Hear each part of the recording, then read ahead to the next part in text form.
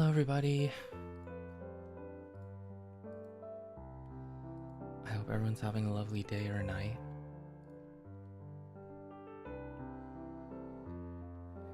Today we're gonna do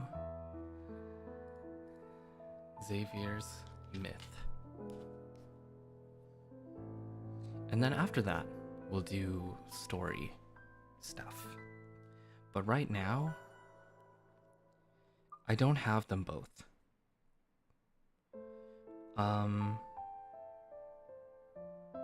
Where even is it? Oh, it's right here. I only have one. I have one and I haven't like upgraded it all the way. So now we're trying to, we have to pull for the other one. So that's what I have to do before we go into it. But first, let's do the event. Give me the best answer.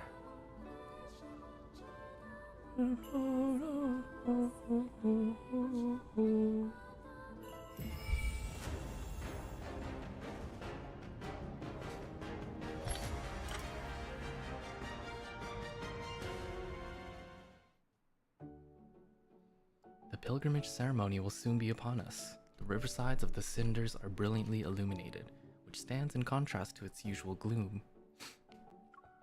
Nearby lies the pilgrimage market. Its lights ripple like water, and the place resembles a fragmented dream. The Chosen One must have used an ancient spell to make him obedient.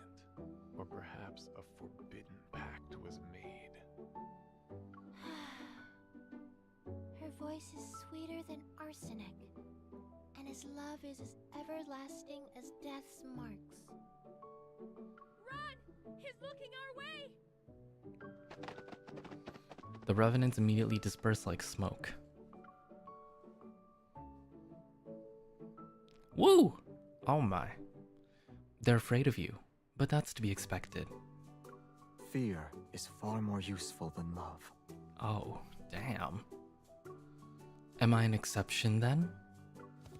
He doesn't respond. We depart and the wind feels more rejuvenating.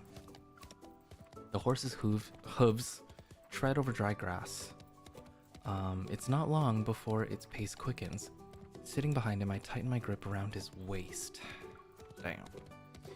Our first destination is the Northern Cemetery.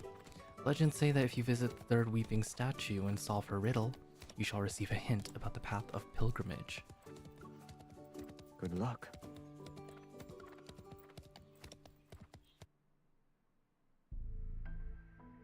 Oh. Upon reaching a gloomy cemetery, I dismount and find the legendary third weeping statue. I am born without Oh my God. form, yet I exist at every moment. Although you can see me, I cannot be touched. Jesus. Why is her voice so loud? Wait, I'm born without form, yet I exist at every moment. Although you can see me, I cannot be touched. What?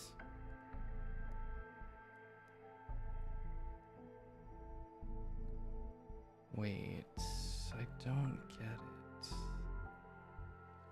What's happening to my nail? Oh, it's chipping. Is it air? I don't know. I'm not that smart. You never leave me, yet I cannot be seen. Although you understand me, I cannot be explained. What am I?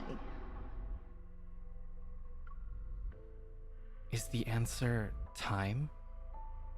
You are. Oh. You're the first person in all these years to give the correct answer. The ground trembles as the statue slowly pivots to reveal a hidden mechanism behind it. There's only one coffin at the very bottom of the tomb. Is that it?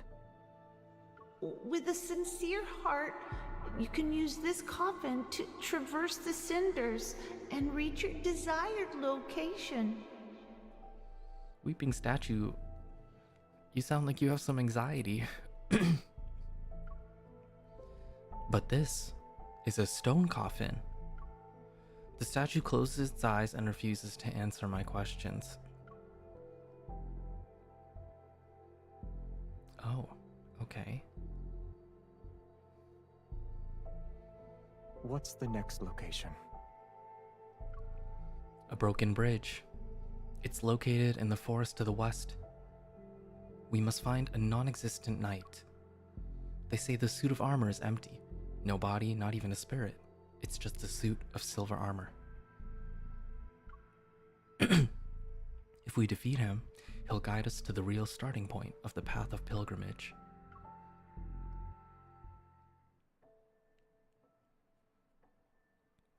We travel west along the hillside.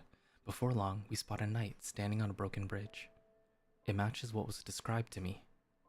I am the most valiant, mighty, grandest knight of the Order of Light Seekers.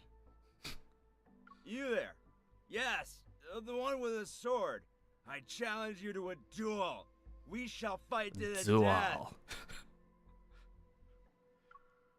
This isn't what I expected. Oh!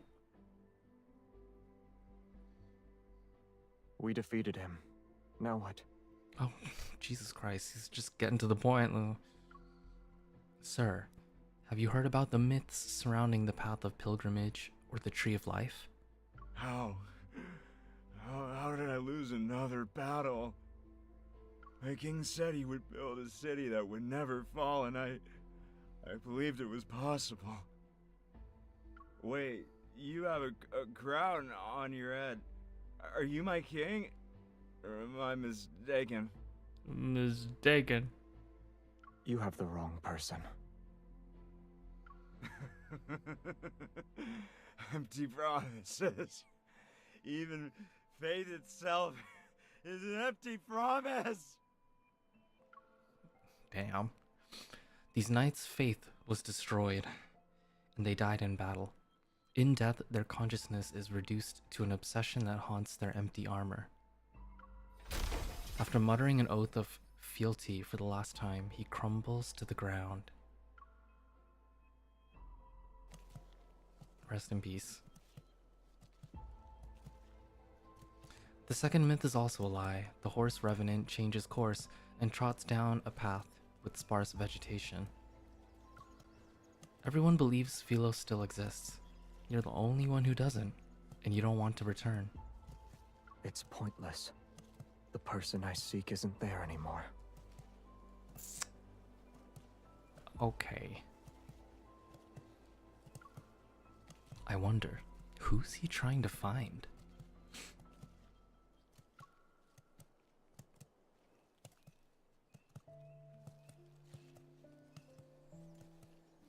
The water below reflects moonlight and casts long shadows under the horse's hooves. Moisture fills the air as the fog grows thick. We soon arrive at our third destination. The Fallen Lands are situated in the center of the swamp. Legends say that it allows the dead to see memories from when they were alive. As for the living, they can see the person they want to meet the most. Only mud awaits us. We don't need to go there. Wait, let me borrow your sword. What do you plan to do? Cut wood. Can you even lift it? You can. Ooh. The trees crack and fall as I strike them. After constructing a simple wooden bridge across the swamp, I return the sword to him. Okay, girl boss. As we cross the bridge, we encounter another rusty suit of armor. However, we can hear clanging inside the breastplate. I remove it. Small rabbit revenants have made a nest inside the armor. Aww. There's so many. Can we keep them? No. Aww. Why not? At night, they like to jump on a bed. You won't be able to sleep. With heavy reluctance in my heart, I stand up and walk toward the fallen lands.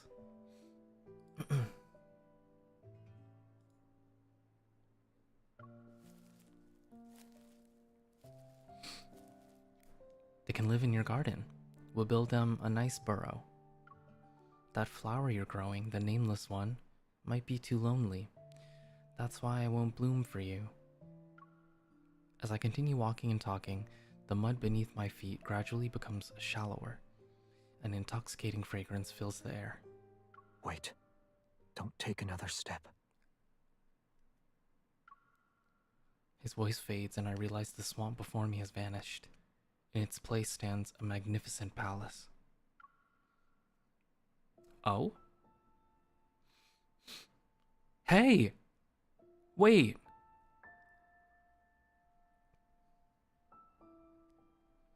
Wait! What? Golden arches gleam.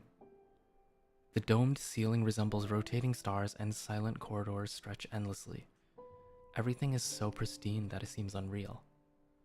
What is happening?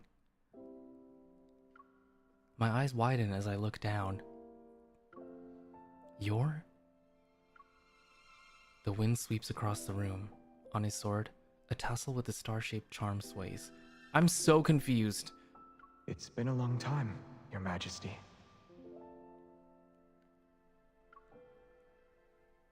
Oh my god, I just got goosebumps.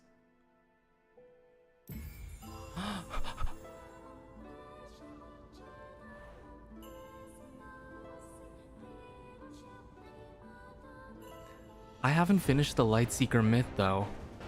Should we do that actually before we, because then things might make more sense.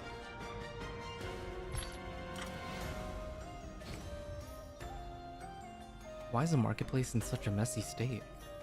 It's always been like this. It only got worse during the past few days. Watch your step, there are rabbits everywhere. It connects? Okay, we gotta. They most likely escaped from the cages that belong to the stall over there. One is coming this way. Oh! Wait, what do I do? Hello? Oh.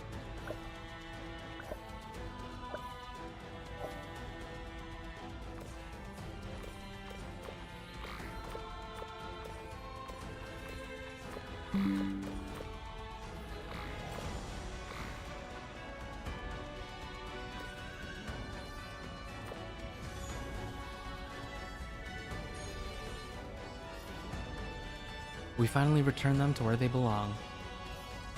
I suppose you'll have another heroic deed to add to your list of legendary feats. It's different this time. Hmm? Your name will be added with mine. Yay. Claim. Alright.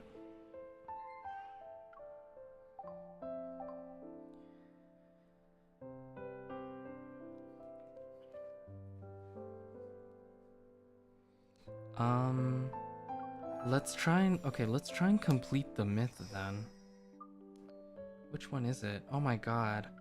I have like not done any of these.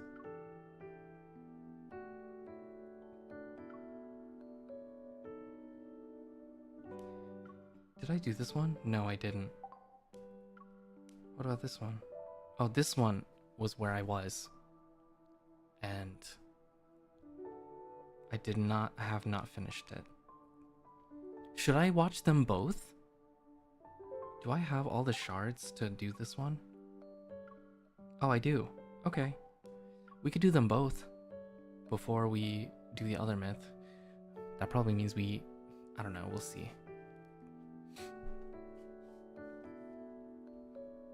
Okay. We're on number 6 now.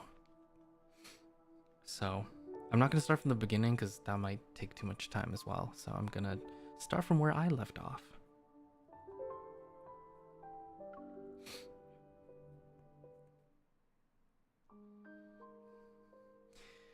Hey, this is the same road. After Xavier left, I didn't see him again. Oh, right, he went to the thing. The ceremony to bestow him the title of Crown Prince wasn't held. Xavier never returned to the academy either. No one told me why, and my teacher refused to speak of him. 1 month after Xavier left me, I passed the exam to join the Order of the Light Seekers. It was my first step in becoming the Grandest Knight. I was walking the path my teacher told me to follow. Time passed and the king passed away. There was to be a mourning period of 200 years before his successor took the throne. 200? That's a long time to be without a king. Year after year, fewer people of Philos cared about whether someone would be king. And in those 200 years, no one spoke of the ceremony to bestow the title of Crown Prince. I didn't stray off the path I had chosen. Step by step, I became commander of an elite squad. However, we had no king. The authority of the knights was weakened as different squads were scattered all over Philos. Each kept to themselves and lost contact with one another. During that time, I simply marched on and swung my sword. I didn't know where I was headed. I just kept thinking if Xavier ever returned one day, if he became the king of Philos, I want to be the one by his side. Oh my god, Xavier, where are you? Before this, it was saying that he usually comes back within the time that he says he will. But I don't remember what he said this time before he left.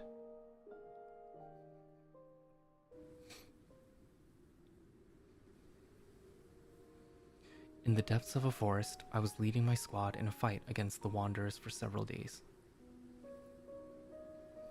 Everyone was exhausted from the endless, sporadic battles. At night, I sat alone in the forest clearing, planning our next move. Starfall Forest was always home to an Oh my god, unstable Jeremiah! field. Not a single person made it out alive these past few months. Yo, what's he doing? I doubt we can take down the beast. You're ruining the mood. If the best knights in the Order of Light Seekers can't defeat it, no one can. Xavier's Gladius ceremony took place here. That's right, the Gladius ceremony. Always brooding over that. Your persistence is... No. Could it be? Nonsense. After we graduated, Jeremiah became a light seeker. He was one of the best knights under my leadership. And in these past 200 years, he was the only person I could talk to about Xavier. I wonder what happened to Xavier, but I won't sacrifice everyone for that curiosity. Jeremiah sighed. With the death of His Majesty, your teacher went on an expedition into the Starry Sea. The Lightseekers are supposed to serve the Crown Prince, but that bastard Xavier. We're all scattered to the wind. Who knows how many already abandoned knighthood? If things turned out differently, we wouldn't be in this mess. Stop whining. We should rest while we can. Jeremiah patted my shoulder before going back to the others. The trees had grown for centuries. Their canopies blocked out even moonlight. As the fire went out, there was no light. Everyone soon drifted off to sleep. The birds ceased their serenades for the time being. I didn't fall asleep. Not when a white figure appeared in the depths of the forest. In spite of the darkness, it was cloaked in a soft light. Our gazes met before it walked away. It can't be. Xavier?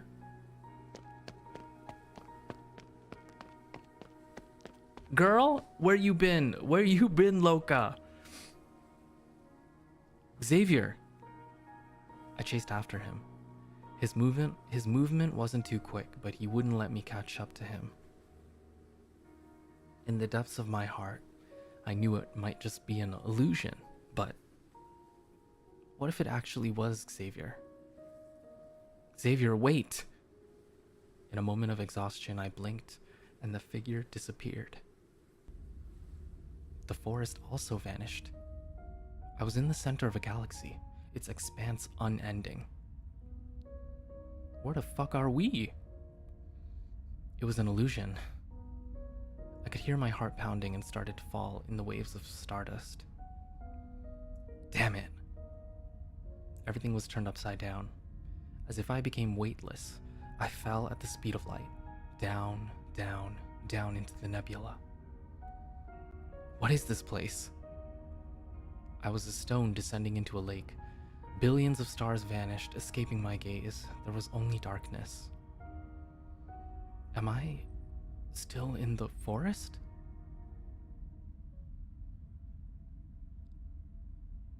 Embraced in darkness, time and space dissolved into nothingness. Whether I opened my eyes or not, it mattered not. The line between life and death blurred. Did I die? Death was so quiet, weightless.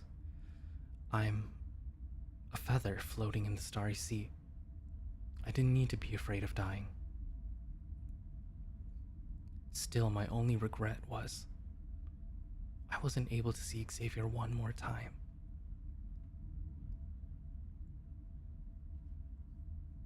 It's you, isn't it?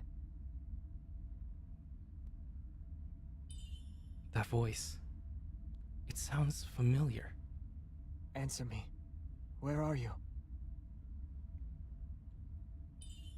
I'm so tired. I lack the energy to open my mouth. Hey! Before I could sink into my dreams, a blinding white stung my eyes. A beam of light. Oh my god, the song! It was like watching the universe be created. Light split the darkness and swirled. From light everlasting, the world unfolded. I opened my eyes, unsure if this was still an illusion. Don't fall asleep. Please, wake up. In a fathomlessly bright world, I saw Xavier's face again. You can't fall asleep. Let's go home. Together. What's happening?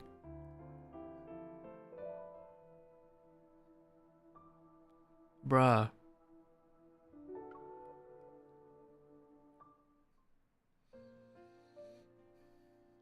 It was like a dream. Xavier returned to me.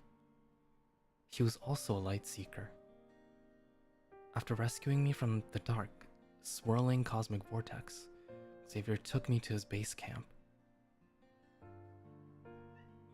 On the other side of Starfall Forest. He was always nearby whenever I was in danger.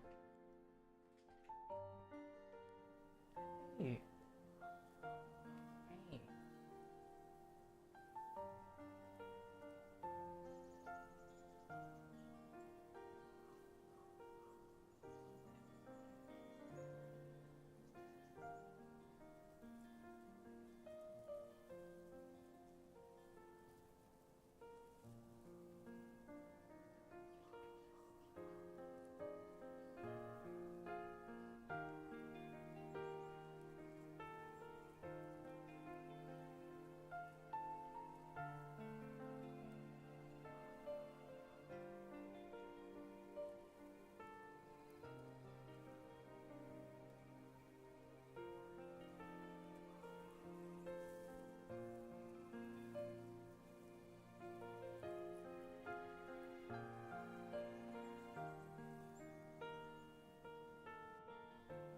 Sorry. I thought he was like chewing something like plastic. I think he was just rubbing himself on it.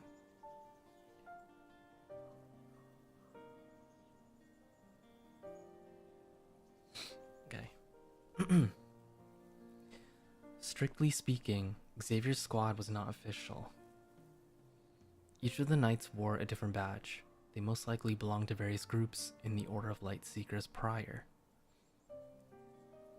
I knew nothing of their experience or beliefs, which made them join Xavier. To think you were actually here. We all thought you went missing. Jeremiah still spoke his mind, just like back in the academy. I've been investigating the forest for the past few years. It's always infested with wanderers. There's something afoot. The Lightseekers hunted down wanderers in this area, only for the beasts to be reborn. What a waste of time. I figured we attack the problem at its source. We'll be done with it once and for all. A command center had been set up using various equipment.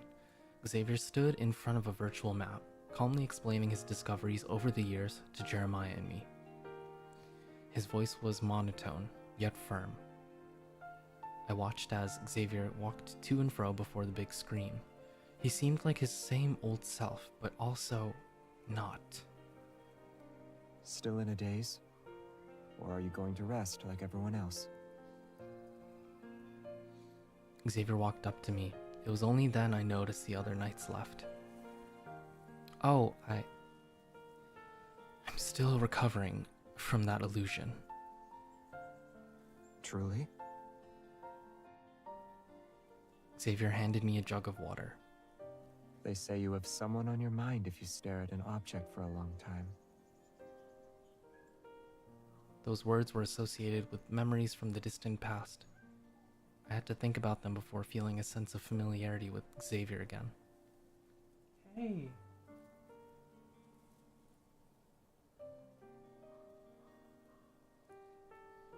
Leaning against the equipment, I took the jug and smiled. The years passed. I could have fallen in love with someone. Good. Aren't you going to ask who it is? It matters not. I'm happy for you. Having someone in your heart gives you the hope to press on. Yeah, what do you mean good? I couldn't help but look at the hilt of his sword. The tassel was still there, but the star-shaped charm lost most of its original color. Only the strings seemed to be new. You cherish that tassel. I do. Do you recall? Ah, you haven't seen our modified spaceship. It's not far from here. Follow me.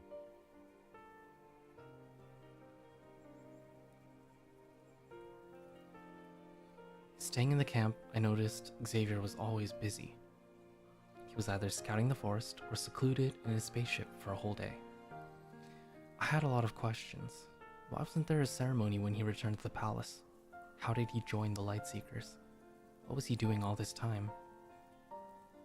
Yet he always took the conversation in another direction. Not only that, he avoided spending time with me. I was even more suspicious. He must be keeping something from me. God, stop being avoidant. Are you sure? I am. I'm counting on you to find the truth from Xavier. Don't overdo it. Understood. At least I can help you after all these years. Xavier had just returned from the forest. I quickly lay down next to the equipment. Hey. Are we gonna fake sleeping? Hey, what's wrong? Having another fit again? We caught Xavier's attention. What happened to her? I haven't the slightest idea. Her condition only worsened ever since she escaped the illusion. We weren't able to tell you until now. As I expected, Xavier's expression became grave. Does it involve her heart? Yes. It hurts so much, like I'm being stabbed. Some weird energy must have... If we find the cause... I swear on my honor that she was crying. Before I could complain about Jeremiah's poor acting, Xavier turned on his headset, then picked me up. Are you still in the spaceship? I need to borrow it. Put Operation Backtrack on hold for now. Yes, at this very moment. Huh? No. The situation is getting out of control. I hurriedly stopped him. It's fine, Xavier. You don't need to use the spaceship. Xavier was still suspicious. I quickly stood on the ground and jumped up and down 2 times. Everything's working. You lied to me? Because you're being sus as fuck, okay? not talking to me and shit.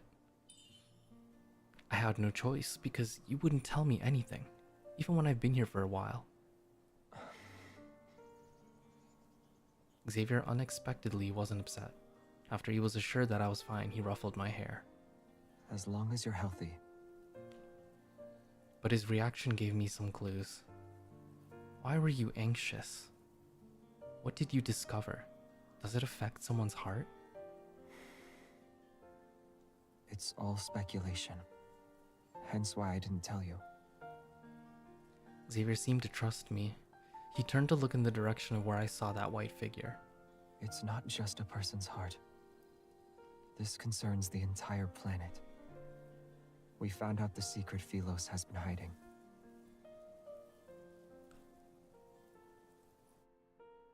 What they hiding?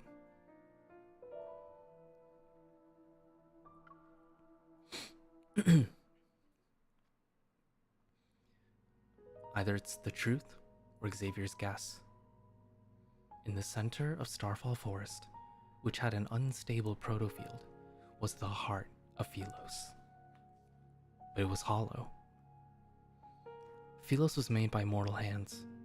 It shouldn't have existed, and the core's energy had long been exhausted. The only way to keep the planet from dying was to fill its heart with energy. Philos was a planet where almost everyone lived eternal. Thus, humans were the most abundant resource that yielded much energy. Almost everyone who set foot here became the planet's food. What? Wanderers were a side effect born from the abnormal phenomenon. Xavier was aware of this during the Gladius ceremony. Is this like a sacrifice sort of situation? The Gladius ceremony 200 years ago. The prince returned from the forest. The light blade belonged to him as well as the Wanderer's protocore. Well done. Oh, this is a flashback. His Highness presented the protocore to his father. Shouldn't the protocore warrant a formal inspection?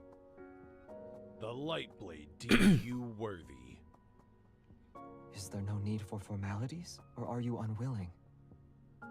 A heart was once in this protocore. Am I mistaken? I knew you'd catch on. However, it is a necessary duty of the Crown Prince. It is also the King's responsibility. The prince placed the red protocore in his father's hand. He made sure his father tightly held onto it. In another eon, this heart beat only for you. I will return it. No matter her likeness, this heart belongs to you and you alone. The prince then bowed and left. Xavier! Listen to me. A king cannot act on his emotions, or only protect the people he holds dear. Your duty is to protect Philos. Is it pronounced Philos or Philos? I've been saying Philos this whole time. You must only do what is necessary.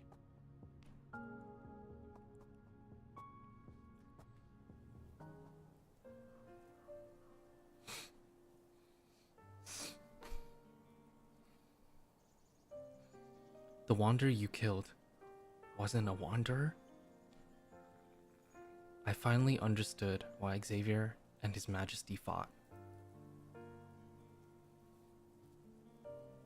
You can kind of tell the VAs didn't record this together. Yeah, I thought people seem to pronounce things differently sometimes. I'll just keep going with how I was saying it. Civilians and knights were not the only ones swallowed by this gaping maw. In exchange for the planet's longevity, the royal family occasionally sent in humans. That's what I thought. Wanderers would be born as a result. A knight's glory, honor. There is nothing. And even if there were, they are long dead and gone. The Order of Lightseekers has always kept the truth in the shadows. For the royal family's sake, no one was to be told of people becoming food. Wanderers used to be people. I've been thinking this for a long time. Just in the back of my head. Like I always thought surely they weren't just like things that just appeared out of nowhere. Like they must have used to be something else before they became a wanderer. Or something like that. I don't know. I guess maybe in this universe, that's what it is. Upon my return to the palace, I learned they stopped sending people to Philos' heart. Oh. Is that not a good thing? No one has to die. Yeah, but then the planet won't survive. They found the perfect sacrifice. She can die and be reborn without end.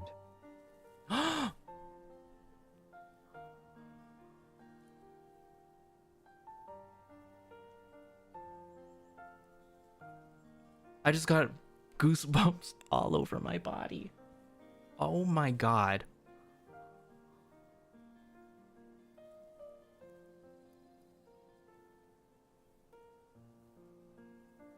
In their eyes, she was the planet's very life force. For only she had achieved true immortality.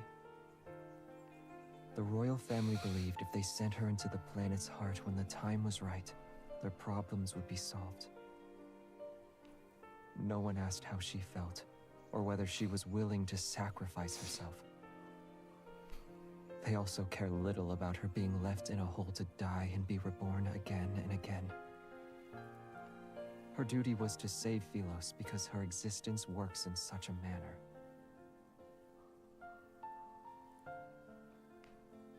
Yeah, one for all. It was the justification for not holding a ceremony.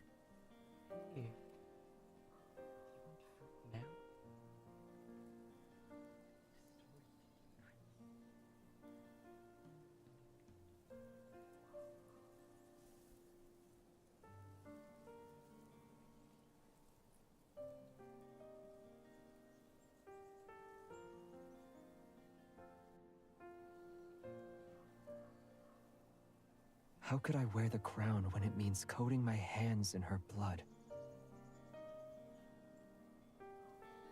This is crazy. After that, Xavier and I never talked about it again. The refurbishing of the expedition spaceship was nearing completion. The backtracking operation that Xavier had mentioned was also about to officially begin. Hey.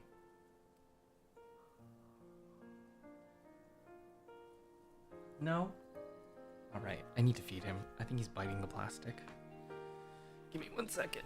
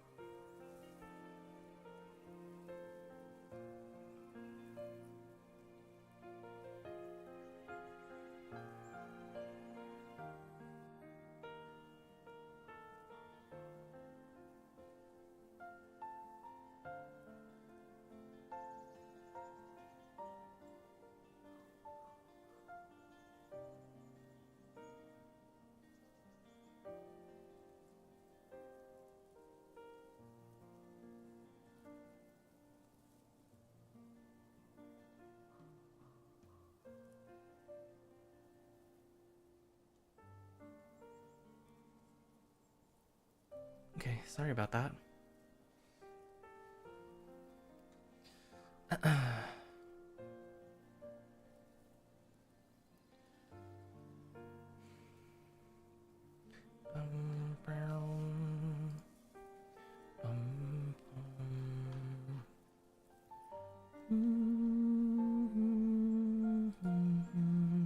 Okay.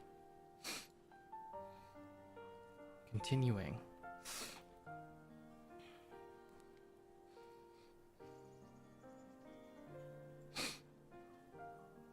Jeremiah was intrigued by this bold plan and had long joined Xavier's side. Yet none of them would divulge any specific details of the plan.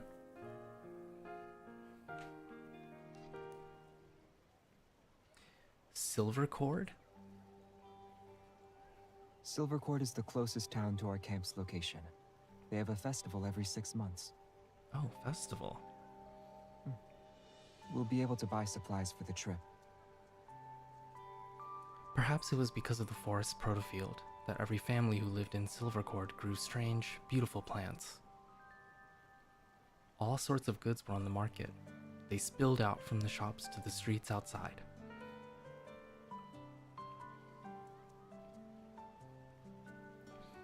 I figured you'd leave His Majesty behind along with the other nobles. But you're leaving Philos. Our trip is an experiment through time and space. Nothing is being left behind. I think he's building a time machine or something like that. It's called the Backtrack Expedition or whatever. If we are to save Philos, we cannot do it in this era. I fucking knew it. He's trying to go back in time. Time travel is dangerous. Where will you go? We selected a specific coordinate in the space-time continuum. The short test trips yielded fruitful results. Our success rate is high. Oh my god, this is gonna be a time travel gone wrong myth. I knew I couldn't stop Xavier. I looked in the direction of the flutes and harps. By the square's fountain, children were playing with the wandering bard. It's Zay. Zay. Do you have any candy today, Zay? They surrounded Xavier. Xavier knelt down. None, I'm afraid. You said you'd bring some last time. You don't tell lies. Xavier searched his body, then took off his brooch. Won't you take this instead? The children ran away happily with the shiny accessory. The brooch proves you're a member of the royal family. It's but a toy to them. They would rather take candy over a bauble. We sat down by the fountain. The bard sang of an ancient Philosian legend about the royal family to the tune of melodious instruments. The wanderers continue to appear. For 200 years with no king or order of light seekers.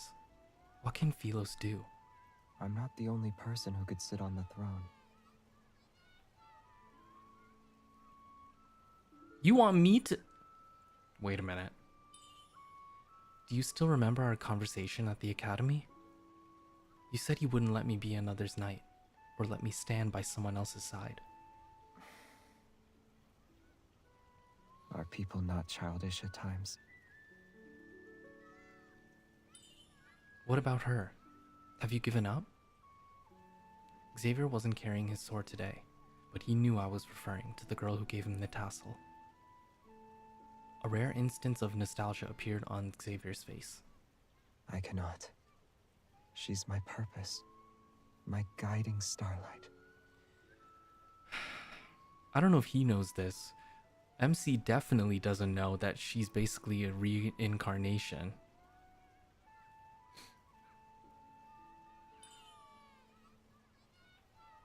From those mere words, I understood everything. The person who can die and be reborn. It's her, is it not? Yes. When the her is herself. His deeds were all for her. He was looking for her, always thinking about her, even when she had forgotten him. Yet she influenced his life and every choice he made. Giving up someone you love for the planet, or saving the planet for the one you love, which was more noble, more heartbreaking? But I truly understood the tassel's value to Xavier now.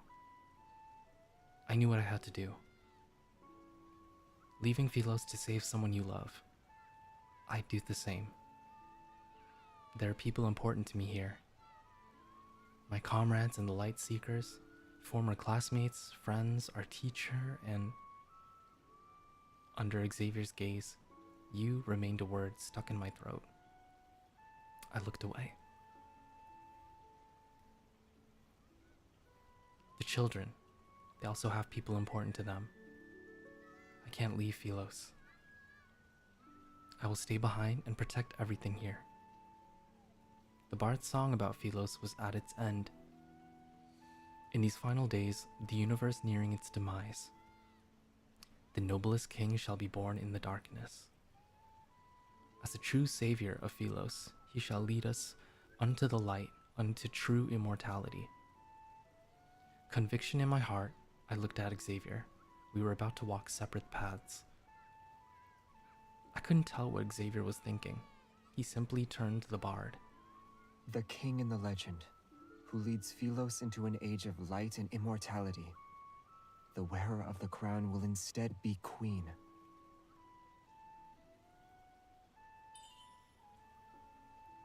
Facing every challenge, she never gives up, even in the darkest of hours. Having a leader doesn't matter. She is still the bravest knight in all of Philos. Under her, the scattered Lightseekers will band together and find true glory. The bard understood his words, leaving to sing a new melody. Through song, the bard would spread the legend far and wide. The legend of Philos' queen would sweep across the planet like the spring breeze, sowing seeds from the mountains to the churning rivers. Just as the arrival of spring after snow melts, everyone would celebrate the joyous occasion. After 200 years of silence, the planet would finally greet the light of a new hope. The spaceship will depart tomorrow. I thought about it and took off the star-shaped badge representing my knighthood. I gave it to Xavier. While I can't accompany you myself, my heart will. Is this the little star your majesty promised me years ago? No. The tassel is important to you. Pretend I didn't say anything back then. Your majesty doesn't need to do that. Allow me to divulge a secret. Xavier took the star-shaped badge. Only one person has given me a little star. Unsure of what Xavier meant, I touched my ears, which had turned red. I'll return to the capital now. Lightseeker recruitment will start again. Your Majesty should visit the current candidates. What about you? When will you return? The setting sun dyed Xavier's face gold. The day that song becomes a reality. When we meet again, I shall be your Majesty's knight.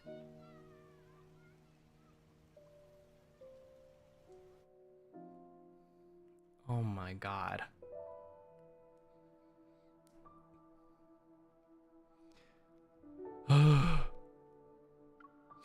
Okay.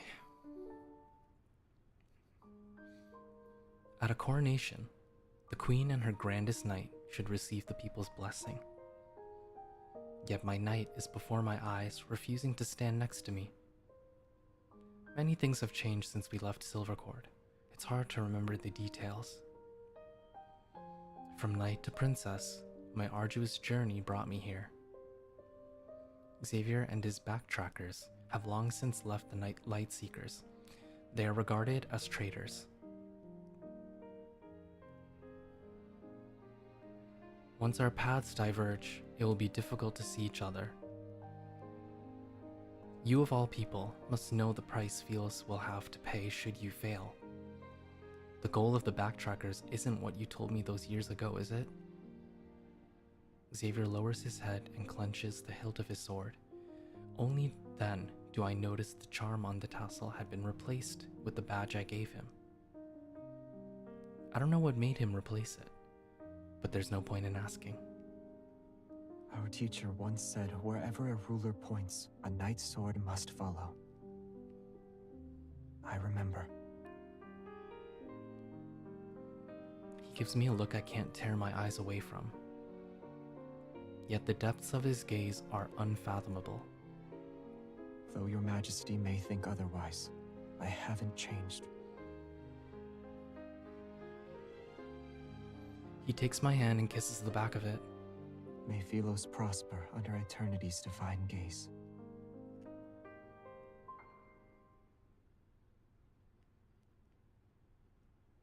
When Xavier leaves, much time passes before I come to my senses and walk to the balcony.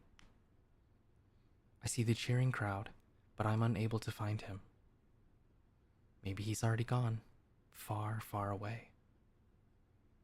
I recall the night he brought me out of the forest. His light blade tore through the darkness, illuminating my world like a shooting star, a reality amidst illusions. My star.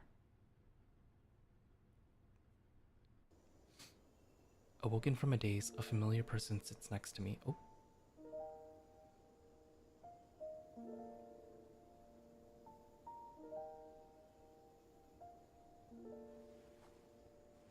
You're awake.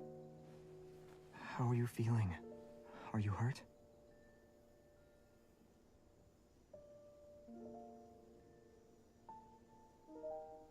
Oh. Sorry, oh, okay. Xavier. Overwhelmed, I cannot help but reach out my hand toward him. I'm confused. Wait, what happened? What?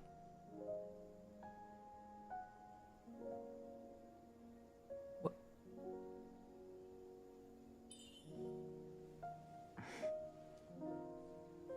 You're not dreaming. It's me. I came back. Is this a flashback?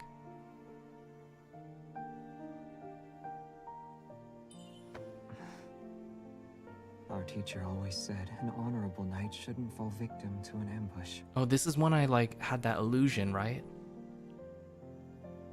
And an honorable knight should never disappear without a word either. Yes, it's my fault. You may hit me a few times if it would help you to feel better.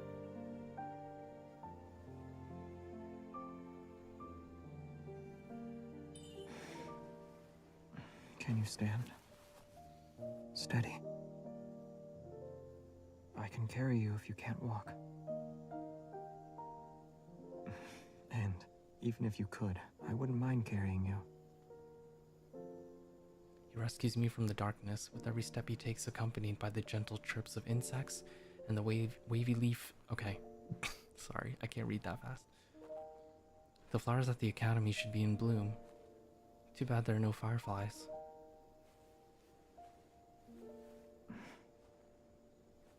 Fireflies, just for you. You made those specks of light. They aren't fireflies. You can't lie to me.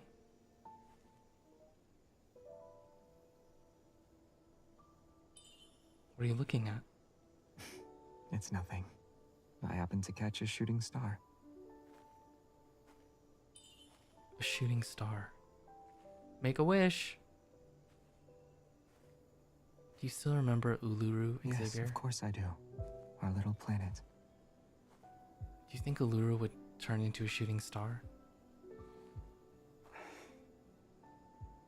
Unlikely. It's only 200 years old. It's a very young planet. However, Uluru's flowers should be blooming. The Wanderers are a serious threat. Sooner or later, they'll arrive in Uluru. It'll become another Philos.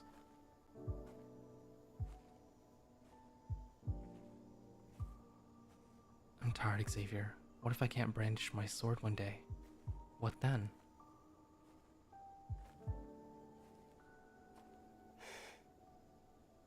You rest. I'll be by your side, always.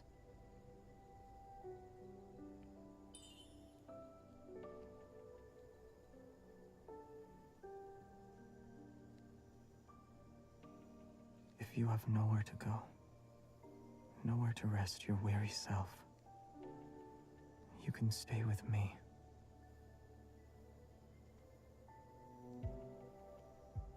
You always lie.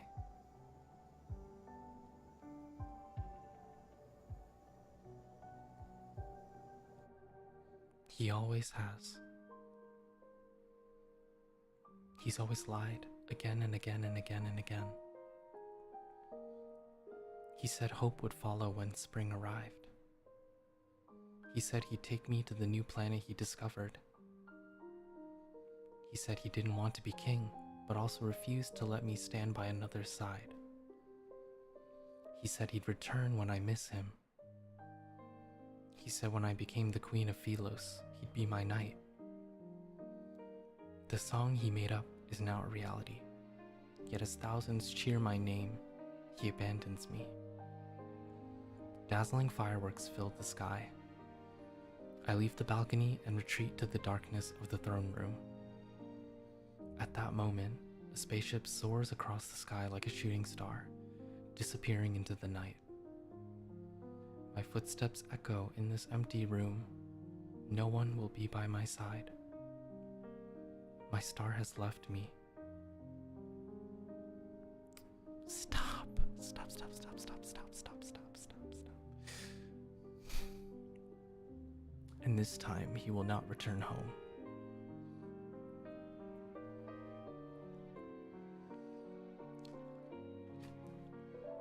They always...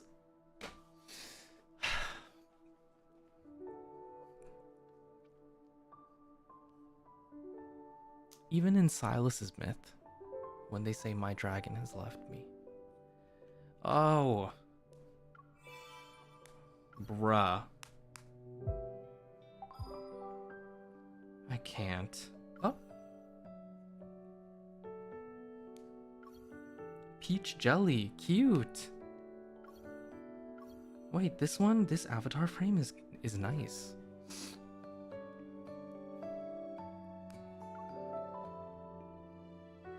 It tastes great when frozen, and I'm still looking for other ways to enjoy it. Feel free to share your thoughts.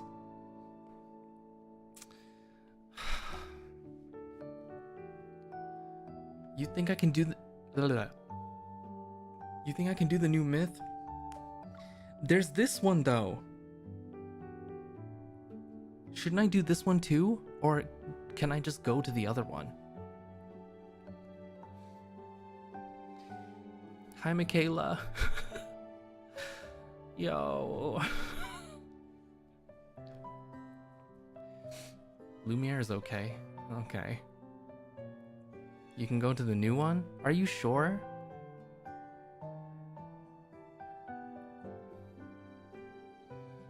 Okay, so...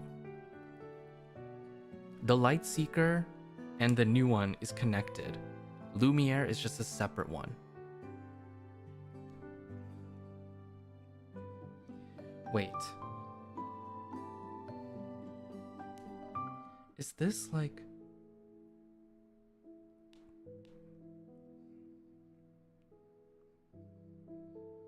Don't I need both of them? Because I don't have both, I only have one.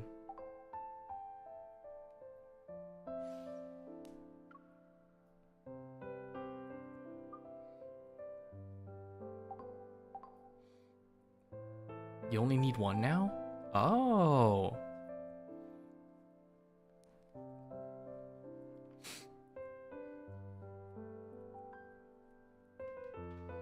Well, I still need both though to get the new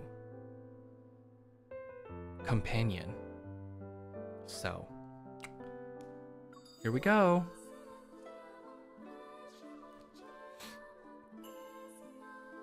I got the first one, I need the second one now. And there's a 5-star guarantee after 50 pulls, but I only have 40, so let's see what happens.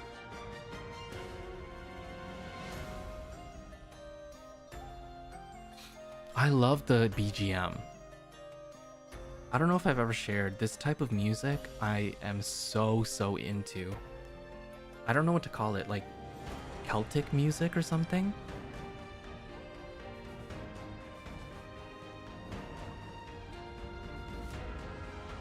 Okay, that's not it.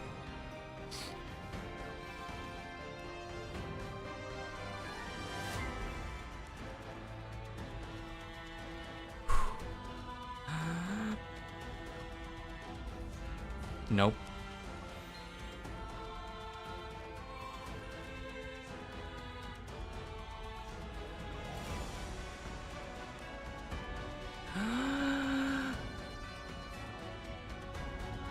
Nope. Yo, I'm about to go to. I'm literally just gonna get to the end, and then it'll give it to me. That's crazy.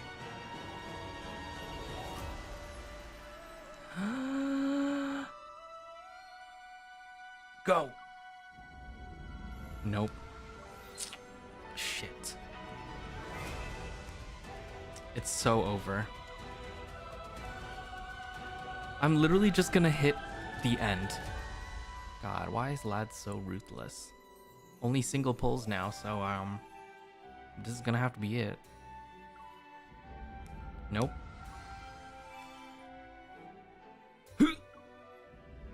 Nope.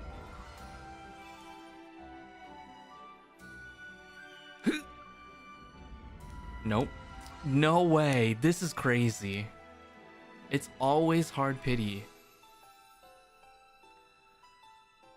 Please. Nope. How can you tell? The sound.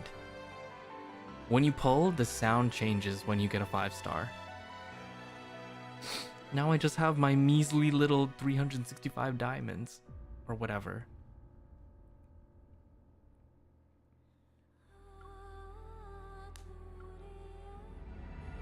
Yes! Finally! Jesus Christ. Please. Wow!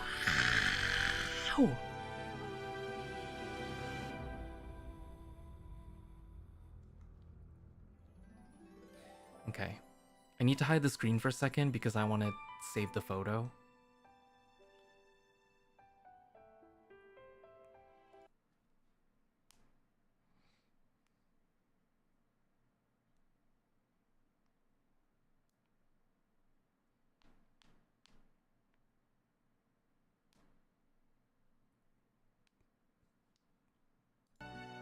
Okay.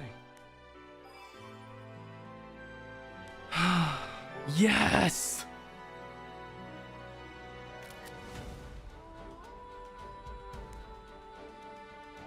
Oh, I can rest. You gave me the best.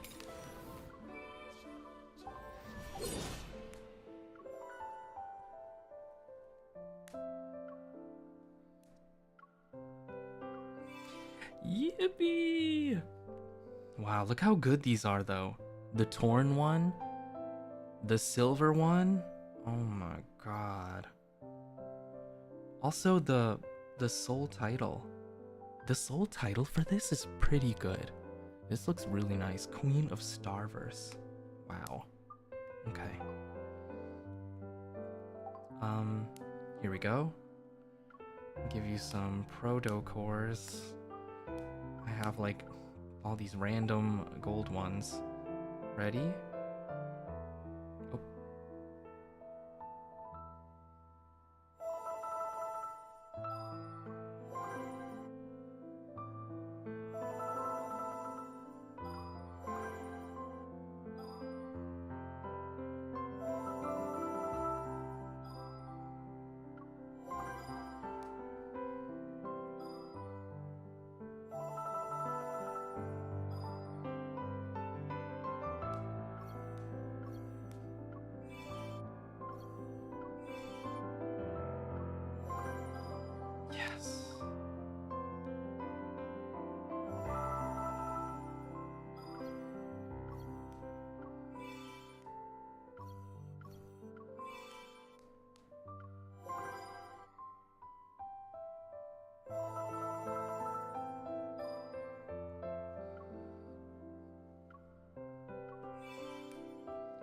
Okay. Now this one is on 60. The other one is also on 60, but... Oh, wait. Yippee! Oh, so good. Jesus Christ.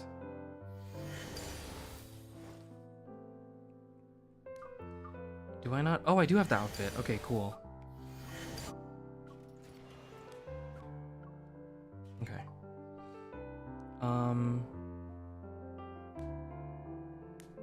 Is this the one that I need the myth stuff? Oh, I don't. Wait. Do I need myth shards for this? Or can I just do all of them? Oh, you don't need to level them to get the shards? Okay, wait, that's pretty awesome.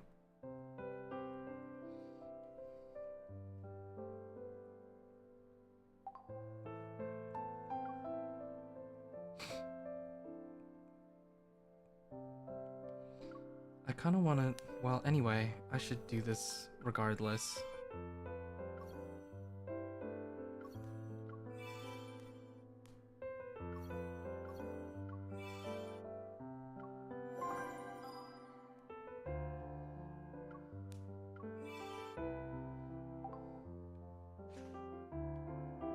Do I have enough to do it for this too? To ascend this one as well? Maybe? Oh, it's a little bit laggy, sorry. No. Okay, hold on.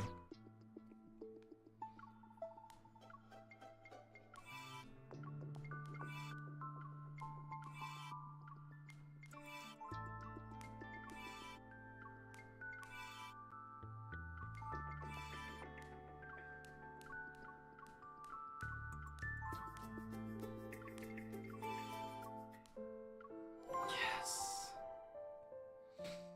Okay. Can I, how far can I take this? Actually, I want to do this one.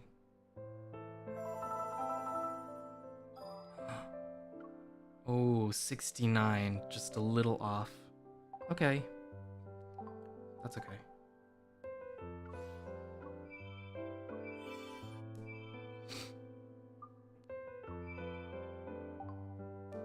My only important person.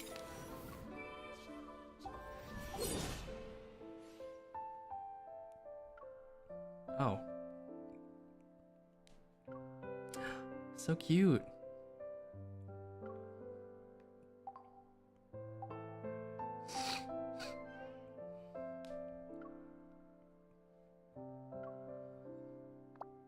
Xavier, did you take your medicine?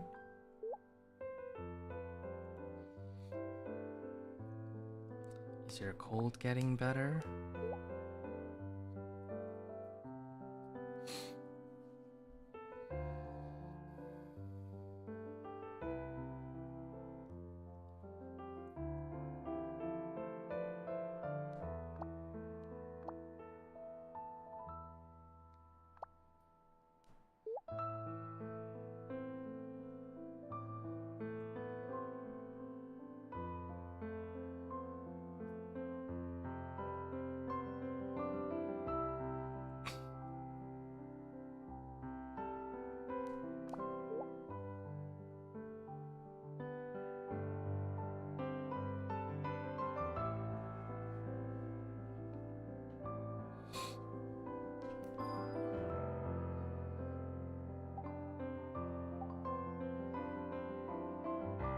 Okay.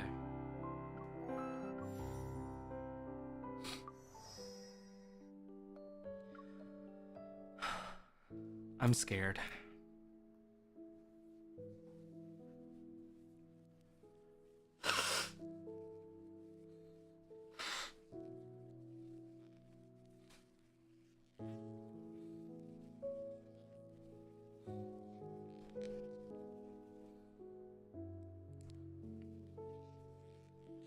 Am I gonna cry?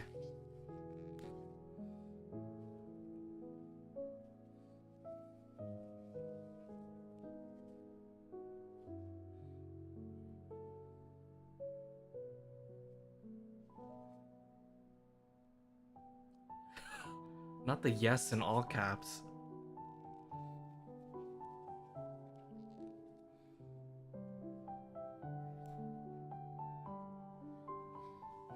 It will be worth it in the end, I swear my heart to it. Okay, whatever you say. Oh my god.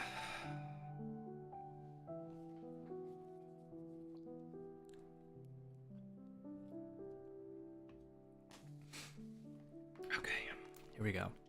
Everyone lock in into this roller coaster.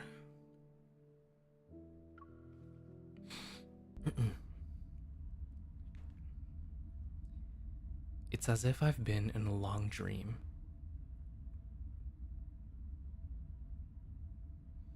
My consciousness is an immobilized seed that's buried deep in dark soil. The space around me is compressed into an endless void. Without any reference points, it is impossible to sense the passage of time. My memories are no different from a thick fog now, yet occasionally I hear voices in the distance. They fluctuate between being near and far. There are jubilant cheers from the living and sorrowful sobs from the dead. I will find you. Who? This voice is akin to a hallucination born from endless waiting. However, it is the only ray of light penetrating this blackness. I don't always hear it, but when I do, the faint light advances a little further into the void.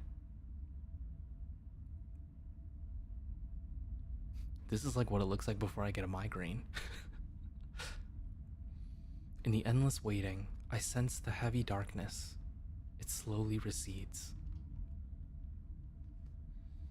And after traveling for what feels like centuries, that light grabs my wrist. Hold tightly. I beg of you, don't let go. Please, pull me out of this endless void. Please, lead me out of centuries of darkness and solitude.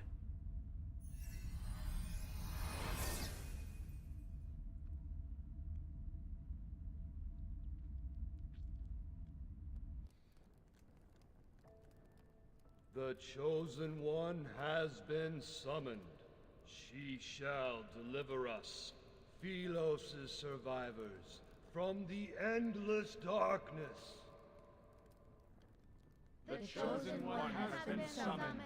She shall deliver us, Philos' survivors, from the endless darkness. What the hell? Oh my god, is this like many like decades or centuries after the Lightseeker myth? I guess they keep this going. Or something, I don't know.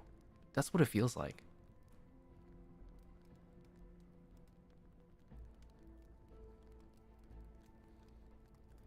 My vision gradually comes into focus, and a shattered dome ceiling materializes.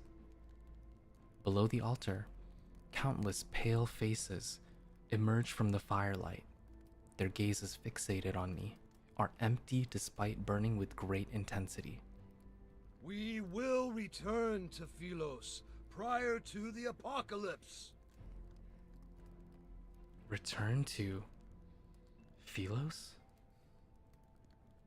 What are they talking about? Where am I? Bewildered, I lower my head and stare at my hands. My fingertips retain a faint warmth.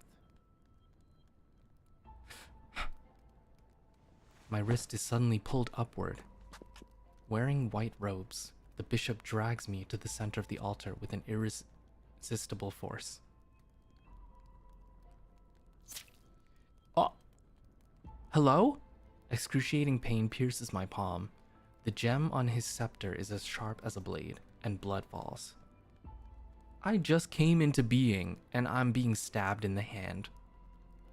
Behold, she possesses a vessel of flesh and blood!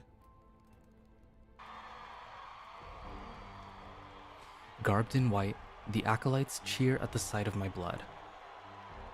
While this absurd scene unfolds, a strange trembling rises. I feel it in my feet. But it's not that I'm afraid. Rather, the ground is actually shaking. Reminiscent of thunder, the sound of horse hooves approaches. From my position on the altar, I can see a figure wearing black armor. The individual smashes the monastery gates to pieces. Oh, it's him. The tyrant!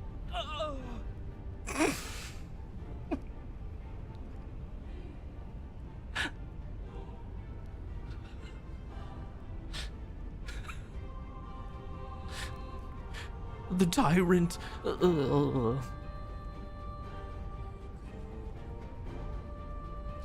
Anyone after they see Vanta. After Vanti enters the room. The tyrant! The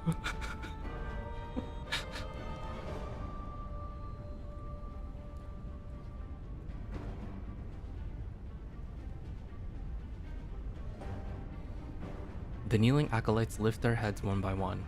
They are shocked at the sight of the trembling stone doors. The Vanta grew and he starts to scream. The tyrant!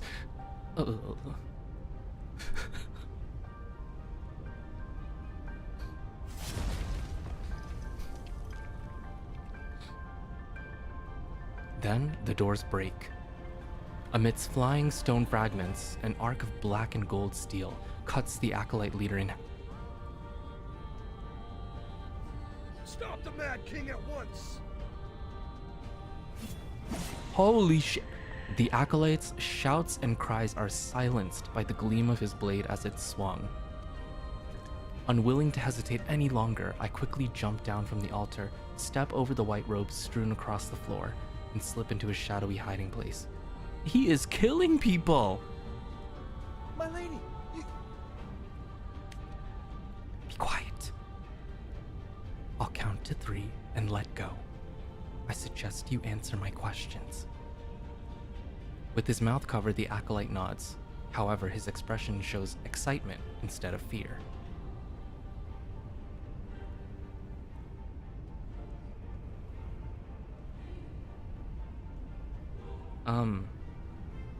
Who am I?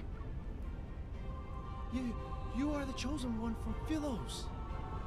The Cinder's waters washed you ashore. For a long time, we were waiting for you to awaken.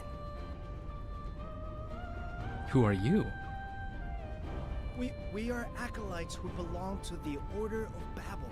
We reside in the most scholarly, sacred monastery in Cinderfell.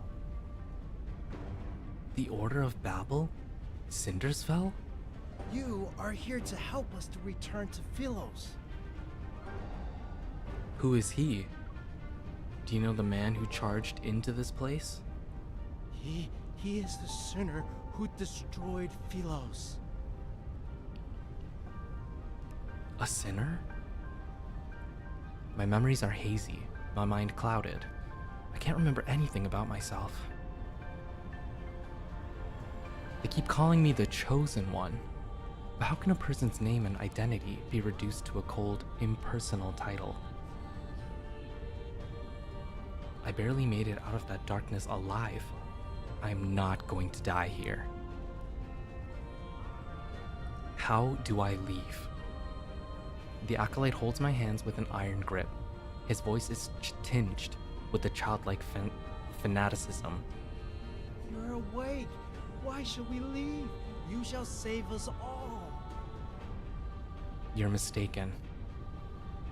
I can't save anyone. The whistle of the sword's edge was getting closer and closer, yet the acolyte stood frozen like a statue. Damn it. What are you waiting for? We need to run. He's not the only one. The other acolytes have also fallen to their knees to worship something. Their singing grows more fervent with each verse. Kill him? I'm just trying to get out of here. I'm just gonna push you aside. The acolyte staggers back and crashes into the brazier behind him. The flames leap and engulf his white robe. His body dissolves into swirling dust. Okay, that was... These people, all of them are... I whip my head around to look at their devout expressions. Under the light, none of them casts a shadow. These acolytes, and the old man who cut my palm earlier, they're revenants. The Cinderfell they spoke of truly is a place inhabited only by the dead. Xavier, relinquish that sword which is bathed in the blood of your brethren. If you do, I shall forgive your slaughter and absolve you of your sins. Sins? What crimes did I commit to become a sinner? Is teaching the dead to cease their incessant chatter a crime? You... I take a deep breath, force myself to calm down, and hide in the shadows. An assassin sought death at the castle. Was it your doing? They always waste their last breath singing the hymns you taught them. It is very annoying. Whoa! Oh my god, look at him. Look at his cape! Whoa, wait. Look at his cape! Using the narrow gap in front of me, I watch as the figure approaches the bishop. Philos' prophecy rings true. The Chosen One has appeared, and the land will be saved. This city, as well as your fate, shall...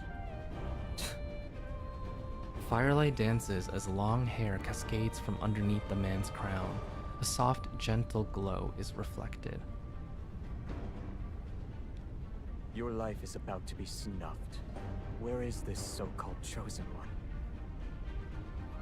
He steps forward, his black and gold boot treading on the hem of the bishop's robe. Are they preoccupied with praying for your salvation? You, irredeemable traitor! You are the sinner who destroyed Philos! Clang. The bishop's scepter is sliced in half. He backs away until he collapses against a confessional. She shall be the harbinger of your demise. You are here to die. That is where I must correct you. I'm here to attend your funeral. Ooh. Ooh. You're wasting your energy. You cannot kill me, nor can you. Everything seemingly comes to a standstill. Then, a corpse slowly settles onto the ground under that man's feet. It kicks up dust. The stifled groans fade while the night wind extinguishes the last flickering flame on the altar. Wow, look at his hair. The man slowly lowers his blade, surrounded by sparks and dancing cinders. He descends the long staircase. I'm stunned, and my fingertips are numb. They can almost feel the reverberations from that sword's deadly swing. In the darkness, the sound of footsteps grows more distant. Is he gone? Still tense, I wait for what seems like an eternity before I use the wall to support myself. I cautiously step out from my hiding place. I need to leave. The entire hall is deathly silent. There's only rubble and a white robe on the floor. Stone pillars have collapsed, and flames creep along the spilled wax on the cracked floor. What hair mask does he use? I want to know too. Looks so healthy and shiny. Ghostly lights frolic across the walls. I turn and thud. A sharp blade, having been thrown past me, is now embedded in the stone wall behind me.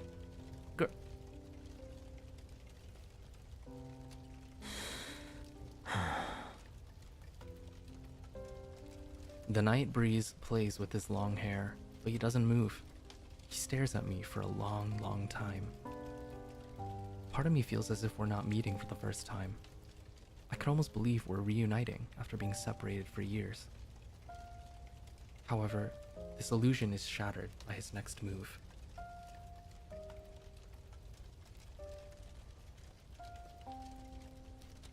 The man they called a Mad King leans down. He lifts the tip of his sword and it touches my throat. Only the dead dwell in Cinderfell. So, who exactly are you? I don't even know. I don't know who I am. They calling me the Chosen One, but I don't know what that's for. You tell me who I am.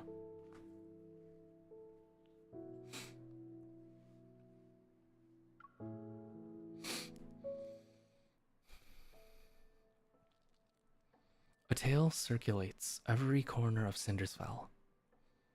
There was once a glorious kingdom called Philos. It fell during a catastrophic war. Everything perished, and a void swallowed the land. Death's shadow swept through every nook and cranny. Yet, if one could find the tree of life that connects life and death, they shall be reborn. They'll be able to embark on a journey home. And the one who will be their guide and light the path is the Chosen One of Philos.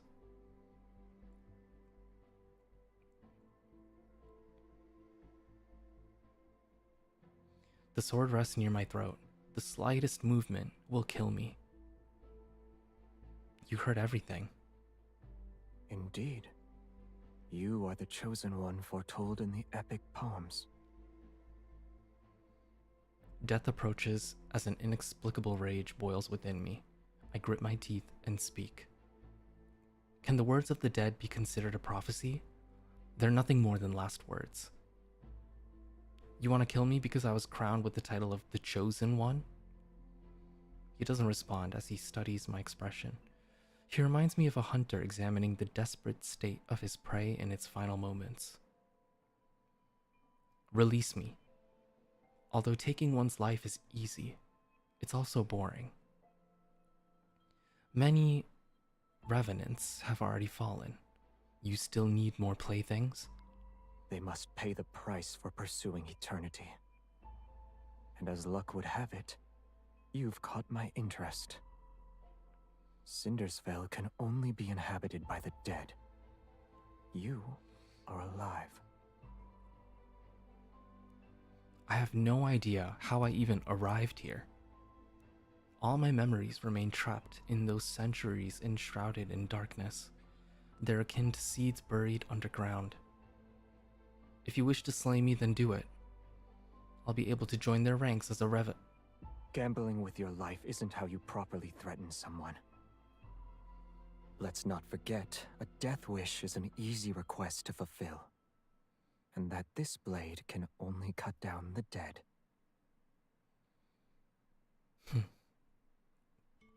No wonder people hate him with the burning intensity.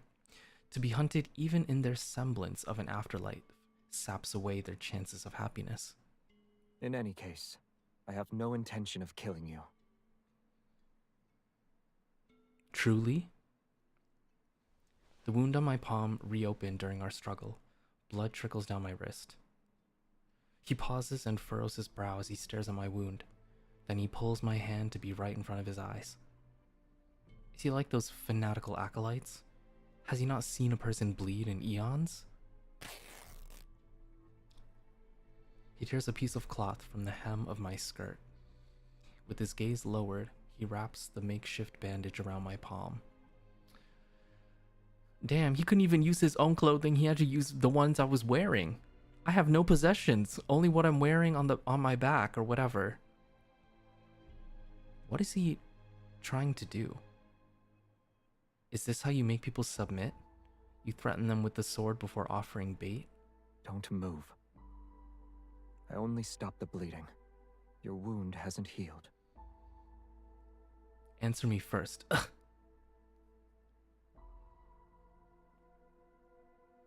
He ties a knot over my wound, picks up his heavy sword, and turns to leave. My mind tumbles further into chaos. I jump down from the stone coffin and grab the corner of his cloak. Why are you changing your mind again? He turns around. A moment passes before he offers a faint smile. Perhaps I'm wondering, How someone who bleeds so easily could be a savior.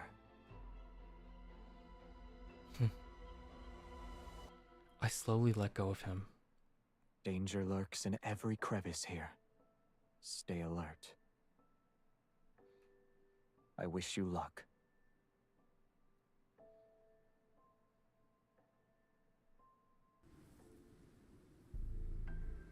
Shit, we're just alone now?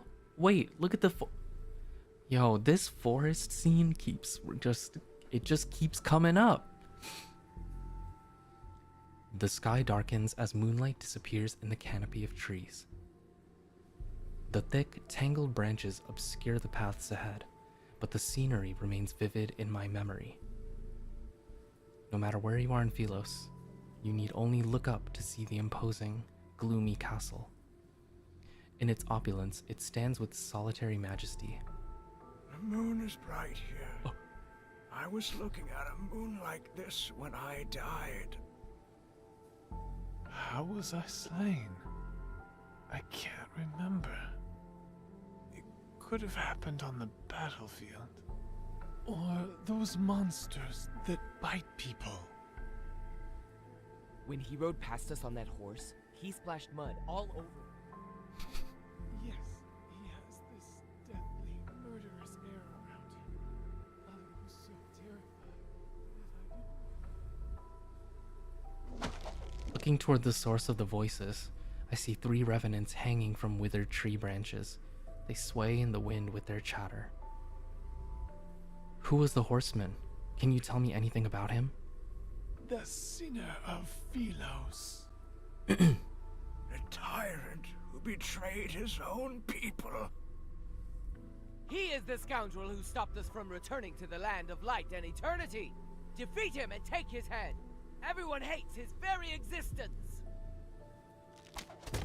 Ooh, unsteady, the ropes sway. The one belonging to the last revenant snaps because of how agitated he was.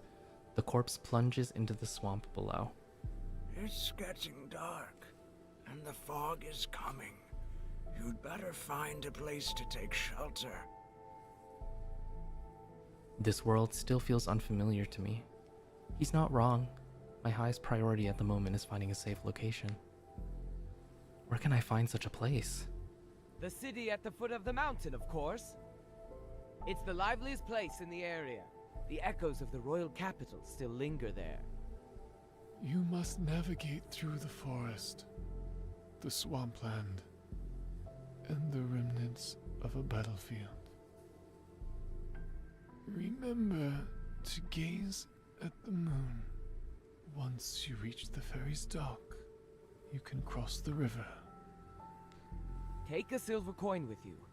The old ferryman has a nasty temper. If you're not careful, he'll kick you into the river. I feel like I'm on a quest. Like I've spawned into a world and I'm being guided. I look into the distance. As the westernmost edge of this land of exiles, the monastery sits in a secluded corner on the highlands. It's far away from where the Mad King resides. To reach Cinderfell, I need to traverse the forest and fog at the base of the mountain.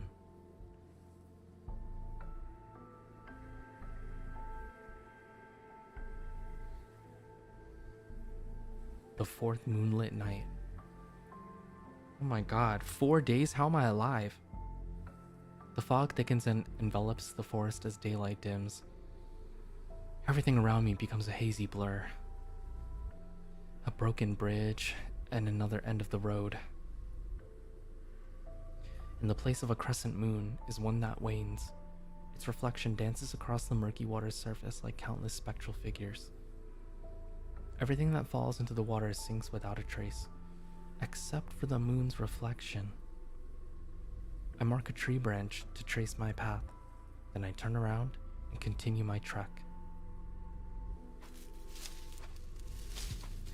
In a forest clearing, knights with pikes and silver armor sit around a fire. There are knights in a place like this? They aren't moving, and their lifeless eyes gaze up at the moon in the sky. May Philos prosper under eternity's divine gaze. May Philos prosper under eternity's divine gaze. Silence. Do you hear that? Footsteps approach us from the southwest. Only the living can make that sound. Is the Mad King here? All the knights suddenly turn their heads toward me, and the fire illuminates their faces, which are paler than their silver armor. The Mad King has not graced us with his presence. However, she carries his essence. Outsider, have you pledged your loyalty to eternity itself? What? She has no answer. She's a traitor to eternity. The suits of armor collapse as the skeletal remains within them begin to glow with an eerie blue light.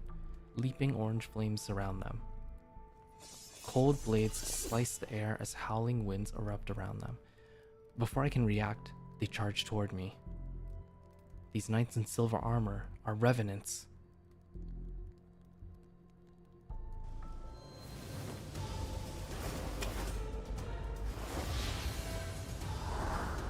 Oh!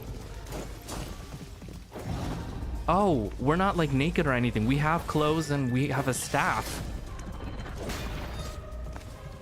Get on. Woo!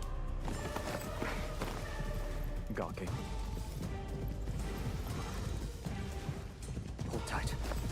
I didn't sign up for QTE.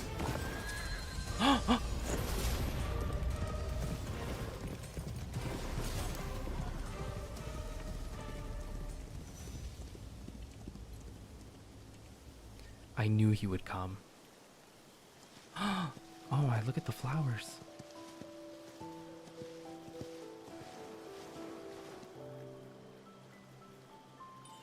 Earlier you mentioned the price of pursuing eternity. The dead are trapped in a perpetual cycle.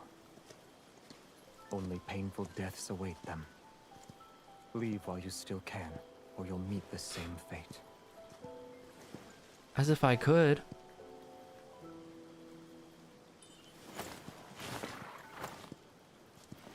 In a rush? Oh my god. Didn't you tell me to leave while I still can?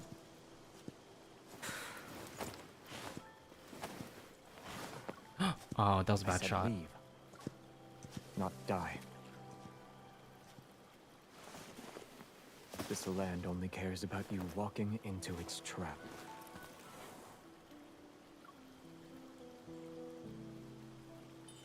They said the fate of the city's in my hands. I'm the chosen one. It's also my weapon against you. You said their fate is in your hands. Oh.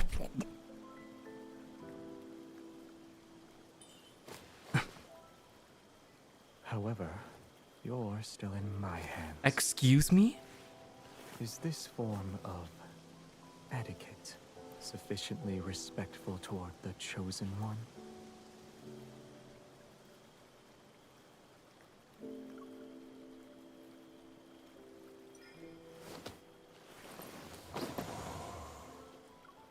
Oh my god. I told you this place is fraught with danger. You need to be cautious. Put me down. Yes, of course, and people's intentions can be just as...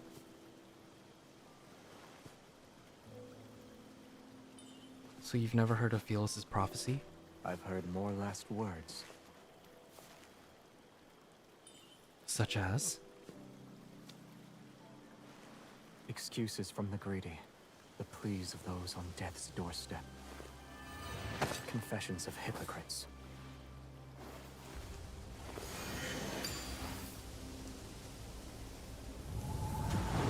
Oh!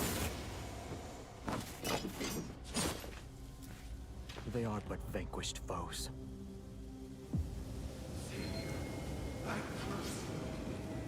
You shall never find deliverance. You will be devoured in the act of slaughter. Is that so? May your last words come to fruition.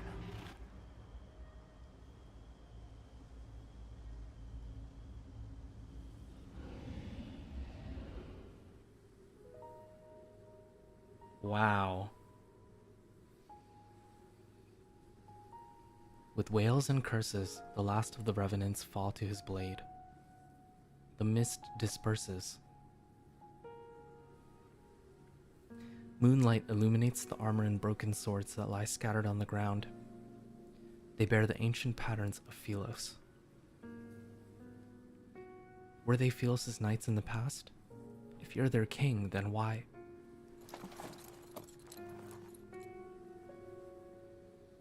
I turn around as I speak. The man suddenly loses his balance and falls toward me.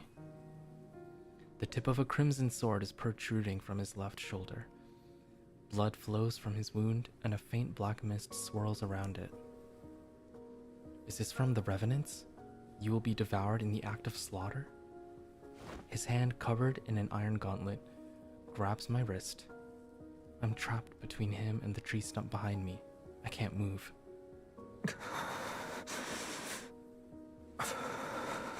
Oh. Are you alright? When were you injured? He struggles to keep his eyes open, and although his gaze is slightly unfocused, his voice remains cold. Help me. I need to go over there. I would have done that even if you didn't give out an order.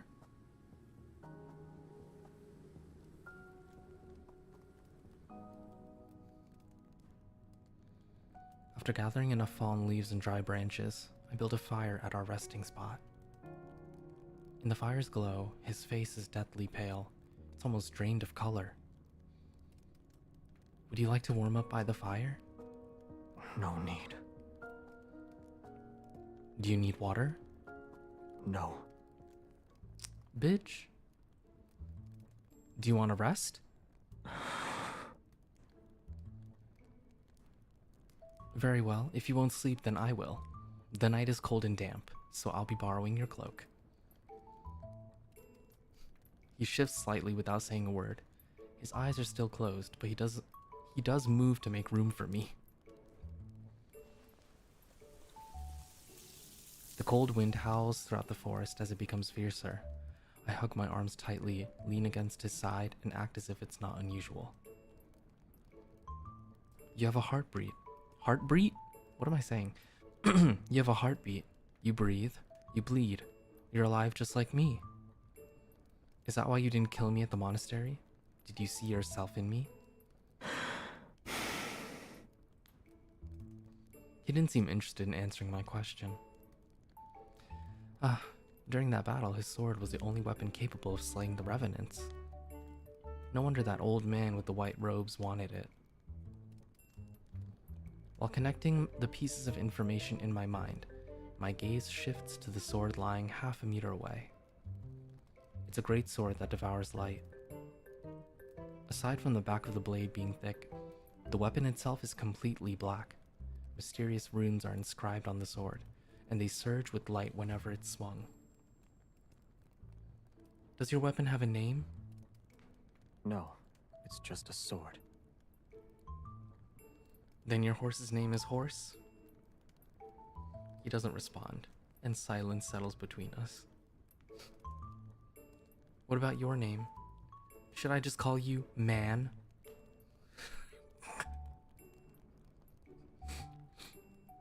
I acted like I'd forgotten his name just so I could bring it up. Xavier. Oh, he actually told us. Despite knowing how dangerous this forest is, you willingly entered it. You have my thanks. You are mistaken. Worthless rabble trampled on my garden. I cut them down, roots and all. His nonchalant tone suggests I'm the first person he spared. My unspoken words remained in my throat as my gaze shifts once more to the terrifying sword at his side. I'm sorry to disappoint you, but this blade cannot harm the living.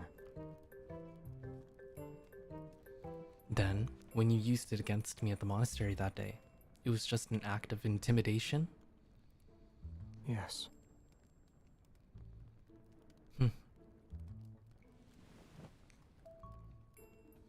Inexplicable anger rises in me, within me, and I tug the thin blanket covering my body. The fabric in my hands feels unexpectedly heavy, and only then do I realize it's actually his cloak. Just as I'm about to let go, he slightly leans toward me. The edge of the fabric touches my fingers and carries an unexpected warmth.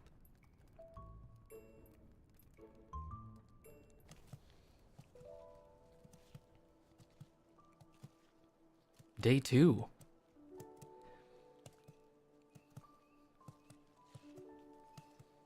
The thick fog has dissipated when I open my eyes.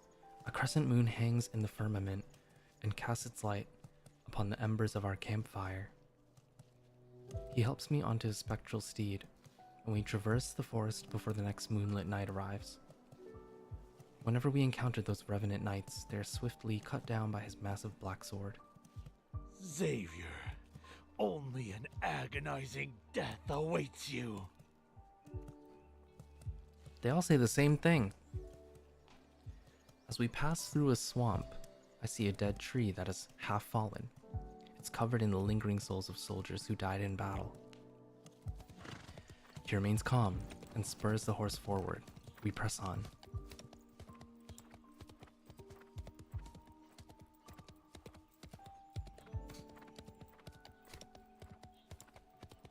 It seems like these revenants aren't very fond of you. What crime did you commit to make them hate you so? To properly tell the tale, I'd have to start with the era in which they were truly alive. With a slight tug of the reins, he prompts the horse to leap across a ravine. I know they're afraid of your sword. But once the revenants are slain, where do they go? Nowhere. Once the phase of the moon changes, they'll come back to life.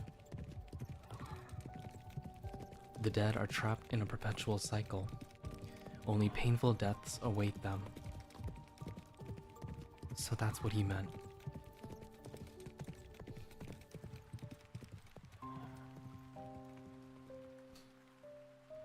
After an unknowable amount of time passes, rain falls from the sky. The remnants of an ancient battlefield emerge on the distant horizon. Collapsed stone tombs accompany overturned coffins. Rusty swords, broken spears, and worn helmets are scattered about. The rain washes away the dirt from the tombstones to reveal the text carved into them. In a chaotic era, kingdoms fall like shooting stars. The Order of Lightseekers fought until they breathed their last breath.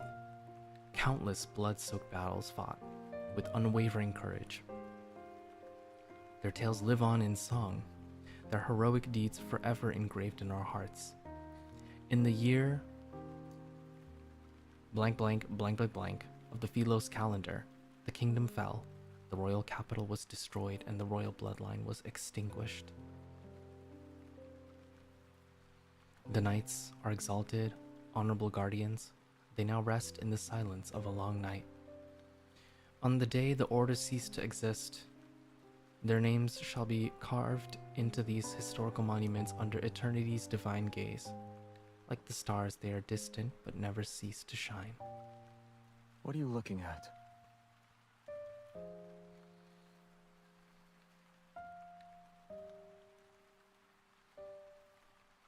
After tying the horse to a tree stump, he walked toward me. I wonder if my name might be with these knights. Why? Philos didn't meet its demise until I was gone for many years. For those who once knew me, I must have died early. If I wasn't an exiled prisoner, then someone should have remembered me. It's possible they made a memorial. Is being remembered that important to you? So we know that we've been reincarnated?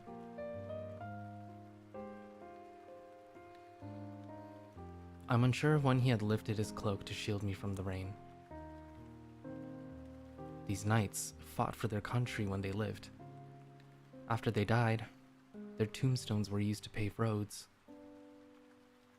Being remembered isn't important, but if no one remembers you, then isn't that the same as never existing in the first place? It took him a while before he finally spoke in a calm, indifferent tone. The rain is about to cease. We should leave. My legs are numb because I was crouching for a long time. Seeing me struggle to stand, he grabs my wrist and hoists me onto the horse. True, we know that the cult revived us, or something like that.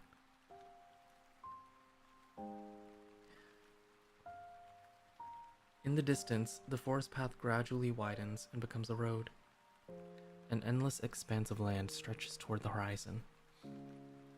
And across the river is our destination, Cinderfell.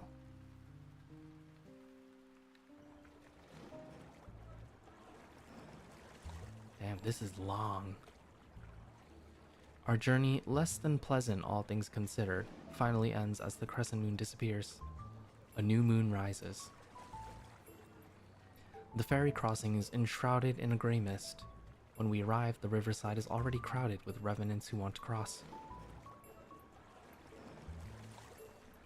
The revenants from earlier said I must cross this river by boat to arrive at Cinderfell.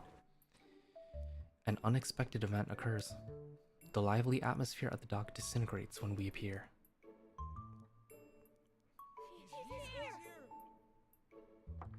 The revenants who are talking amongst themselves fall silent and back away. They create a clear path for us. Accustomed to the situation and unfazed, I pull out a silver coin I had found in an abandoned tomb. It'll pay for the fare. Xavier remains in the same spot. It's then that I realize he doesn't have a coin. 1 coin per person. No exceptions and no credit. I can take care of any revenants that try to cross without paying. Your presence alone is bad for my business. I'm not even sure I want to let you board. So, are you crossing the river or not? He gives me an expressionless glance before silently shaking his head. Wait, I'll pay for him. The ferryman's expression changes subtly as his gaze lingers on me. He presses his lips into a thin line before gesturing for me to board the ferry. The man behind me doesn't say anything as he heads for the stern. We had more than one? He's lucky. I don't even get a word of gratitude. Ungrateful motherfucker. As soon as he steps onto the boat, however, all the revenants swarm to the stern. It starts to sink under their weight. Meanwhile, the bow, where Xavier and I are standing, rises. Either find a seat or get off the boat, you dead bastards. Oh my god. The revenants on the stern proceed to leave as if they were pardoned from execution. Only the two of us remain.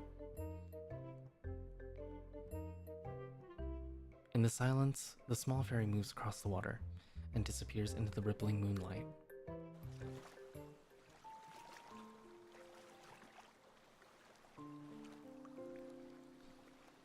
I look at Xavier as he rests. He has folded his arms and his eyes are closed. You owe me half your life, and now you owe me a coin. Wouldn't you say I ought to be paid?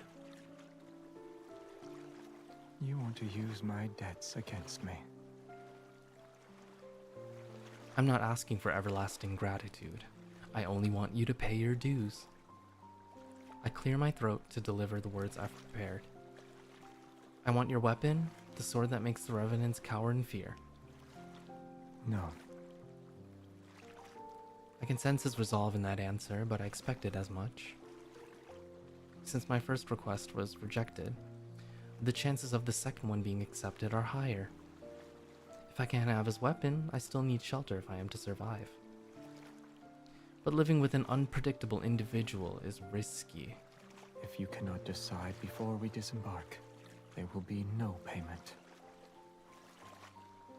I won't allow it. Since you live in the castle on the other side, I'll meet you there when I think of my payment.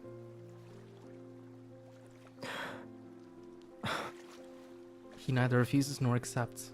It's as if he can see my innermost thoughts. Without a bond forged through hardship, this might be my only chance to request something from him. Before we part ways, let me offer you one piece of advice. If you want to survive here, don't offer your kindness so easily. He closes his eyes and refuses to respond no matter what I do.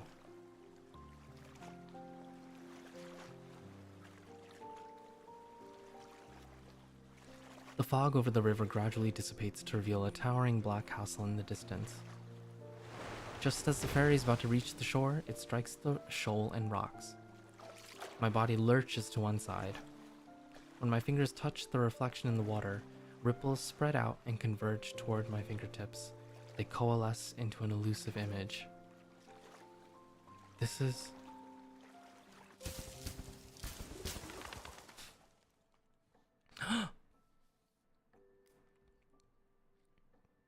Brightly colored flags slowly rise as white floral arrangements line both sides of the marble staircase.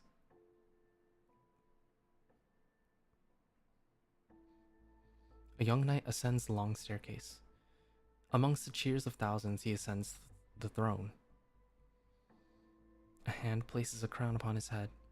A lumen flora, the symbol of Philos' royal family, is pinned to his lapel.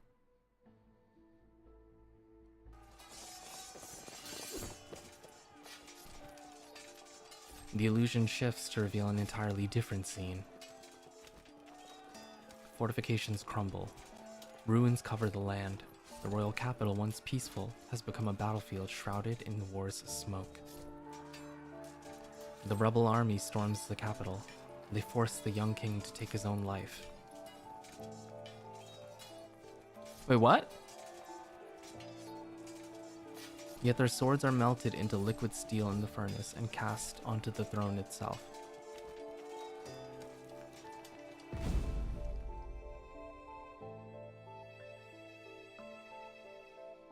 Peace is restored to the kingdom a century later.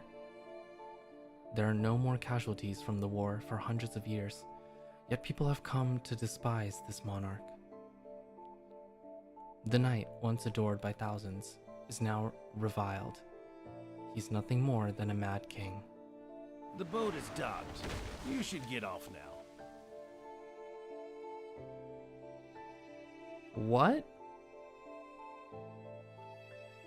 Oh my god. The voice pulls my thoughts back to reality. I raise my head and notice the space beside me is empty. Did I see his past? Shock washes over me, and in the darkest hours of the night, scattered lights illuminate a ruined city in the distance. The wind rustles the grass as his figure quickly vanishes into the darkness. Okay. Oh my god. I need water. My throat is like getting so dry.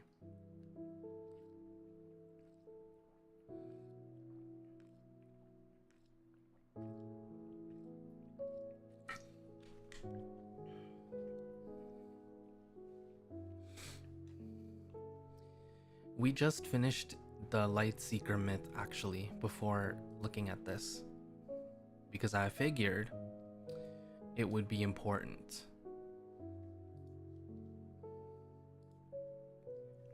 Oh my god. What is happening?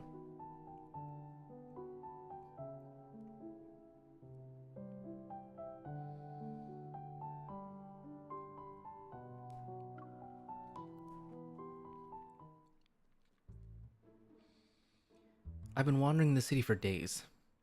Although I failed to discover new information, I feel more free than ever before. But what surprised me was that every revenant here firmly believes they'll return to Philos one day. And before I knew it, I started to believe it too. Within that rotten black castle is the Mad King, who sits on an abandoned throne. Countless kingdoms, innumerable cities, all their denizens wept under the hooves of the tyrant's iron cavalry. At the square in the busiest part of the city, many revenants have gathered, I pull my hood tighter and move closer. The dead were turned into weapons. Their bones and souls are mere cannon fodder for his wars. When he confronted the Order of Babel, many of our brethren were reduced to ashes by his hand. In the center of the crowd stands a revenant in white robes, passionately denouncing the Mad King's crimes. He's dressed as an acolyte from the Order of Babel. He looks familiar. Is he the acolyte who escaped that day? Will we come back to life next month? Unhand me! Will we come back to life next month? Rational Revenant is so funny. No more dissenting voices rise from the crowd. The Revenant acolyte surveys the gathering before speaking with satisfaction. But we have received good tidings. The Chosen One, who shall deliver us, has answered our call. She's already here. Anticipation ripples through the Revenants, and some lower their heads to whisper a devout prayer. Most fix their intense gazes on the acolyte. They eagerly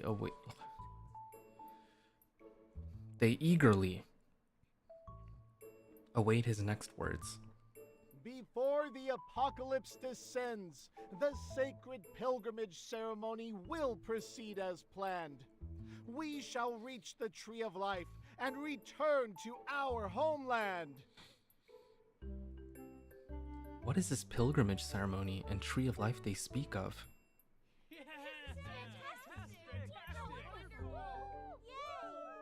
Where's the Chosen One? The Chosen One. The Chosen One is... A sense of foreboding stirs within me. I turn to leave as I hear excited shouts behind me. Over there! How the fuck they know? The Revenant acolyte points at me, and so every Revenant's gaze falls on me. She is the Chosen One. Our prayers have summoned her. How do they know we're wearing a cloak? Acting as if they've seen a goddess, the Revenants run toward me, fervent cries resound, uh-oh.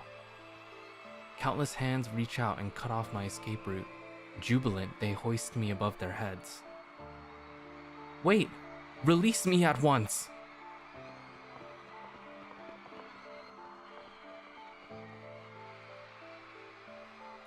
The Revenants carry me to the castle perched on the tallest hill. I wasn't even given the slightest chance to struggle or escape. The acolyte clears his throat and shouts at a half-open window located on an upper floor of the castle. The one who stands before you is the slayer of the eternal night, the night of refulgence. The pilgrimage ceremony's shepherd, the ruler of fate, the shining beacon of hope to Philos' countless survivors.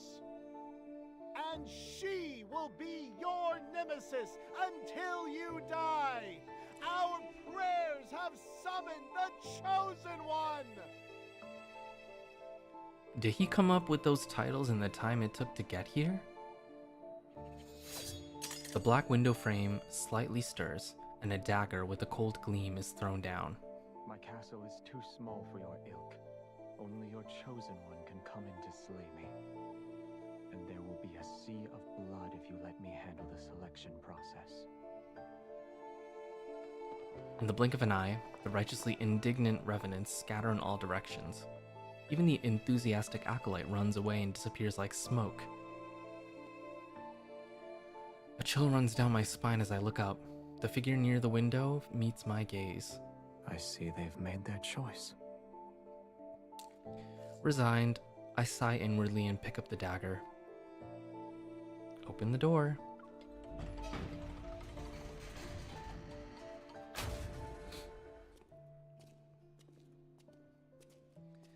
In the vast empty hall with a tiled floor, only the sound of footsteps echoes. The candle's flames sway from wrought iron chandeliers. Light and shadow interweave like spiderwebs across the cold stone walls. It's been a long time. Oh shit. I stop at the foot of the throne and look up at him. You bear all their hopes and dreams, and their very faith rests upon your shoulders. How does it feel? It's not great. But I'm not here to duel you to the death. I know what I want for that silver coin.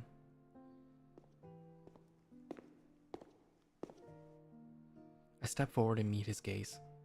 I try my best to appear confident. Your observations are correct. These revenants are in a cage made from their own obsessions. I can't save them, and I don't intend to try, since I have no interest in being the chosen one. Returning to Philos is my best choice. Once I'm there, I can recover my name, my memories, and myself. Xavier, I need you to help me return to Philos. Is Philos important to you? Of course. It's my homeland and the only place I can remember. If the Revenants strongly believe they can return, then perhaps a method exists. I'm no different from them if I can't remember anything. Let's assume this Philos you desperately wish to return to no longer exists. What then? Is he reminding me, or is he trying to make me give up? You have my permission to stay here. Though, we need a relationship that binds us since we'll be together for a long time. What do you mean by that? I agree. As soon as he let his guard down, I quickly agreed and scrambled in my mind for a role that could connect me to the king. Minister, attendant, knight, or loyal subject. In any case, I'll need time before I can give you a satisfactory answer. That figure, surrounded by countless blades on the throne behind him, simply let out a faint laugh. Are the swords on your throne truly mementos from assassins? Do you want to leave one yourself? Our conversation hits a wall. I clench my fist before turning away with a smile. I'll just pretend I didn't hear him. By the way, can I have a room that has access to fresh air? I'll allow it.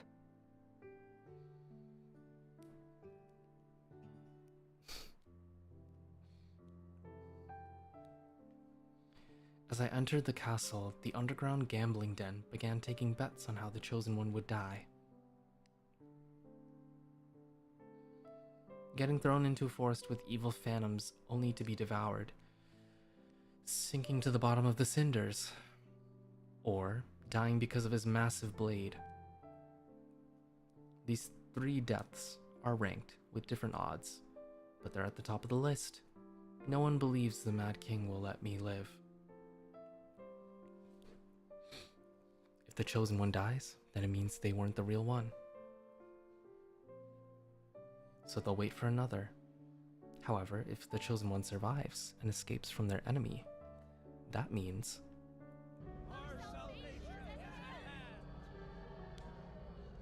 the revenants from that land of exiles cheer. Their dreadful suffering will finally come to an end.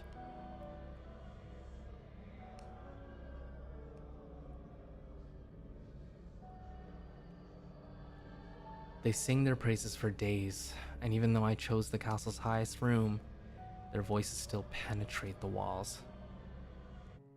But ever since I escaped the monastery, the arduous journey of poor sleep and traveling without proper rest has left me exhausted. Now that I have shelter, exhaustion washes over me like a tidal wave. Revenants don't need to eat, yet I'm forced to endure this hunger.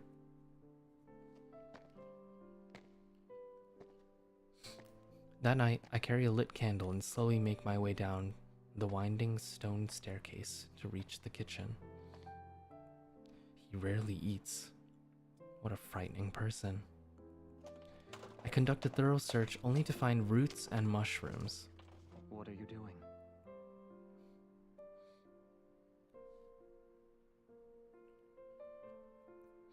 Oh, he took his crown off.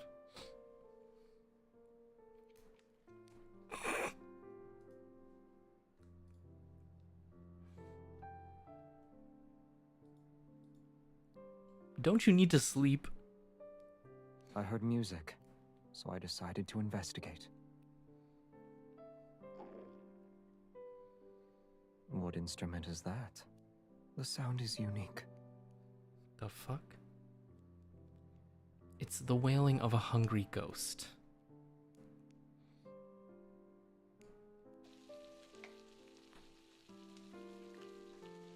Is he cooking? 15 minutes later, he brings over a bowl of mushroom soup. It's brightly colored. Soup doesn't take 15 minutes. The fuck?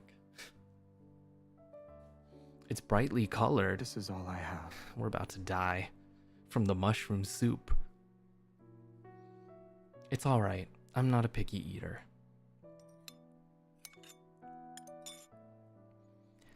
The taste is rather strange, but I've been starving for several days. It's nothing short of a rare delicacy.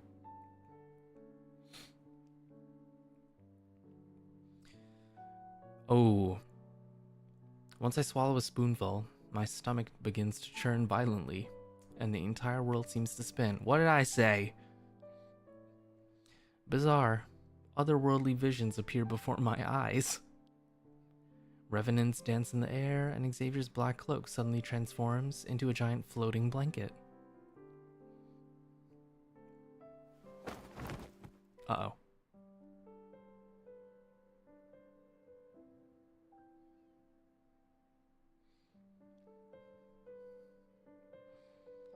In this dream, I saw Philos again. It was far away from me, yet it was still beautiful. Walls of brilliant snow white surrounded the city. Towers loomed in clusters, their vibrant flags fluttering. The streets gleamed with the soft radiance.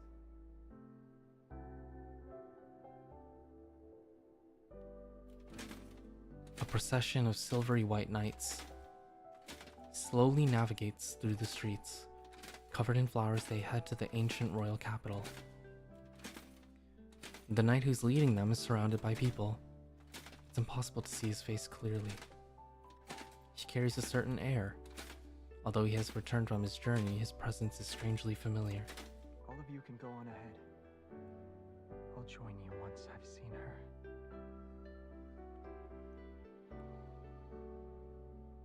The sun, moon, and stars revolve as he turns around. My vision blurs, and the white city walls transform into a clock tower bathed in the sunset's glow. He turns around, sees me, and smiles. Before I can recognize him, a flock of pigeons flies past us. Their flapping wings obscure his eyes. I thought you'd never see me again.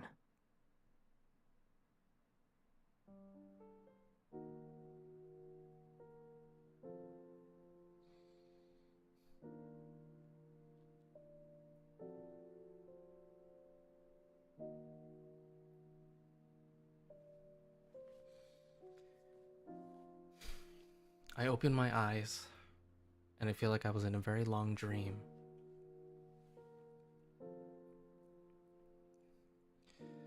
I see the hem of a black garment as it casts a graceful arc under the candlelight.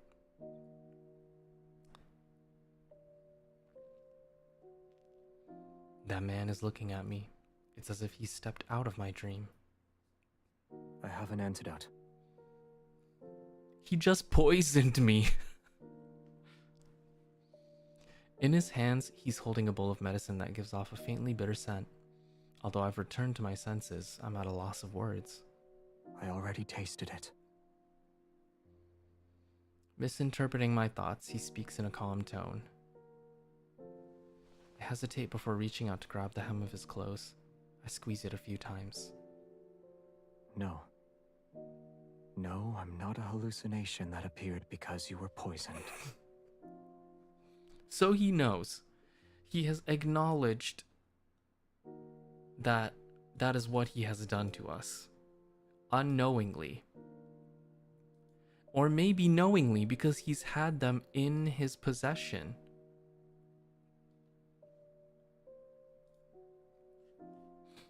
Yeah, and he has that antidote ready. That means it's happened to him. Right? I don't know. Doesn't matter.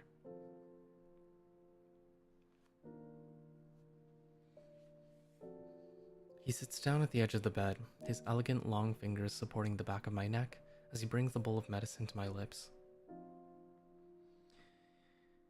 His pose is unmistakably intimate, yet his expression remains unchanged. His eyelashes aren't even raised once. I hear clamor. Does something happen? It's war. There's a war happening here? In a place like this? Yes. Some of the Revenants harbor obsessions from their past, waging war relentlessly. They never really die, and they don't stop.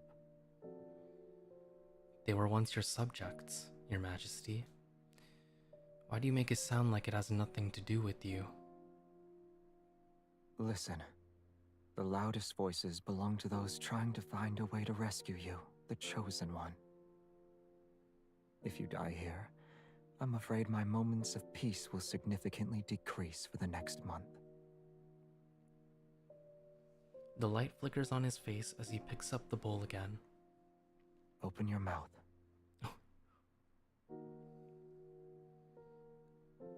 Okay.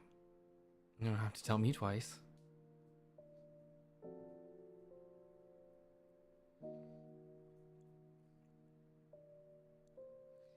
The slightly bitter liquid spreads across my tongue. He gives me a sidelong glance. But he doesn't look away until he's confirmed I finished every drop.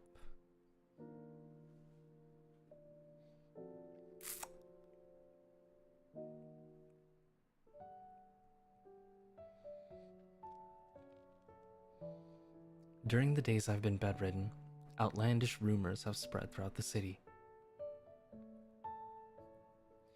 The Mad King has become the Chosen One's servant. The Chosen One risked her life. The Chosen One has made a great sacrifice. They've misunderstood my actions from when I picked up a dagger and stormed into the castle.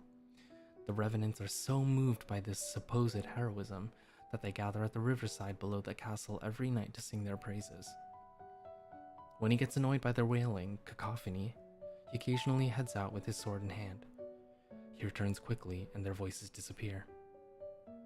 I'm unsure of what happened outside. However, the shouting isn't as frequent as it was before for the past few days. Get off my lawn! It does feel like that. Since then, finding a way to return to Philos became my only goal. The Cinders is not a single river. It's connected to numerous tributaries of various sizes. They intertwine like a tree's root system and extend in all directions. Some of these tributaries flow into gloomy swamps or plunge into bottomless ravines. Others lead to lairs with revenant knights. Yet no matter where I look, I'm unable to locate the Tree of Life from Philosian myths. Day after day, I mark new locations on my map only to cross out their names later.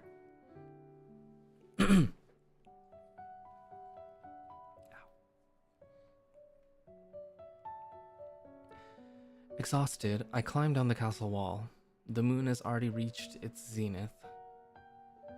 A figure is in the garden behind the castle. His hair reflects a faint luster under the moonlight. Is that Xavier? His interests have changed as of late. Instead of killing others, he grows flowers. Yet not even a fraction of light touches Cinderfell, and only lumen flora grow here. The flower he tends to is one I haven't seen before.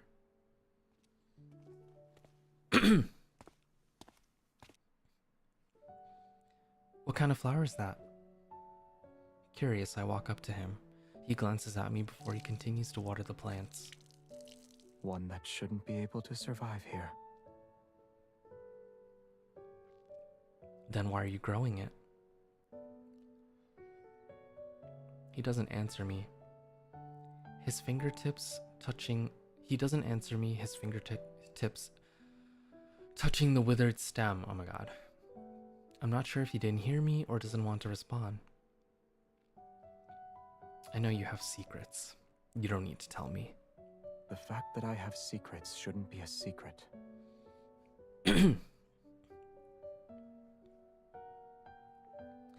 But this secret is related to a certain person, yes? I crouch down beside him and push aside a cluster of leaves. The wilted leaves' veins have taken on a yellowish hue, and the light blue flower bud droops. It looks so fragile that it might snap at any moment. People typically grow flowers to remind themselves of someone, or give them as a gift. I doubt there's anyone you'd want to give flowers to in this city, though. There is one person. Who?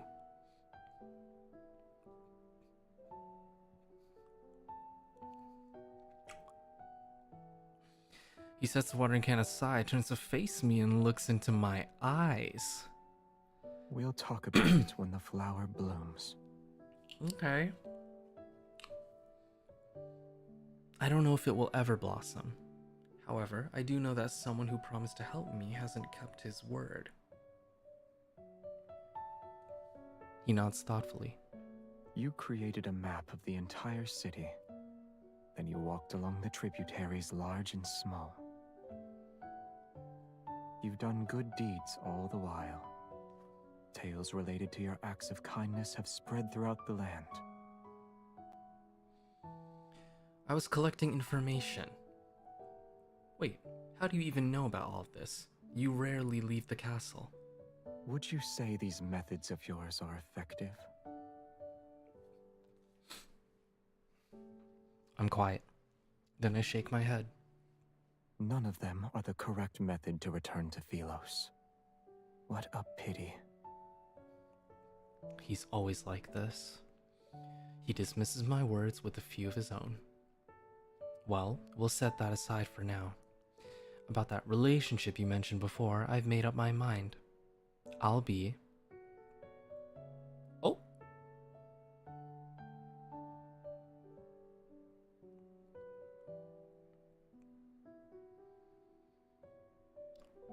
Is there a correct answer here?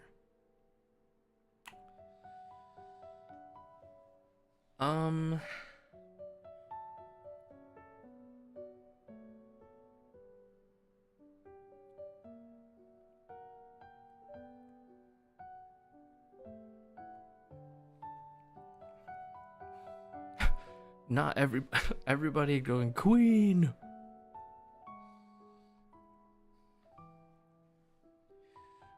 Okay. I hear you all loud and clear. Your queen. My identity is known far and wide. I've also earned a bit of respect. Why don't you step back and let me be the actual ruler of Cinderfell? A queen, in other words.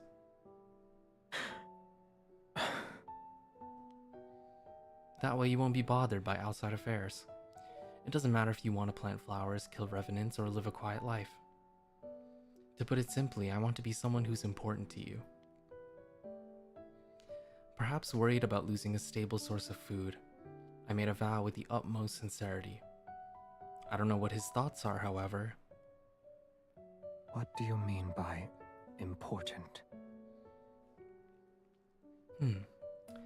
Let's say you're the only one that matters in my life. Huh. So you want to protect me? As if he couldn't hear me clearly, he crosses his arms and takes another step toward me. He's pretending he made a humble inquiry. I doubt you need my protection when you wield a sword like that. But when those revenants attack again, I'll be by your side.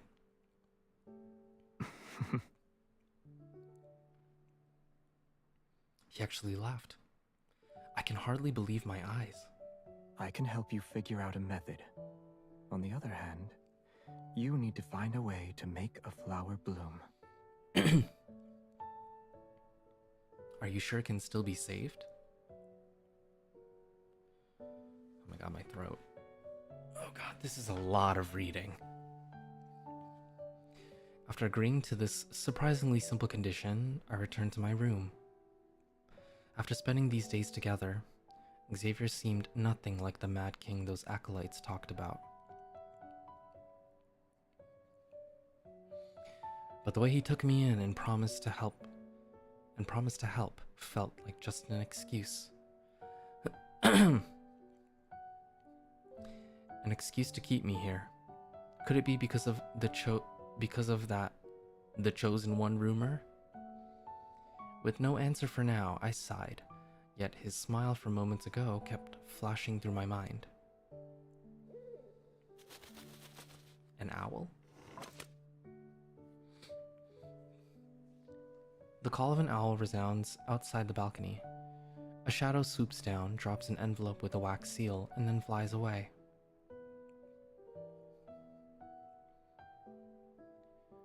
Huh? I return to my bed and open the envelope.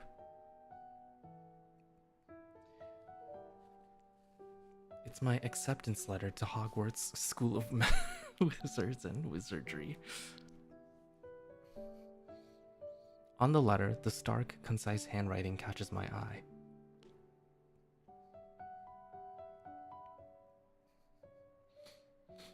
We would like to invite the Chosen One to our sacred monastery so she can observe the selection process for the pilgrimage ceremony tomorrow. The Order of Babel looks forward to your answer. It was Hedwig.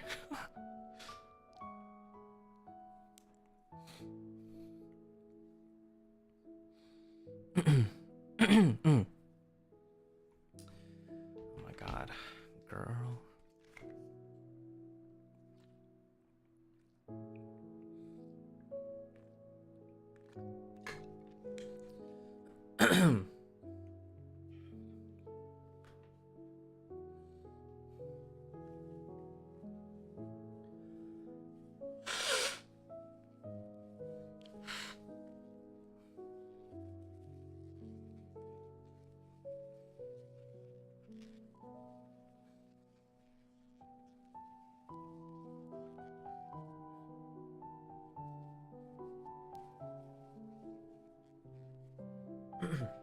I am a Slytherin.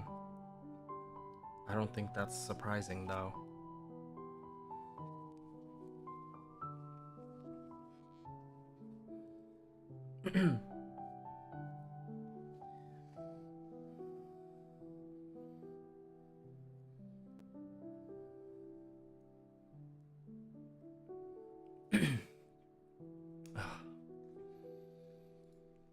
Okay. Just need a second.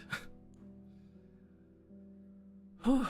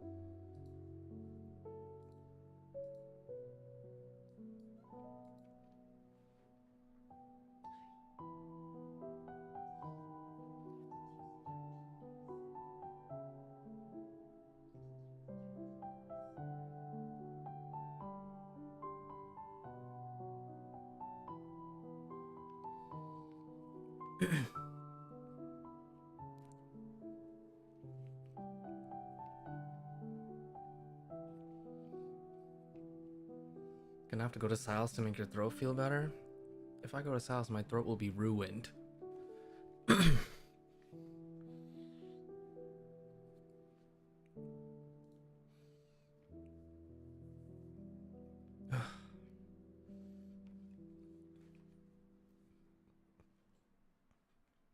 Okay. We're almost halfway there.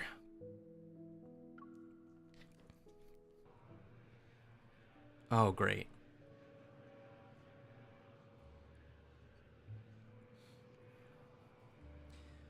Each month, the monastery selects individuals to sail along the endless cinders. This is known as the pilgrimage ceremony.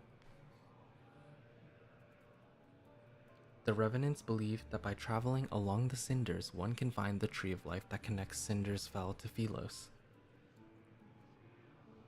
Once more, I find myself at the monastery. Everything's been transformed. The dilapidated altar and crumbling walls have been restored by the Revenants. They're functional now.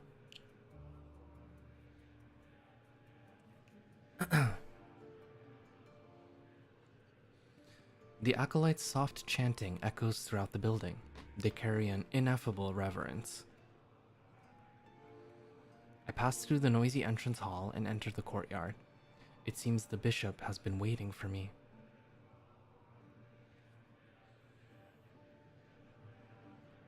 You've said the apocalypse is only a matter of time, and I'm the key to saving this world.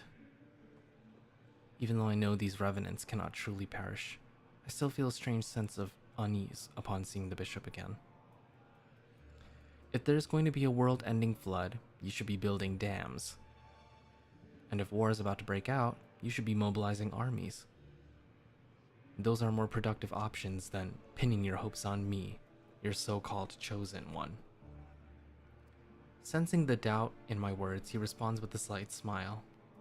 You think I've spouted lies to control the Revenants, is that right?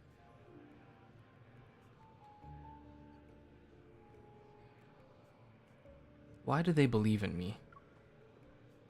Since ancient times, Philos was given a divine prophecy about its creation.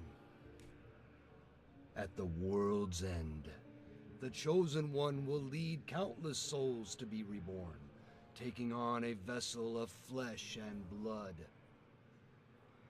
Your very existence is proof of this. Myths are just myths. They're stories invented by the humans who lived years ago. You are correct. However, Philos has truly been destroyed.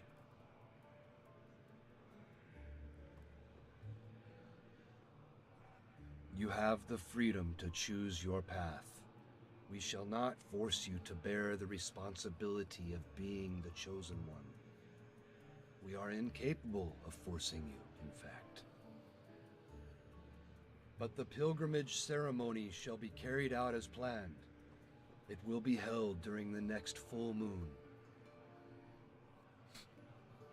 He smiles before removing the key around his neck. He places it in the palm of my hand.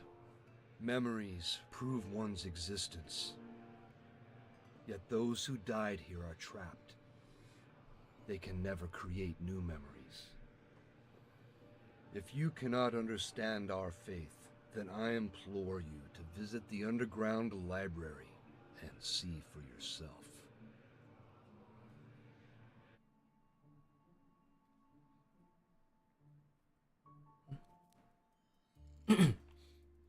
For several days, I immersed myself in the sea of books. Although I found no records related to the pilgrimage ceremony, I learned what happened to Philos during my absence. In the beginning, the energy needed to extend the planet's lifespan was almost depleted. Beasts called Wanderers grew increasingly violent and occupied most of the planet. Even an immortal planet, sustained with energy, would fail to escape the fate of decline. After 200 years of silence, a young woman with not a drop of royal blood ascended the throne. Under her rule, Philos reclaimed its former glory for a time. This period would later be called the Morn Era. However, historical records about her are scarce. They've only managed to preserve the magnificent spectacle of her coronation.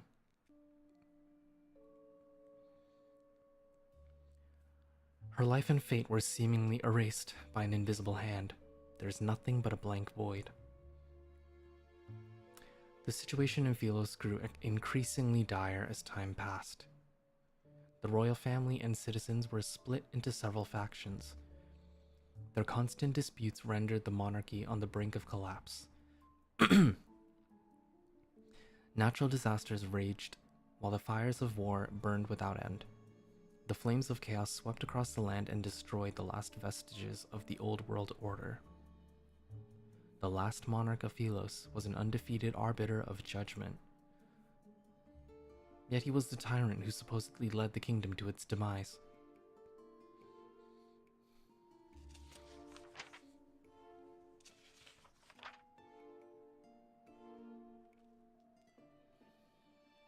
Wait, so the Xavier in this myth is the same one in the Lightseeker myth? He's just become basically like jaded, I guess? Is that what I'm getting?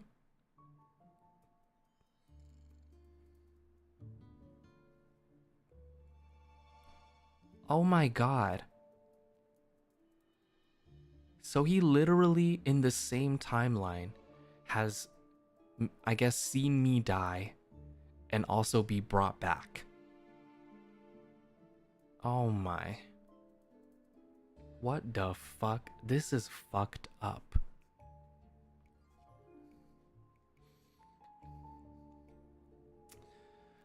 Oh god. The tyrant addicted to bloodshed. The embodiment of corruption, a fallen god who was devoured by the darkness.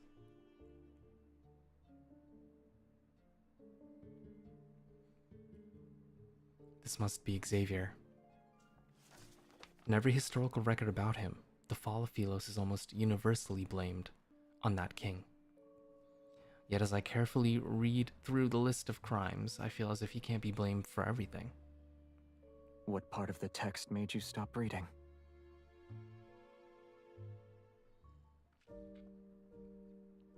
He never wears any different clothes. He's just constantly wearing this. Startled, I look up to find the tyrant himself. He's leaning down from the balcony above, and his gaze is fixated on me. Why are you here? My only important person disappeared. Was I not supposed to look for you?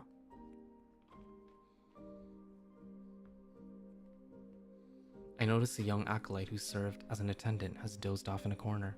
Book in hand, I walk over to him. All these meticulously detailed accusations and atrocities. They read more like fantasy than history. He neither confirms nor denies it. He jumps down from the balcony and picks up a book. I can only imagine what expressions the acolytes would have if they saw him walking around as though he owned the monastery. According to this book, the first 200 years of your reign were referred to as the Golden Epoch. It must have been wonderful. Why did... Some matters should remain shrouded in the unknown. If you don't want to tell me, then that's that. I'll assume all these myths about you are true since you won't say anything. I hesitate, but my curiosity eventually gets the best of me. Tightly holding the book, I move closer to him. So what happened to the royal capital of Philos? It was destroyed. What about the holy sword of the goddess? The statue was shattered. Astria Knight Academy? And the oaks behind the Star Hunter's main building? I desperately recall the places I can remember. Burnt to cinders, along with all the birds in the forest.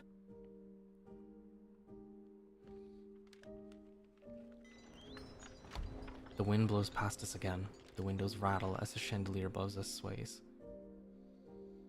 The curled, yellowed pages... What did I just say? Pages? The curled, yellowed pages flutter rapidly as the story rewinds to the first year of the Morn Era. A single event was commemorated. The coronation of Philos' only queen. Let's change the subject then. Have you met this queen? Out of all the monarchs who ruled Philos, why is her story glossed over? Even her portrait is unrecognizable now. I touched the blurry portrait on the page.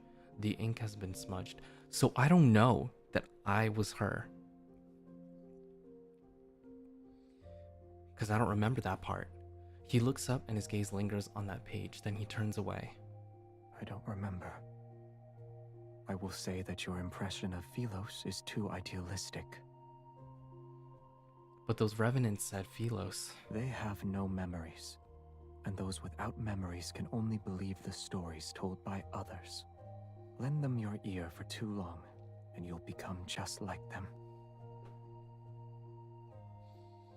I know. I'm already someone without any memories. That's why I want to return to Philos and find them. The revenants will be at their strongest during the full moon. We'll head back once you've seen enough. Only now do I realize that he's here to take me back, even if you didn't say so directly. I see. You're worried about my safety. You said you needed to find me because of our agreement, but it's actually because of loneliness. You've lived in that castle for too long. The absurdity of our deal, his awkward expressions of concern. Perchance it's because he's been alone and bored for years. I won't stop you from drawing your own conclusions. Good. I'll do just that, especially when it involves matters that make you uncomfortable. You refuse to speak of them in either case. I narrow my eyes and lean toward him. I push the book he's holding to the side. The city of Revenants has existed for over 100 years. Have you truly been alone all this time? The Revenants exist in groups, and the acolytes gather together. They pray all day and all night in the monastery. I can hardly imagine what it must be like to live alone for hundreds of years, never aging, never dying.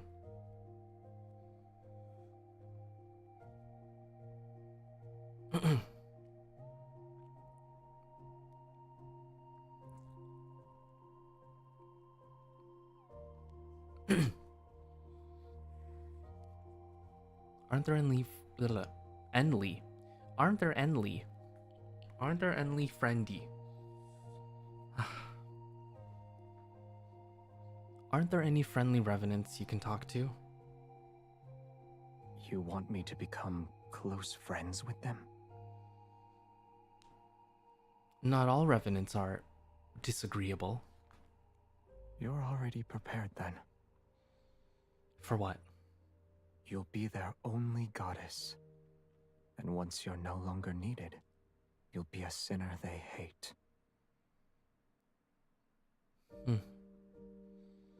A complex, indescribable emotion wells up inside me. I retort before I can stop myself. You always say they deserve to be trapped in their futile obsession for eternity. How are you and I any different from them? Aren't we also trapped? I'm obsessed with returning. What about you? Obsessions are for the dead. I have none. He turned his little side eye. That was so cute.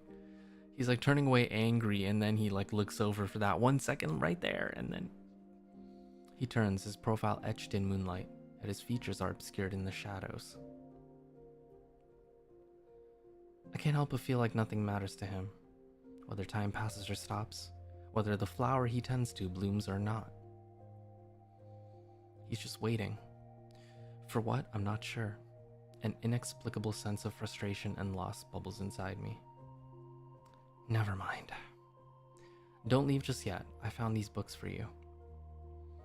He furrows his brow slightly. Still, he turns and takes the books. Philosian Guide, Caring for Flowers, and How to Identify Edible Mushrooms. I'm not sure if flowers can bloom without light, but watering them 3 times a day will definitely kill them. Aww. Yeah, give him that mushrooms book, cause he need help.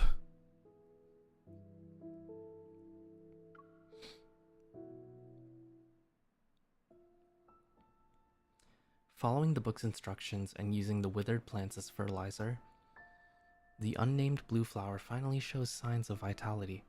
It's grown taller since yesterday, and its leaves unfurl with a hale luster. Days passed. Days pass. Before I know it, it's time for the pilgrimage ceremony. Outside the city walls and along the riverside, over 100 tents have been set up. It's to accommodate the thousands of revenants who are here to witness the ceremony. After praying at the monastery, the pilgrims and acolytes descend along the ridge. They carry blessed lumen flora. The procession covers a long distance, singing hymns to praise Philos. They walk with carefree steps and carry lamps throughout the night. The light in their hands form another river. They flow through the dark forest and across the swamp. The 36th moonlit Why night. do I feel happy and sad? We have our faith. But faith is fragile. It's like a flower or an egg. Egg! One careless moment is all it takes to break it. What's an egg? I can't remember Oh anymore. my god. But it doesn't matter. We'll be returning to Philos. Moonlight flickers across the mountain ridge as a gentle breeze passes. Dazzling silver robes sway back and forth. The Chosen One is attending the ceremony. My lady, why did you bring the Mad King with you? Trying to reform him must be a tiring endeavor, no? I'm unaware of the new rumors that are circulating the city. I respond with a sheepish smile and lower my voice. Rest assured, he has renounced his old ways thanks to my guidance and spiritual cleansing. The young revenant's expression becomes one of astonishment and admiration. Not me lying to people. lying to the dead. I gently tug Xavier's sleeve. He glances at me and chooses not to expose my lie. That's wonderful. May Philos prosper under eternity's divine gaze. Why do the revenants always say weird things? Ready to depart, I pull on Xavier's sleeve, yet he opens his mouth. What if your eternity's foundation involves sacrificing others? Nonsense! Philos is the embodiment of eternity, and everyone possesses an immortal soul. These people don't know what it takes for the planet to survive. Even if some are sacrificed, they're necessary and justified. How can we fight against the emptiness of time without immortality? How can we explore the universe? Assuming eternity does belong to Philos, then why did you and the others die? Yeah. Unable to refute his argument and intimidated by his sword, the young revenant stomps her foot and storms off.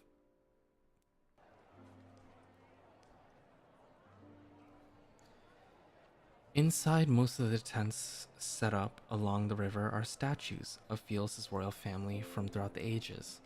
They're near the witnesses who are attending the ceremony. These royal statues are crooked and misshapen, their features indistinct. Maybe it's because most revenants have a poor memory. This one is surprisingly lifelike. Its face is too fierce for my liking, however. I approach it and examine the small wooden figurine placed in the back. For some reason, it has a wooden stake in its chest.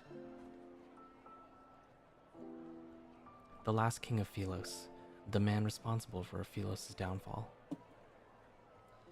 An indescribable emotion stirs.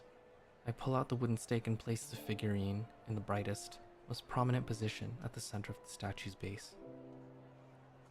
I walk a bit further and more revenants offer me flowers. Despite my attempts to refuse them, I eventually accept each one. Can you even carry all of these flowers? He furrows his brow, but still takes the heavy bundles from me. More revenants gather by the riverside. Their singing is so loud that they almost drown out other sounds. Worried we might get separated, he frees one hand to hold mine as we slowly make our way through the crowd, hand holding hands.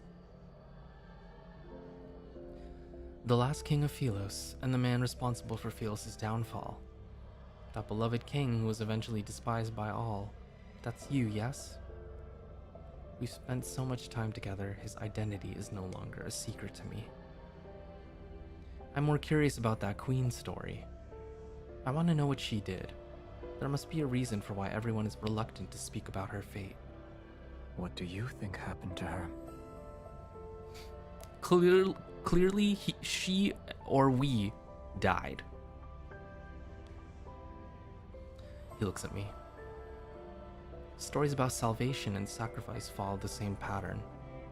Some perish, others are saved. Some continue living, and others are forgotten.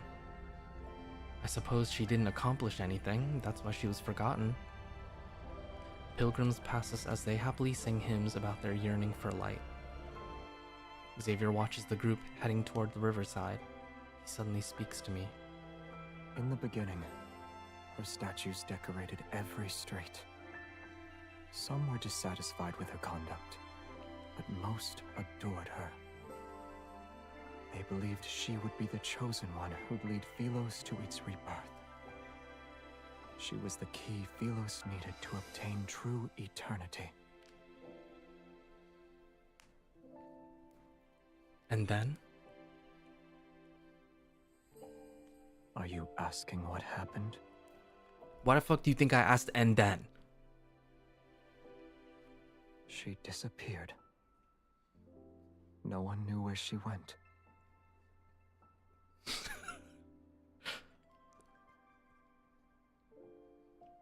For 100 years, the people thought she abandoned them. For the 100 years after that, the people slowly forgot about her. Did we sacrifice ourselves? Is that what happened? Another 100 years passed. Her portraits were burned, and her statues were destroyed. They became the stones that paved the royal capital's plaza. After the king ascended the throne, normalcy returned. Yet nothing could change this planet's fate.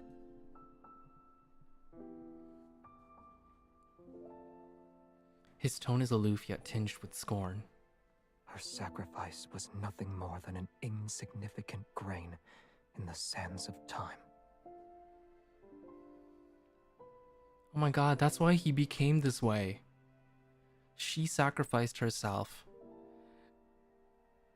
And he knew, but the people didn't. And they treated her as if she was just another passing part of history. But to him, he couldn't handle it.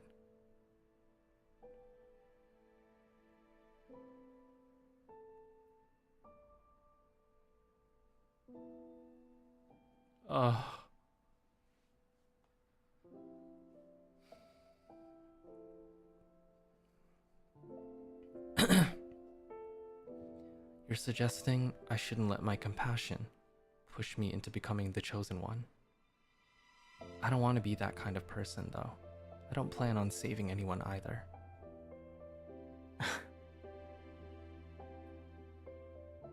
What? Do you think I'm being selfish? You're already dead. Even if someone could change everything, that person wouldn't be me. You were destined to fail as the chosen one the moment you gave them a modicum of pity. Why do I feel as if you don't have faith in me?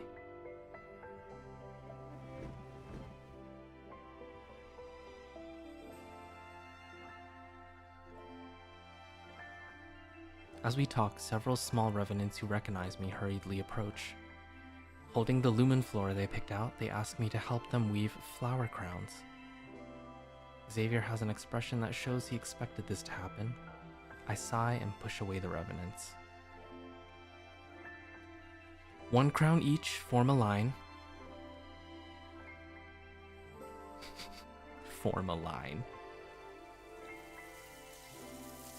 When I look up again, Xavier is already walking away from the lights and chatter. The night wind rustles through the grass as his figure quickly vanishes into the darkness.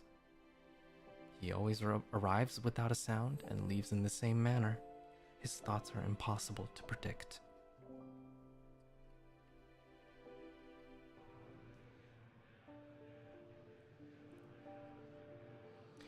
The ferryman and young king stand by the riverside. They stare at the lights and the singing revenants that the night fog has almost consumed. You keep her close. Are you afraid she'll recognize you? Or are you afraid she won't? She won't remember. It won't be long until the apocalypse arrives. After this pilgrimage ceremony, the river might grow again. And it might reach the Tree of Life. Do you want to be a witness to that? Should they find a method to return, they'll see Philos is no longer the place they imagine it to be. As the hymn reaches its climax, the boat carrying the pilgrims reaches the center of the river. Amid solitude and stillness, he turns to look at the elderly man behind him. Isn't it peaceful when there's no one to ferry? For us who desperately clung to life until the very end, being trapped here is a punishment. Yet sinners should atone for those who died unjustly. Am I mistaken? And her? What will you do when she can't continue?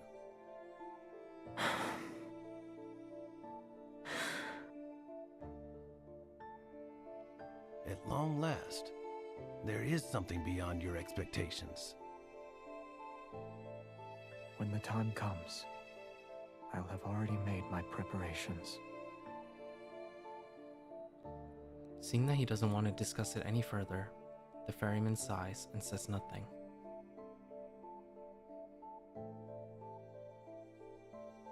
Don't you owe me 6 fares now, boy? Your memory is getting worse. It's 7. Centuries have passed, yet I've never seen anyone pay your fare except for her. Where to? I won't ask for a coin this time. His boots tread across the moss dampened with night dew. He heads toward a bustling area with lights and voices. Nowhere. I'm waiting for someone.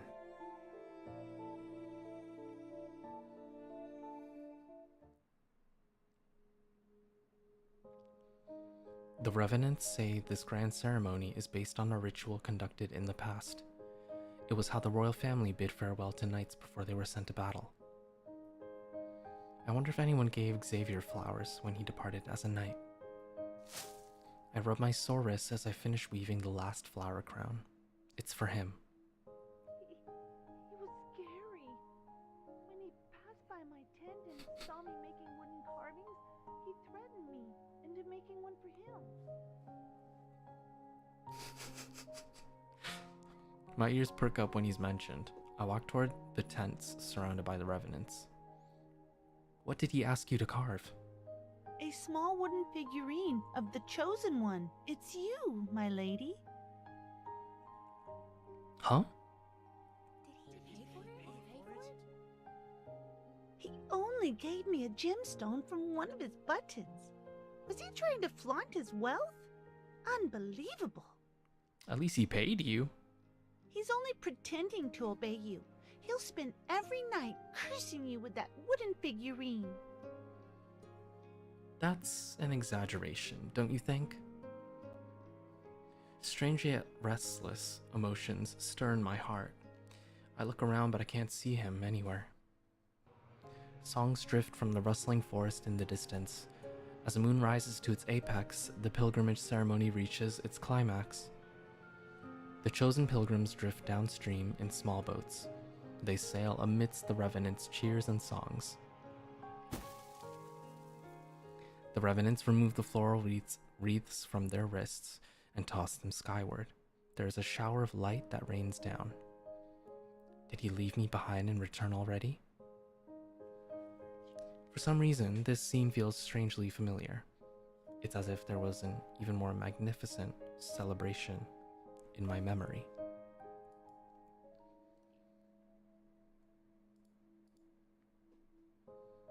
What's happening to me? Pain suddenly pulsates through my heart. The violent tremors pound against my eardrums as an unbearable force spreads from my chest to my entire body. Everything before my eyes blurs like paint on soaked paper. Your Highness? Your Highness! Tomorrow is your coronation ceremony. Starting tomorrow, you'll be the Queen of Philos.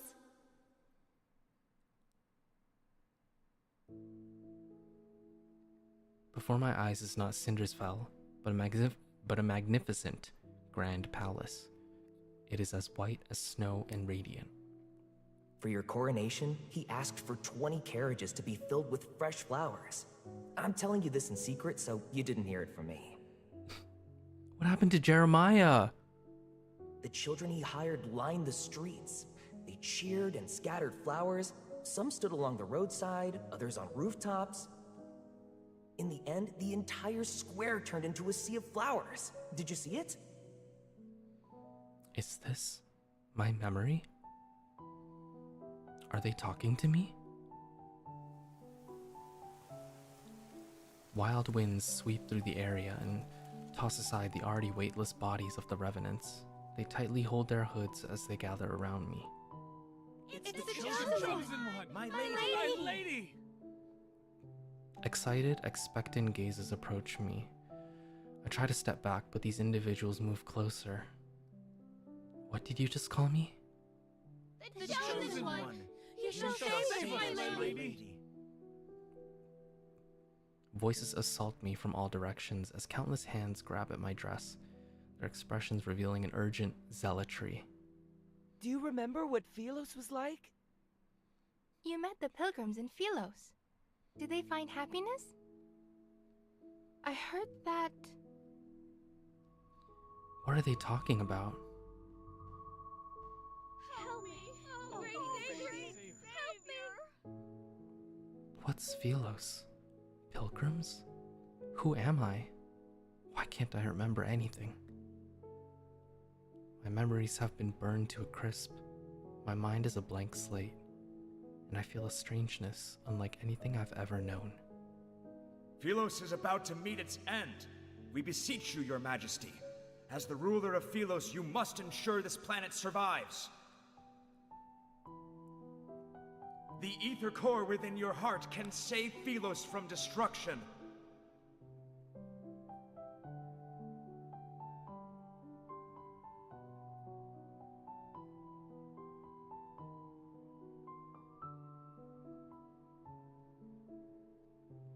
Oh my god, my whole body just tingled.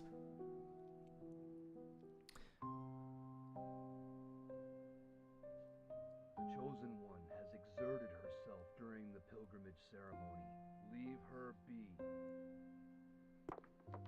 The crowd parts. When I raise my head, I see an elderly man in white robes standing before me. I don't understand why he's smiling. Wary, I step back. Take her away. After he turns and walks elsewhere, a young acolyte immediately runs towards me. My lady, please return to the monastery with me. Wait! Please don't wander off! Oh.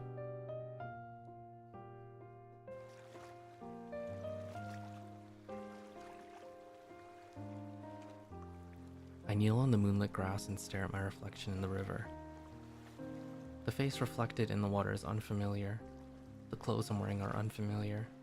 Even the crown on my head is unfamiliar. Within the rippling, blurry reflection, numerous shadows stare back at me. Come, become one of us. Shadowy hands reach up from the water. They pull and tug at my clothes. Become nourishment, just like us. Oh my god. My thoughts too feel as though they're being pulled by countless decaying hands. I'm slowly sinking into a whirlpool. Why are you here by yourself?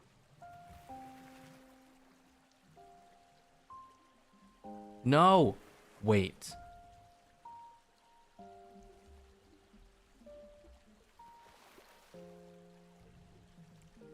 Wait, I'm... what? A white figure appears in the depths of the forest. In spite of the darkness, he's cloaked in a soft light.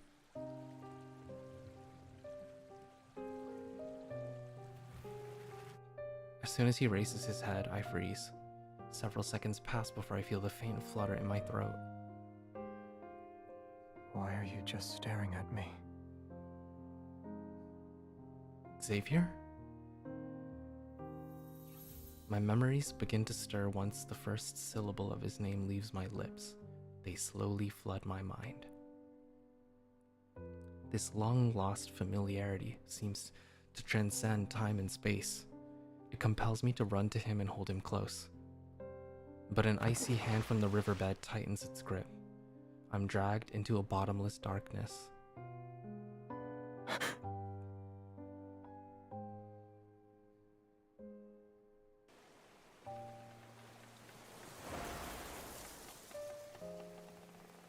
The group of pilgrims disperses. Only the lumen flora lie scattered on the ground. Your Excellency, will we be able to return? Worry not. The day when we are welcomed into the light shall arrive. A raging gale churns the river's waters as dark clouds slowly obscure the moonlight along the horizon. In the fog, a boat carrying revenants is swept into a whirlpool. The vessel and its passengers are swallowed. They will never resurface. Oh my god, what is happening? I feel like I'm being dragged like back and forth.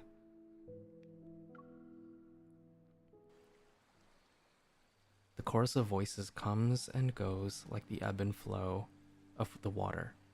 It's close before suddenly becoming distant as it gradually fades into the depths of a murky consciousness. When I wake up again, I find myself lying by the riverside. My sleeves are soaked with cold water. Was I unable to remember anything before? As an outsider, my memories slowly fade away just like the revenants. Wait, Xavier. I freeze before I sit up and look around frantically.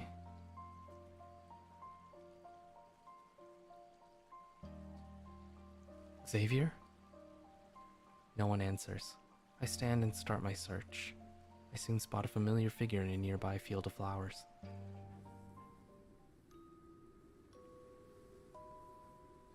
Xavier. I steady my breathing and stand in front of him. It seems as though he hasn't noticed me. Seemingly in a deep slumber, he lies quietly amongst the flowers. Thin wisps of black mist are wrapped around his body. It's as if the resentment of countless revenants is corroding him.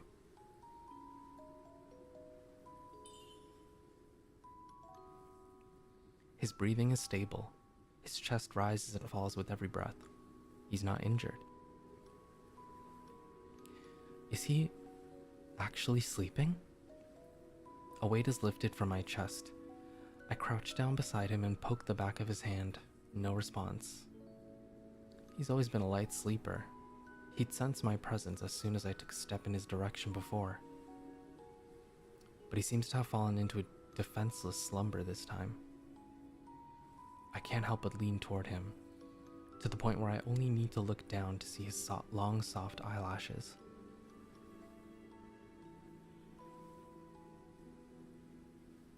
You're always stern when you're awake, but I'll admit you look cute when you're sleeping.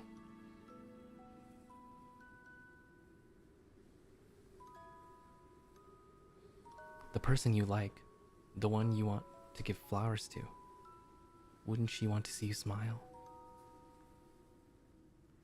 I touch the corner of his mouth and imagine what he might look like with a grin. Without realizing it, I start smiling. Did you say my name, or was I imagining it? Xavier. Who exactly are you?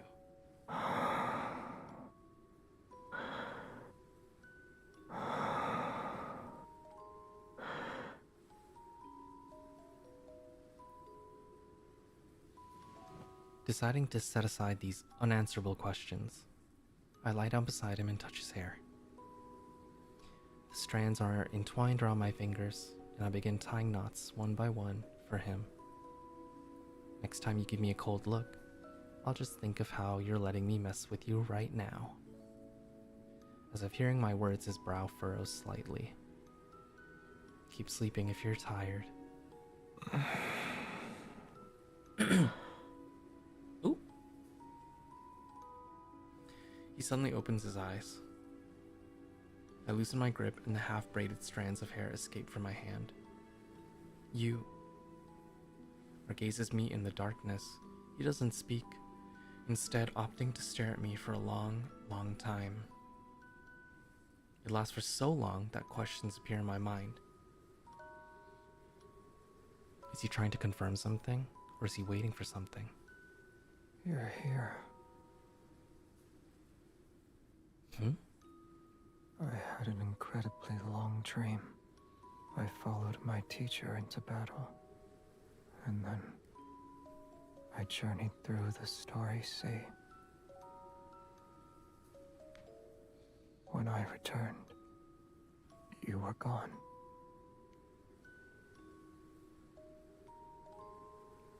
His voice is soft and hoarse.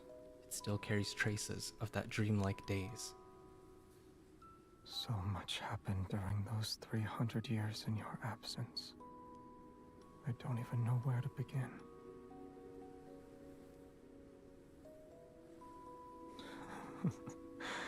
I doubt you want to hear those boring details. Do you remember our little planet? I told you about it before.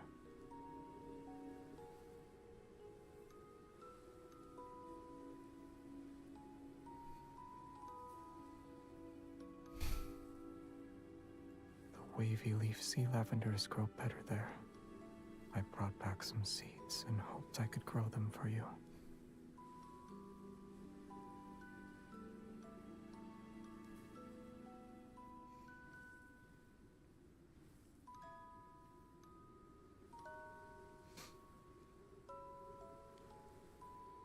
So the name of that flower is wavy leaf sea lavender?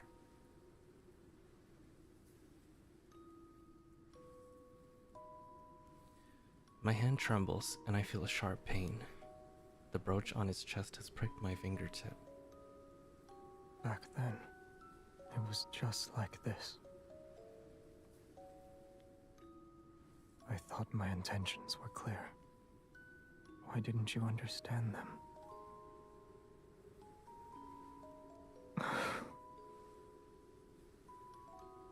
Maybe I'm the one who's foolish.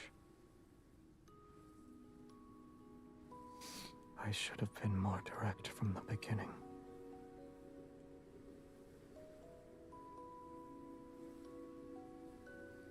He gently holds my finger and carefully wipes away the drop of blood. When we last saw each other, you said you had feelings for someone. It doesn't matter to me yet. Why wasn't that person by your side when you were in danger? Forget him. His persistent gaze stays on me for a long time. I can only nod in response. I don't like him anymore. But I like you. Is that all right? As those words hang in the air, everything suddenly falls silent. Even the wind stops blowing. The night is still and the flower field is silent. Only the distant waters of the river laps against the shore.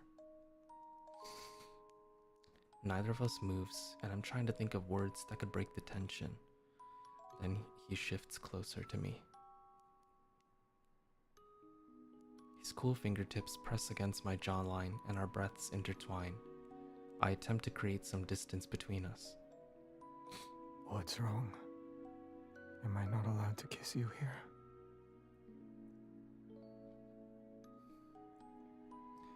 He lowers his head, his expression indiscernible.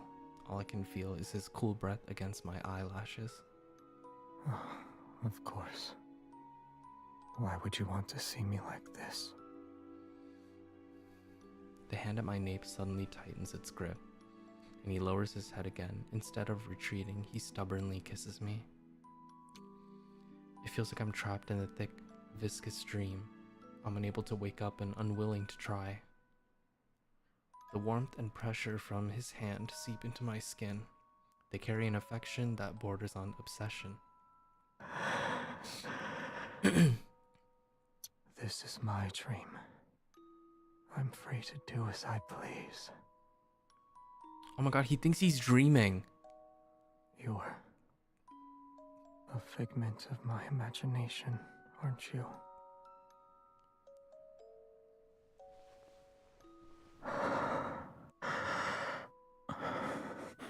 Oh my god. Wait. You're not dreaming. It's the real me. Oh, he's really going for the kisses. He's kissing repeatedly. I can't audio jungle like this. As our lips touch, I catch a glimpse of the lumen floor gently swaying. The wind has begun to stir again. You...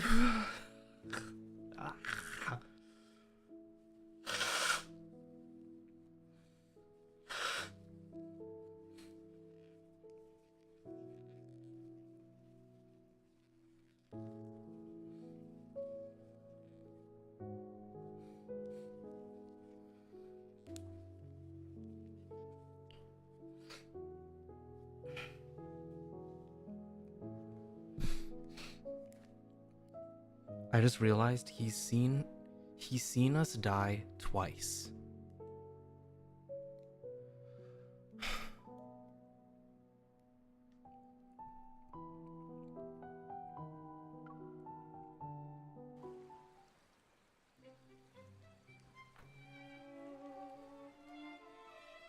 The ceremony ended and those pilgrims were never seen again. The elders in the monastery declared the ritual a success. It was an auspicious sign since the Chosen One appeared.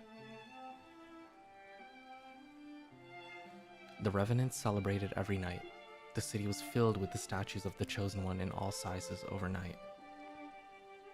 There was also the tree bark touched by the Chosen One, the tiles the Chosen One stepped on, even the stone the Chosen One supposedly hit her head on after tripping over a branch during her arrival. They were all treated as a sacred gift. The Revenants competed with one another to preserve these treasures. Your baubles are nothing. My hand was touched by the Chosen One herself. Upon hearing this, Revenants surround him and let out gasps of envious admiration. You have been blessed. Excellent! We'll chop off your hand and mount it on the city wall. Oh my god. So every passerby can shake it. You want to cut off the hand that the Chosen One touched? Don't be afraid. We're incapable of feeling pain.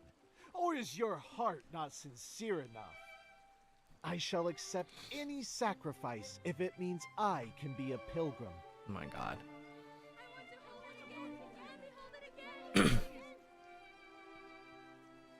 After I attended the pilgrimage ceremony, I realized that, as an outsider, my memories will slowly fade away too. If I can't return to Philos, I'll eventually be just like those Revenants. Yet where did those pilgrims go? Acolytes from the Order of Babel always avoid the question. Does the end of the river truly lead to the Tree of Life that's mentioned in the prophecy? I don't think it does. Your solution is to follow in their footsteps. You'll see where the supposed sacred path of pilgrimage takes you. Wait. We need to know what happened after they kissed. So much. Are we gonna pretend like nothing happened? They say the river doesn't end. If that's the case, then what happened to those pilgrims? They didn't die, but they didn't live either. No one has seen them since. The river silently flows as our ferry glides across the mirror like black water. A thin mist surrounds us.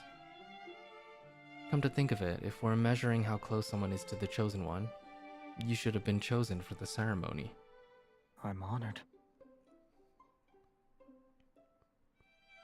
You ate meals cooked by the Chosen One, you held the Chosen One's hands, and even embraced the Chosen One. And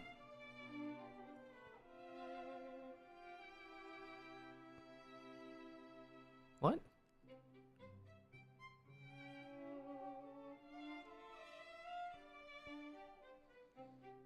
I'm not sure what this is referring to, so I'm gonna just say these eyes. These eyes were blessed by the Chosen One's presence. Should I pluck out my eyelashes for you to count too? These lips have also kissed. Remembering what happened that day, I swallow my words. You don't want to continue? You actually don't remember anything. He responds with an expressionless look. Then he turns away and his voice is unexpectedly tinged with a hint of resentment. You're the one who doesn't remember anything. Not wanting to argue, I focus on what's more pressing at the moment. I need to figure out what happened to those revenants. If anything that crosses the waters of the cinders sinks, perhaps the path they sought is there. How did you get this boat?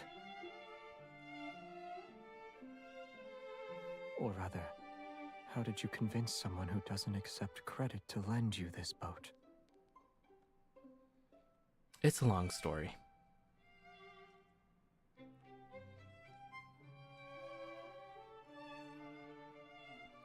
After boarding the ferry numerous times, I gradually became acquainted with the ferryman of the Cinders. Occasionally, when he wanted to rest uninterrupted, I would volunteer to take over. He didn't agree to it at first, and always refused with a cold expression, but as time passed, he eventually let me handle it. When I encountered revenants who wanted to cross the river despite lacking coins, I didn't turn them away. I asked them to tell stories as a form of payment. When he discovered this, he always turned a blind eye. As for his background and why he serves as a ferryman for this river, I've asked him out of curiosity before, but he always refuses to talk about it.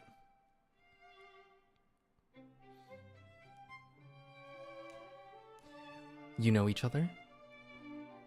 You can say we're old acquaintances. It sounds like they're old acquaintances from Philos. As we gradually sail away from the city, we can see the desolate forest to the west is burning. Acrid, gray smoke rises skyward. More revenant knights have been gathering at the edge of the forest, and the strife is becoming more prevalent. Consumed by resentment, they fight each other with the hatred from when they were alive. Their screams echo amongst the dead branches and fallen leaves. As the bishop foretold, signs of the apocalypse are once again emerging from the ruined city walls. I was unaware you were skilled at ferrying. After the bow hits a submerged shoal and spins around several times, he can't bear to watch anymore. He takes the oar from my hands. The timing. I lose track of time. Black clouds gradually cover the full moon, and the scenery around us grows increasingly dark and desolate. Something's not right. The boat creaks, and the river's current becomes turbulent. Startled, ravens fly in all directions. A chill creeps up from the water surface and latches onto my skin. After passing through a dense fog, the river widens. It's as if we arrived at a boundless sea. Where are we? The waters thrash violently, like an untamed beast. The looming threat of danger is palpable. I don't want this. I don't want to be trapped here. Join me. Become part of these dead waters. These voices, where are they coming from? Wait, don't fall in. Under the water's surface, countless invisible hands seem to reach up. Hatred pushes them to maliciously toss our boat back and forth. I grip the edge of the boat with all the strength I can muster. Pain pulsates through my chest without warning. My vision blurs. It's as though invisible hands are squeezing my heart.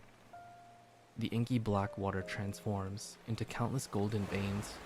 I could almost believe streams of energy were flowing downward. I feel awful. It's like my strength is being drained away.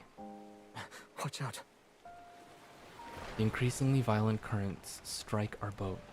The river's surface discards its serenity and transforms into a massive whirlpool. At that moment, I'm like a seed. I'm plunged into a darkness unknown to all. When I open my eyes again, I find myself curled up in a warm embrace. Our capsized wooden boat somehow glides smoothly along the riverbed. Mist reminiscent of a veil accompanies us. I can hear the rapids and foam washing over sharp reefs, but I can't see the dangerous shallows. On the other side of the river, Cinderfell's shores fade from view, and despite being underwater, I can feel the moist air. The current gradually calms. Our boat continues to move along the dark underwater passage for a time before finally hitting a shallow bank.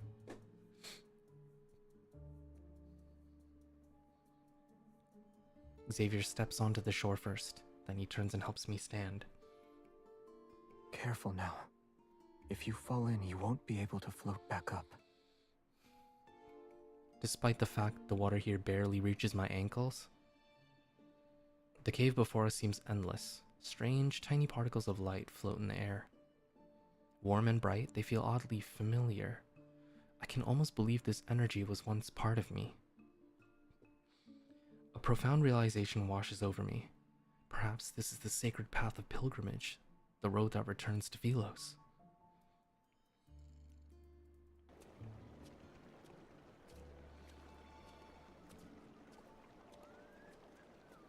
The archives at the Order of Babel's monastery had records of a certain Philosian legend. It spoke of a mysterious cave that was connected to the center of the planet. Could this be the cave that connects Philos and Cinderfell? You have quite the imagination. The sound of flowing water gradually fades behind us as we venture deeper. The further we go, the more the scenery unfolds before us. Look at these light particles. They keep increasing in number and brightness. Perchance the pilgrims who disappeared found themselves in this place. As the words leave my lips, an enormous monstrous skeleton appears. Bodies lie on the shore. They're still frozen in the position they were in for their final moments. These monsters. They're wanderers. These creatures once roamed Philos before it was destroyed. The gleam of a blade flashes, and the bone-white remains dissolve into energy particles before dissipating. They were devoured by those monsters before they could escape. You know something, yet you're unwilling to share it. He remains silent before turning away. His cloak billows out behind him. If we could actually return to Philos, what will you do? Aside from finding your name. I haven't thought about it yet. Is there anything you'd like me to do for you? Should I meet with someone on your behalf? No. The path splits in two, and for some reason, I can sense the energy emanating from deep within the cave. I take his hand and keep walking. We need to discuss a certain matter. When I return to Philos and rebuild it, I promise to fairly evaluate your merits and shortcomings. I'll start with revising the historical texts. The historians abandoned their duties and wrote pure fantasies. And then?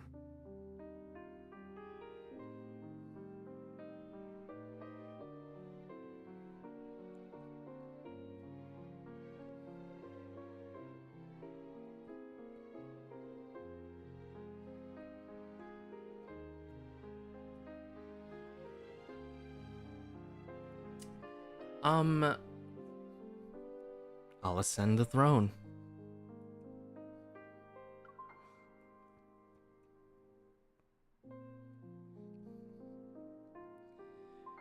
Maybe I can ascend the throne, become Philos' new ruler, and lead it back to its former glory. It's a jest, but he stops in his tracks and looks at me with a serious expression. That crown is very heavy. Is it heavier than the one on your head? Yes.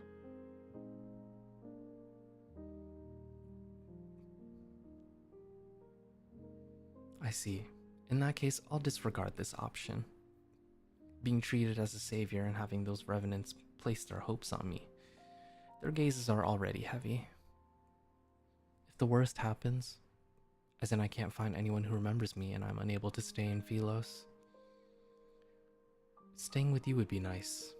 I keep those words to myself as I look to him. It's all right. The starry cosmos has many places you could visit. Take, for example, a beautiful little planet.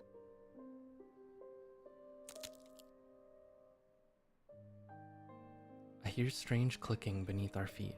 We look down at the same time. There's a deathly pale wrist encased in crystals. Akin to veins, dark red vines are wrapped around a rib cage. The delicate roots of eerie flowers penetrate hollow eye sockets. That's... Look over there.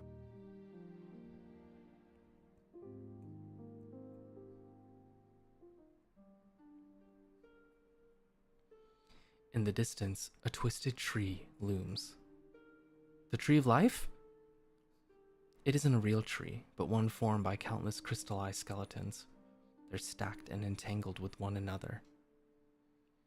Their twisted forms are similar, for they step on those beneath them in a futile attempt to reach for something on high.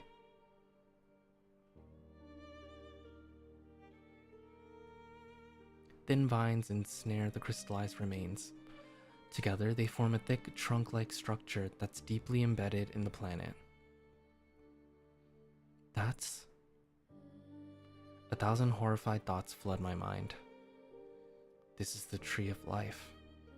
It's a tree made from corpses. I've never seen these people before, yet I recognize their clothing as garments that belong to Philos. Each and every one of their expressions are filled with despair and terror. They're like souls in the depths of hell who are seeking salvation. Were these Philosians trapped here? Why? Philos is an artificial planet. He suddenly speaks.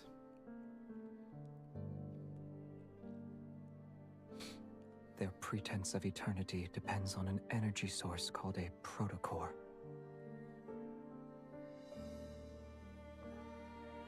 Protocore? Familiarity washes over me again. For some reason, a sadness surfaces. The planet found itself on the verge of collapse after its energy was depleted. However, the most scholarly elder in the royal capital had a solution. The royal family discovered an uninhabited area with a chaotic protofield in Starfall Forest. It was located in the southern region of the planet. Deep within that forest is a cave. It leads directly to the heart of the planet. So long as humans were thrown into that cave, the planet's energy would never be depleted. Like the people who thought this system was justified, the planet possessed an insatiable greed. He looks at those crystals that can no longer be called human. They're the victims who were used as fuel. Did anyone escape and live to tell the tale? I look at Xavier, but I already know the answer in my heart. No. He starts walking again, moving past the tree as he continues forward. Those who defied orders and went to investigate disappeared after entering the cave. the number of sacrifices required inevitably increased. No one would willingly sacrifice themselves for the planet unless there was a good reason. Thus, the royal family came up with a plan to cover up their crimes. They no longer kept the sacrifices secret. They used to maintain a false eternity. They needed to weave lies, one after another. Sorry. They no longer kept the side. They used honor to disguise it and called it a pilgrimage. Okay.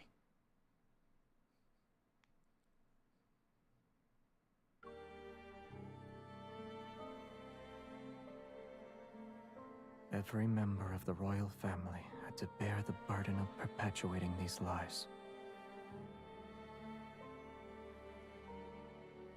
You were the one who ended it? Ironically, the one who did that wasn't even remembered. It was me! Although our surroundings are quiet, I can almost hear everyone's desperate cries for help as they faced death. Now you know the truth. Do you still consider Philos your homeland?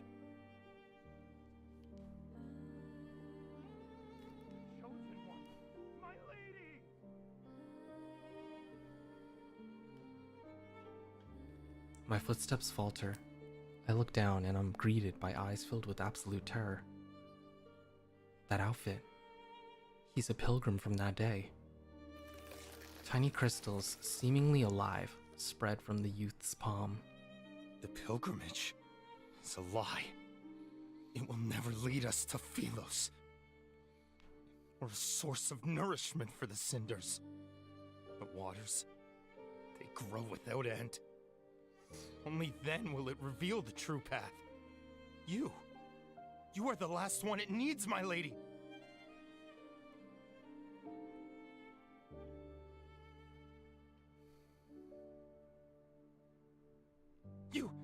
You can lead us back to Philos, yes, my lady?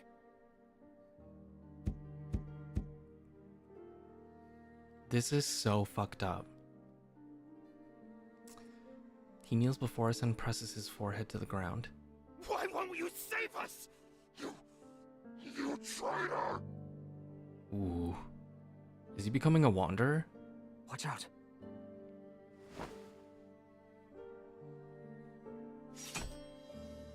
Xavier wraps his arm around my waist and pulls me back. His sword draws a black and golden arc. It rushes forth and slices the figure's waist. The pilgrim, who transformed into a wanderer, falls to his knees. He prostrates toward the tree as if he's worshipping it. The crisis had passed, and the lie behind the pilgrimage was exposed. Yet I know that we can never return to Philos.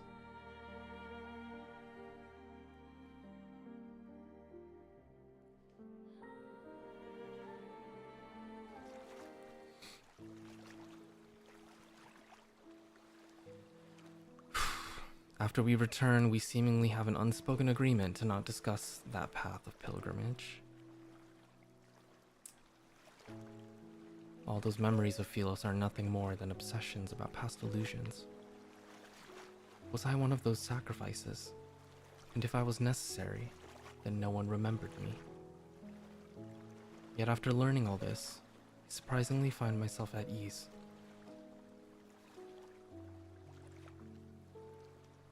Have you thought about your plans for the future?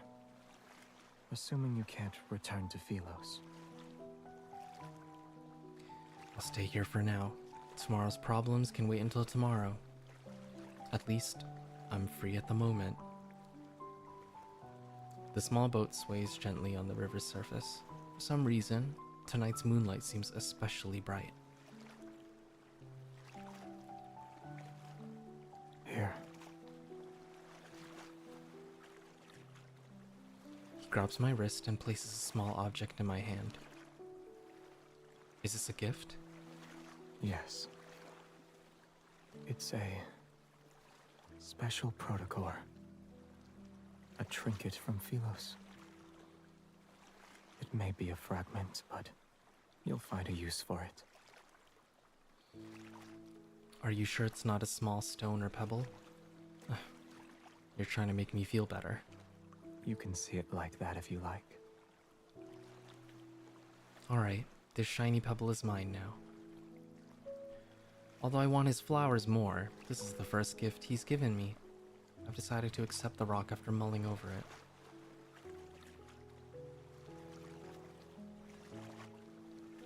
I lie down on the bottom of the boat and recall a similar tranquility had accompanied us for our first boat ride.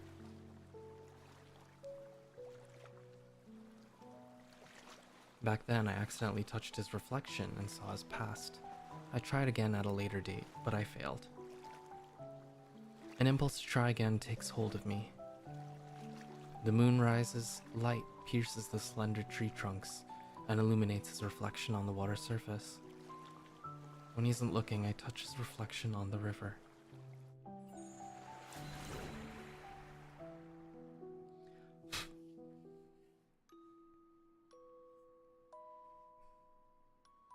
Oh my...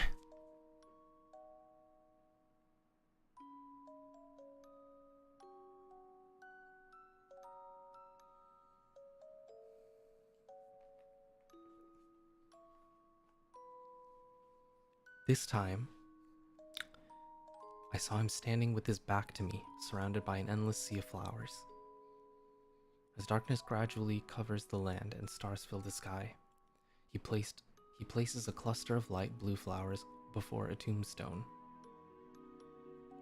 This is a beautiful place, and I've always wanted to bring you here, but I never had the chance.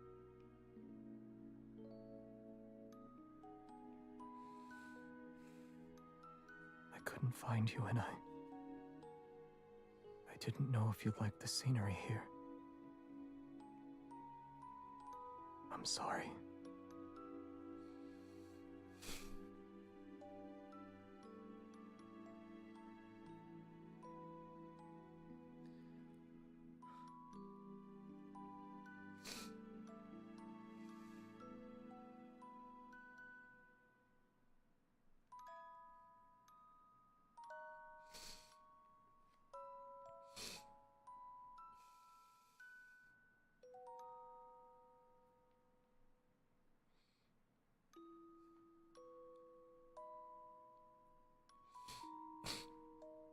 His voice softens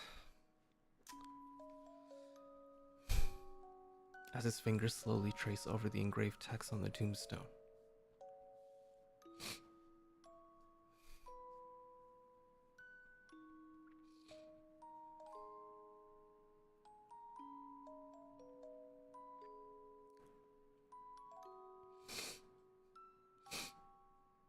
The first queen of Philos. Her name shines quietly like the stars. Everlasting, it shall never fade. The name I've long forgotten comes flooding back. The forgotten queen was me this entire time.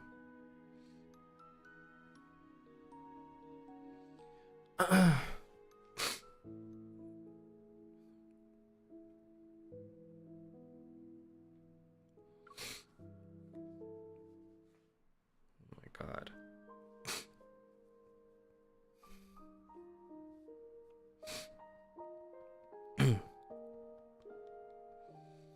I've seemingly grasped a crucial thread as forgotten memories begin to surface. Xavier is the king who succeeded me after I disappeared. The truth is right before my eyes. This place isn't so different from Philos. Or rather, places where humans exist are very similar to one another. But if I've been in the heart of the planet for years, then what did Xavier experience? Why is he even here?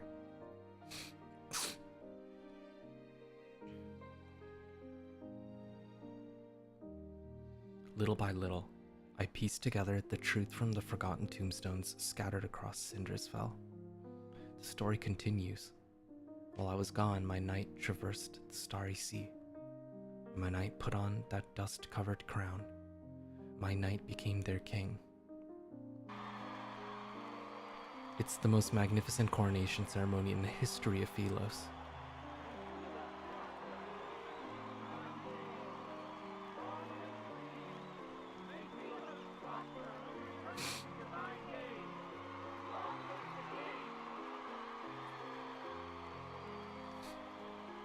His decisions and achievements sent echoes throughout the cosmos, and during the test of time, they had spread far and wide.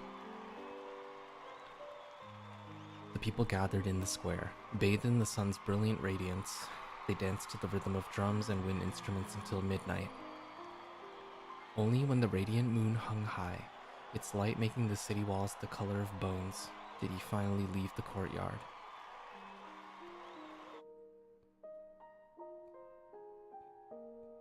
Oh.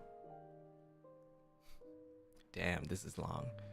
Still wearing white coronation robes, the king removed his crown. Akin to a god's merciful gaze, moonlight poured through the dome and washed over him. Did he sleep well? What happened in his dream? Please, phone, survive. You so much.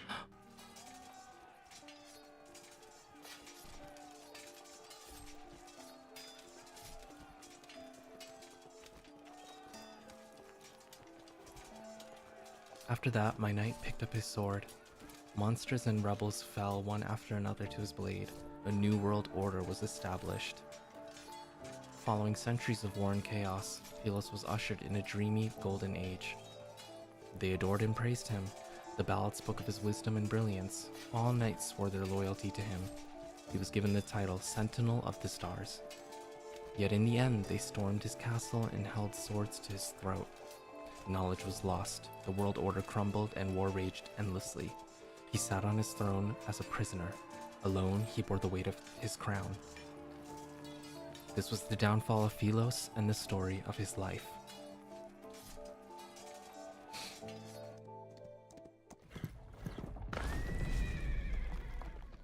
Horseshoes shattered the monastery gates for the 14th time, yet the acolytes still panic. What have you done to the river? The bishop dismisses everyone and closes the door, his ashen face displaying anger. You've discovered all our secrets. Royal blood flows through our veins. You, of all people, should understand that the planet will perish once we lose the protocore. The people of Pylos will be unable to achieve eternity. Whether it's in the Pylos of a bygone era or this city, the answer is still the same. The waters of the cinders and the planet's core can open the gateway to Pylos, so long as they're nourished, of course. Whether it's these revenants or our queen, they're all. Hasn't your tongue done enough lapping? You want to kill me? The guilty must atone for their sins. The tip of a sword is pressed against the bishop's throat. He steps back and looks up to meet a gold stern gaze. Have we truly sinned? You dare to claim the kings of Pylos were free of sin? Those moronic subjects were asleep. They were obedient, and they wouldn't scream a thing. But you woke them up and told them there were no deities to look up to and no roads forward. Don't you deserve death? Open your eyes. The chance to save Pylos is within our grasp, and yet you want to destroy it again. The planet can die. Let it all return to naught. A world that can only survive through sacrifice should have never existed in the first place.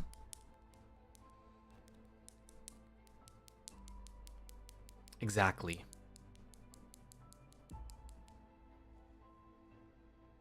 You can't bear to see her die again. That queen you failed to protect.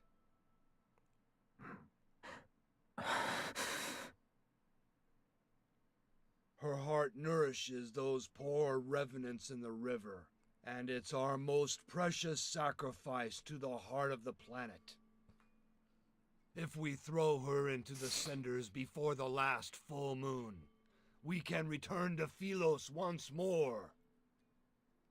So many have already been sacrificed. She's been sacrificed once before. What's wrong with sacrificing her again? Girl. You were the crown prince of Philos. I'll let you be the king. Period. Your tired rhetoric never changes. This time, we'll find out if it's your call or mine. The planet needs nourishment if it is to survive. Both you and her are suitable for that role. If you want her to live, you know the price you must pay.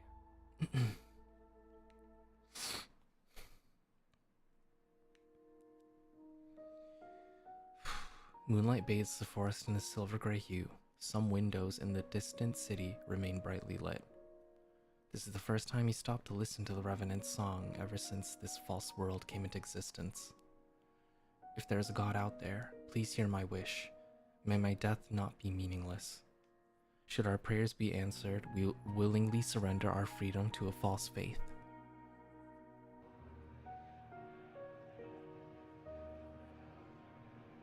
Night falls and the Revenant's hymns tremble with the rustling leaves. Moonlight appears dimmer compared to before. In the garden, that single wavy leaf sea lavender remains exposed under the moon. A lot of time has passed, yet the flower still hasn't bloomed. Yes. Is it because there's no light? He nods. It needs to be somewhere with light. Is your horse truly nameless? He thinks for a few seconds and his voice is certain this time. Shadowbind. I only thought of it now. With the new name, Shadowbind tosses his head and neighs loudly. I try to stroke his mane.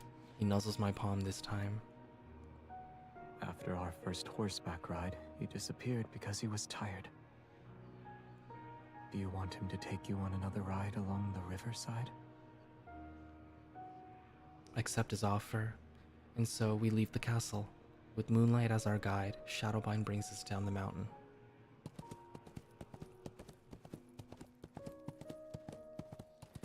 The castle and mountains disappear behind us. Wind races through our hair, and dry branches sweep past our ears. We ride past burial grounds and abandoned cities. Fireflies sparkle between blades of grass, and the frost-white mountain paths wind beneath us under the moon.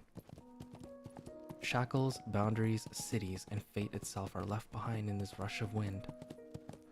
We race into the night as it deepens and charge toward the boundless horizon.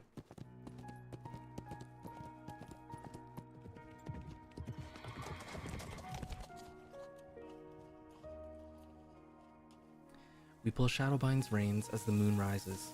We sit side by side in a field of flowers near the riverside. I tear blades of grass into pieces and drop them into the water one by one. Some sink and others are blown away by the wind. When he notices I've entangled the ends of his hair around a flower stem, he doesn't get angry. He slowly untangles it instead. A moment later, he plucks a blade of grass and tickles my cheek with it as if to punish me.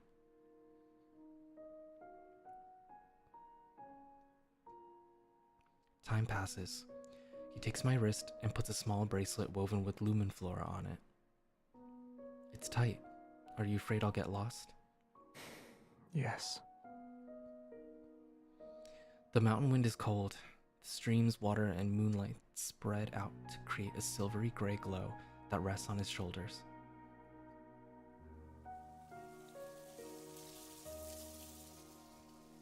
My eyes are half closed when I rest my head on his lap.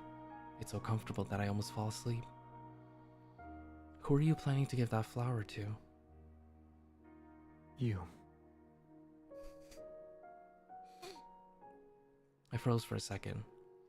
I hadn't told him my memories were coming back, but a thought started to form. Maybe Xavier had known who I was all along. But I didn't know why he kept it from me, or what he'd really been through after I left. The past was like those rusted swords hidden in the flowers, left behind and forgotten. I remember the sword he once wielded was reminiscent of Moonlight. It's just like him. Do you know how to use a certain kind of sword, Xavier? Why do you ask?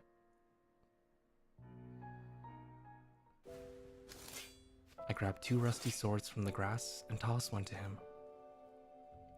It's nothing. I realize we haven't even sparred once.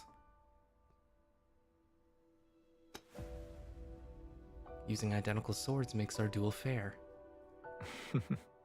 All right. Oh my god. First move, second move. Your strikes are too slow. Yet I still managed to block your attack. 10th move, 20th move. These techniques are all too familiar. He extends his fingers, slides his hand down along my blade, and strikes my wrist. A tingling numbness shoots through my wrist and I almost drop my sword. You... Stay focused when you spar. 21st, 25th. Who taught you that?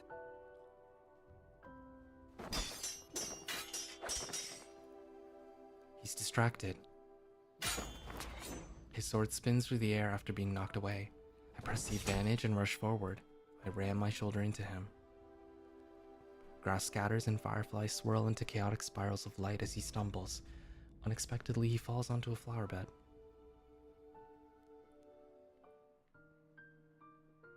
The tip of my sword pierces the soil near his face. The duel ends with me as the victor. I suppose the prophecy was correct. Xavier, I truly am destined to defeat you. A deal's a deal. This city is now under my control. Instead of struggling, he calmly tilts his head to the side and places his palm over my sword hand. I remember you saying you'd stand by my side. If that's the case, then our swords should be pointing in the same direction. Well... You still haven't told me who taught you that move. Dissatisfied with my evasive answer, he brings that up again. I don't know. If you've never seen it before, then I can only guess it's unrelated to you.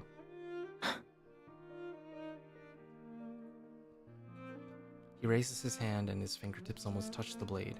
He turns his wrist. Before I can react, he flips our positions. Holding my wrist, he pins me down. Xavier, our duel already ended. You didn't say we should stop, so it wasn't over yet. Instead of backing away, he leans in. His nose almost brushes against my face. I taught you that move. You said our swords should be pointing in the same direction.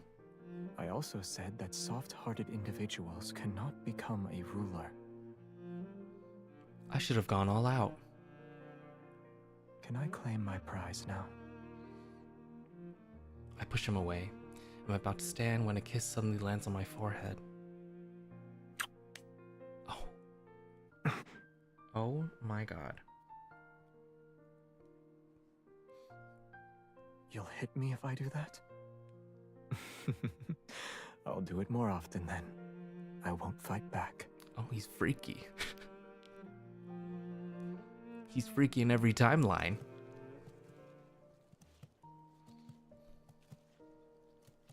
On the way back, he carried me on his back in silence, his figure seeming to hold up the entire night around us. He's willing to tell me stories about his past this time. So, how wonderful was this forgotten queen? Very. Maybe you're the only one who thinks so. Many of Philos's myths and stories exist because of her. She issued an order that forbade anyone from entering that man-eating forest. She offended the entire Council of Elders. I knew it. We stopped it. Sacrificing yourself is a simple matter. Bearing condemnation while walking into darkness is not. Perhaps the Mad King who's condemned by all is the person who can save Philos. Remembering the rumors I'd heard from those little revenants, I gently tapped him on the shoulder. A book said he refused every marriage proposal sent his way. Is that true? What do you think?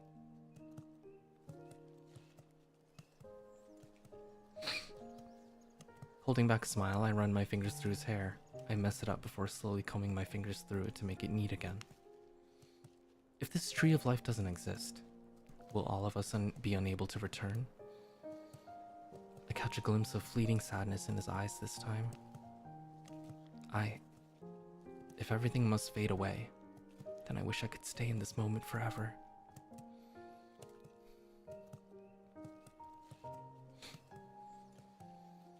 We return to my room after walking through the moonlit corridor.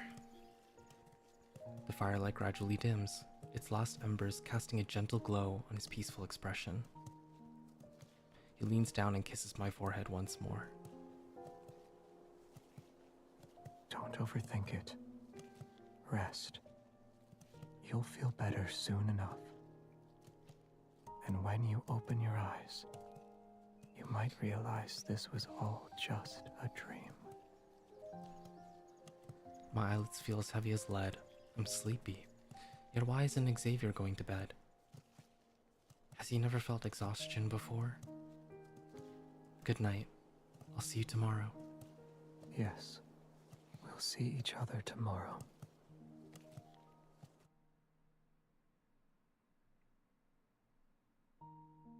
I recognized you the moment I saw you. When you return to Philos and see I'm not there, will you be angry that I deceived you again? There's a spaceship docked at the northern edge of Starfall Forest. It should still be working. Coordinates have already been inputted into the navigation system. You can leave if you want. It'll take you to that beautiful little planet.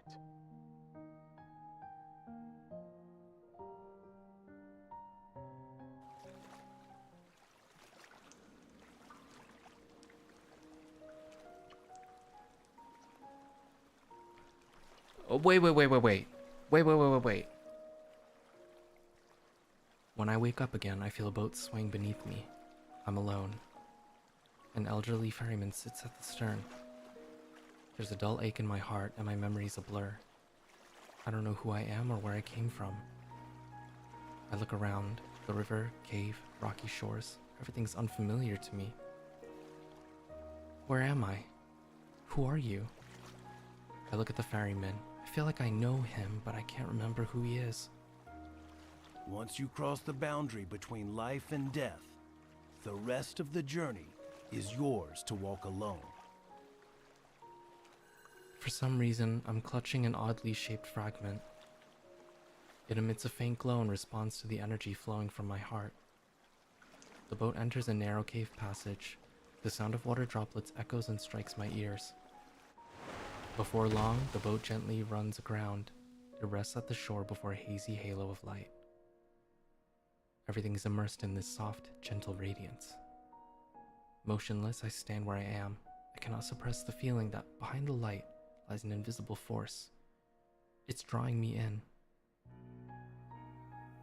The faint sound of the wind approaches from a distance, as if it's coming from the entrance to another world.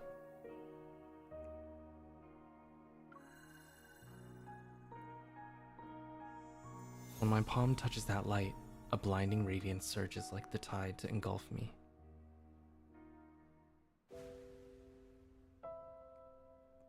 When I open my eyes again, I find myself in an unknown place. There's no sky above and no earth under me. The world floats in a sea of consciousness. The air is moist and seemingly flowing with life. I can almost believe that I'm positioned at the end of a circulatory system that's making its way back around. What is that? Countless fine veins of light extend from a main trunk, their rhythmic flow resembling the breathing of a large organism. It's a beautiful, enormous tree. Go a little further ahead, and you can return to where everything began.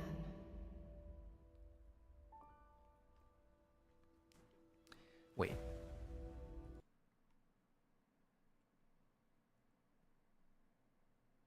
I'm turning on low power mode. Who are you? Our fates are similar, and yet they are different. I sensed your presence when you entered the heart of the planet. The heart of the planet? I feel like I know that place very well. You must be feeling very confused right now. Wherever there is light, the shadow must follow, and together they'll coexist. Likewise, Cinderfell is the shadow of Philos. It is also a failed possibility that continues to expand. So Cinderfell is heading towards its destruction too? Why am I here then? Just like how you saved Philos, you possess the power to save the city of Revenants. Old memories wash over me. I sat on the throne and waited for a long time, but my knight never returned to me. They told me the only way to save this planet is for me to walk into the heart of the planet. But if I willingly became nourishment for Philos, then why do I still feel pain and loneliness? Was I not prepared to be sacrificed? Was I waiting for someone to find me? But this time, I refuse to repeat the same mistake. I refuse to be Philos' salvation, and I refuse to be everyone's hope. The Chosen One is nothing more than a tool for selfish people who want to keep their immortality. Be it in Philos or in this city of Revenants, it's all the same. You are correct. Philos' destruction cannot be prevented. There was once a king. When he was still a knight, he reached the same conclusion. To truly save those trapped in eternity, one must return to the correct divergence point and create new possibilities. The current Cinderfell is but a false branch. It's a tributary destined to run dry. Are you talking about going back in time? When is the correct divergence point? She lets out a soft sigh. The two of you chose different methods to save the planet. Neither was right nor wrong. But salvation should never be achieved through sacrifice. The path of backtracking is dangerous. Success is far from guaranteed. I remember him bidding me farewell in the empty palace. His lonely figure walked away from the royal court. From that moment, the two of us and the planet we inhabited created different tributaries of fate. The ether core within you shares the same origin as this planet. Its power is from the depths of the cosmos. The protocore will mend the fractures in this world and allow that eternal city to become a reality. Before its power is depleted, it can grant you one last choice. You can return to the divergence point he created, or remain in this false Philos. Everything is in your hands this time. However, I must warn you, if you choose to return to the past, this world will immediately collapse. Philos' fate might find a new hope, or it will march toward irreversible destruction once more. Even you shall become an unknown variable. Have you decided? I want to go back. In the boundless passage of time, eternity is nothing but stagnation, and existing in such a state is meaningless. More importantly, Xavier shouldn't be trapped in that darkness.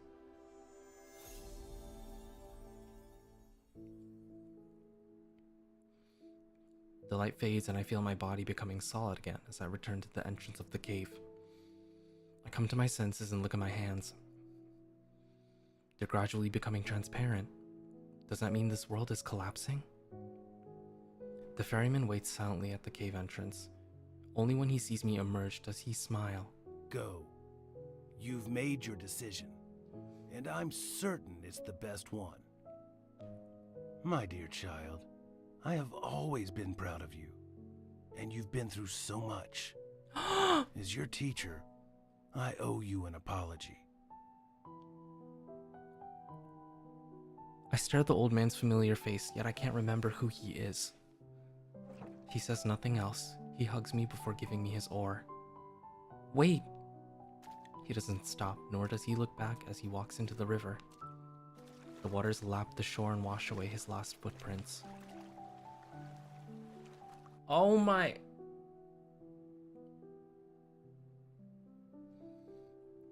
The small boat rocks back and forth as it sails along the inky black river. Acting as my guide, the glowing orb of light that was hanging from the bow vanishes once the boat docks. Shadowbind anxiously paces back and forth along the riverside. He calls out to me when he spots me. Are you going to take me to him? Shadowbind stomps his hooves before galloping off with me on his back. We're heading to Cinderfell. In these final moments, I must be by his side. No matter what happens, we'll stand together.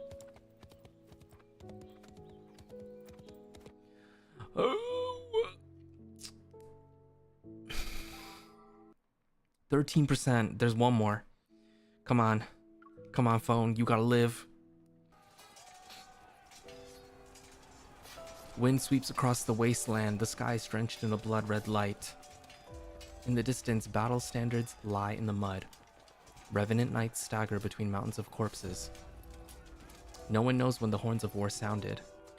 On this night soaked in unnaturally bright moonlight, the Revenants are reminded of the great battle that destroyed Philos. The king who destroyed Philos is the sinner who destroyed eternity. You decided to face me alone. Shall we make a bet? Let's see if these people you're trying to save, in spite of your tainted reputation, believe... All survivors of Philos, your former king has rendered your sacrifice. Hordes of Revenants walk. They drag their stumbling feet as they approach the city walls step by step. Broken arrows and spears lie scattered on the ground. Meanwhile, he is encircled by thousands of Revenants. Countless spears are thrust toward him, countless blades slash him. The Revenants have been consumed by their hatred and despair for too long. They need a living sacrifice to pay the debt they owe to the dead. Yet Cinderfell was never meant to exist. It doesn't belong to the living or the dead. The light blade that once protected the kingdom has transformed into the dark blade that slays the dead. Before its collapse, he entrusted the Protocore to me, along with Philos' last chance of survival. From that moment, I was the only person who could access the Divergence point and return to Philos. Yet he would remain trapped within this madness in eternity's embrace until the apocalypse arrives. The massive sword roars as it slashes and cuts. It impales one Revenant soldier after another as they lunge toward him. However, the Revenants slowly realize the blade that once struck fear into them can no longer reduce them to ashes. Silence lasts for a moment, then they erupt into a frenzy. That sword is no longer the arbiter of death. They cannot be destroyed. There's no need to be afraid. They celebrate, they howl, they surge like a wave toward the lone figure who still stands with the sword. Oh! Xavier! He turns his head, his gaze passing the flames and smoke of battle. When we make eye contact, surprise appears on his face. How did you... Why did you think I'd go somewhere without you? I spur Shadowbind through the Revenant horde. Without any hesitation, I charge toward him. As our paths intersect, I lean down and grasp his wrist. I pull him up behind me in one swift motion. I'm the one holding his hand this time. As our powers resonate, light swiftly coalesces and forms into a blade. Streams of light wind along the back of the blade. Power surges and boils between our palms. Before the Revenants can lunge toward us, I grab his hand. Together, we raise the sword once more. The two swords of the stars were always meant to point in the same direction.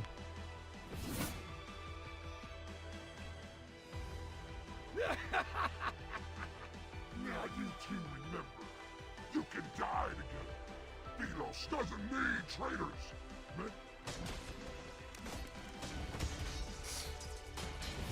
The great sword delivers a mighty slash. The wind howls and the very fabric of reality shifts. Amidst violent tremors, a rift splits open the sky. Countless golden rays rain down and slice the dark clouds like sharpened blades. Philos' apocalypse shall descend at long last. The light! It's the light! It's the sun! We've returned to Philos! our salvation! The sunlight is akin to a torrential downpour after a long drought. Delirious with joy, the revenants raise their heads and race toward a small hill formed by piles of armor. They're desperate to be the first one to touch the light. Yet, it's so dazzling and brilliant that it's impossible to look at. The revenants are forced to close their eyes. The black armor covering their bodies starts to crack. It happens once, but then there's another crack and a third crack appears. Crystals rapidly spread across the skin that's touched by light. They reach their shoulders, chests, and arms. It burns! Monster! Oh, no! This is a wanderer! Is this the price they have to pay? Their fate that's forged from lies, a pilgrimage built upon flesh and blood. All of it leads to an even more absurd death. The overwhelming flood of light knocks them down and breaks them. In the distance, atop a pile of armor, a lone figure remains. He sways as if he's about to fall, yet he struggles to stay upright. The eternity of Philos! It cannot! That body, which channeled the power of countless revenants, is like an arrow at the end of its flight. However, it stubbornly maintains a massive spectral form. In his despair, he turns only to see a light blade tear through the heavens. It rushes toward him with an overwhelming force. Light blades devour heaven and earth. Time seems to freeze in this moment. Then, there is silence. Shadowbind, who's beneath me, vanishes. No! As I'm about to fall into the sharp spears below, a hand grabs me. Xavier. The radiance of the sun and the moon emanates from his body, yet the heavy blade in his hand can no longer be lifted. The world falls into silence, only he and I remain. He kneels beside me, he silently looks at me.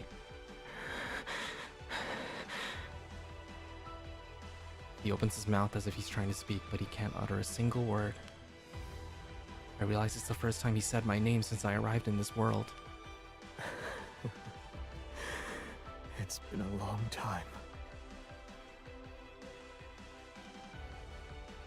He wipes away the tears from the corner of my eye, yet more replace them at a quickening rate. I don't understand how he can laugh while saying those words. The most important person in my life left me for a faraway place. I thought he would never return. The days we spent apart grew longer than the days we stood side by side. Was this your choice? I shake my head, then I nod. He doesn't actually know my decision. Good. The choice you made must be the best one. Lumen flora petals mingle with ashes and float into the sky dyed by twilight. Our story is coming to an end. No. Oh shit.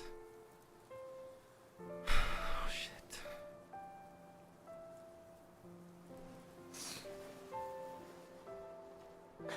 You said my shoulder was cold and a hard pillow, and yet you slept for so long. Do you like this one? I do like it, but on guard. You have a unique way of showing affection. I'm just testing how it feels.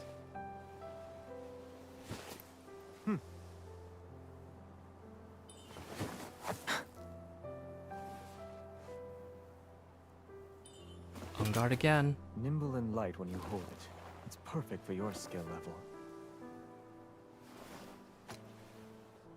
It managed to strike the crown, has good durability, and is good as a sword. It's well made, but the storm has passed in this world.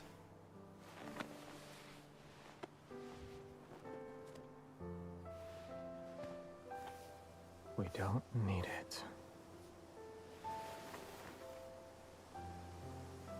Looks like you've been enchanted. You miss it already? Of course not.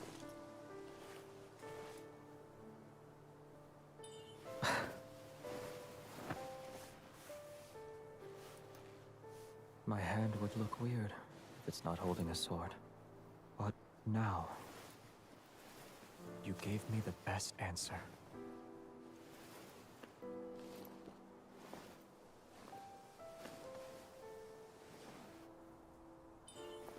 It's like a little bird's The tail. sunlight and flowers are too peaceful. We could use a lively friend.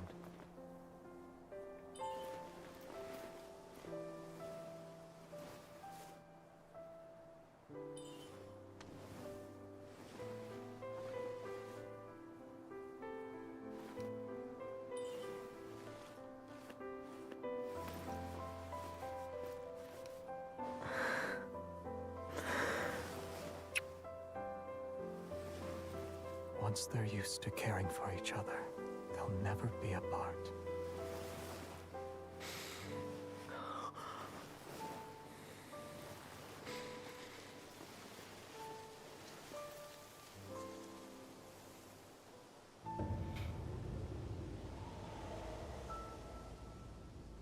Oh my god. Oh my god.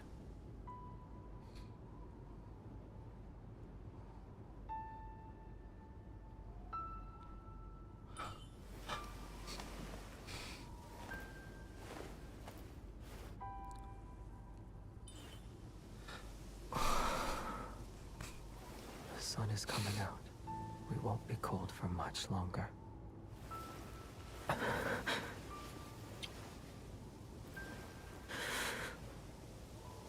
We'll always be together.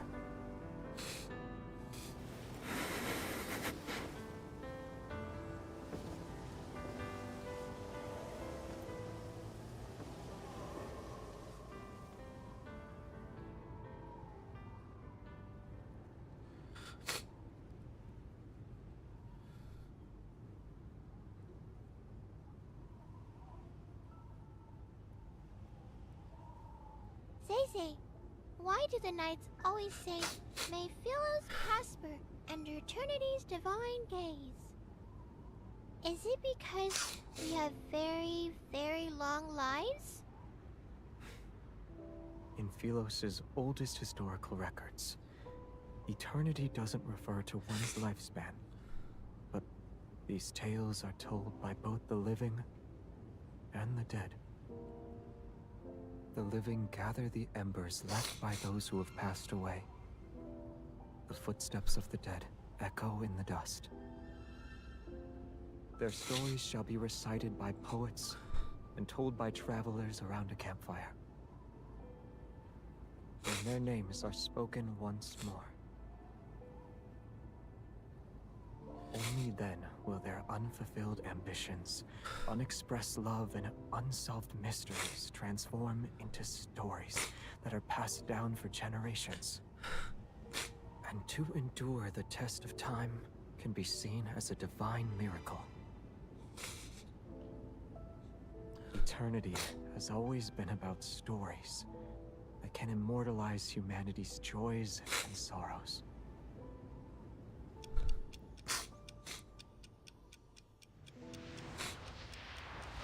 As soon as I let go of his hand, the world is released from some kind of constraint.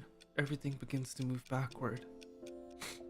My consciousness is plunged once more into that familiar darkness. But a beam of warm light gently lifts my body. In the rapidly flowing river of time, I witness many miracles I've never seen before. A tree learns to stand again from the scorched earth. A bird breaks free from the mud and takes flight. All the wilted flowers with faded colors return to the hands of knights rushing to meet their beloved. Tiny life regrows in the magnificent tapestry of fate. Time radiates outward with countless pathways leading back to the past, until everything slows down once more. At the very last moment, I hear a gentle voice speak. Thank you for choosing him.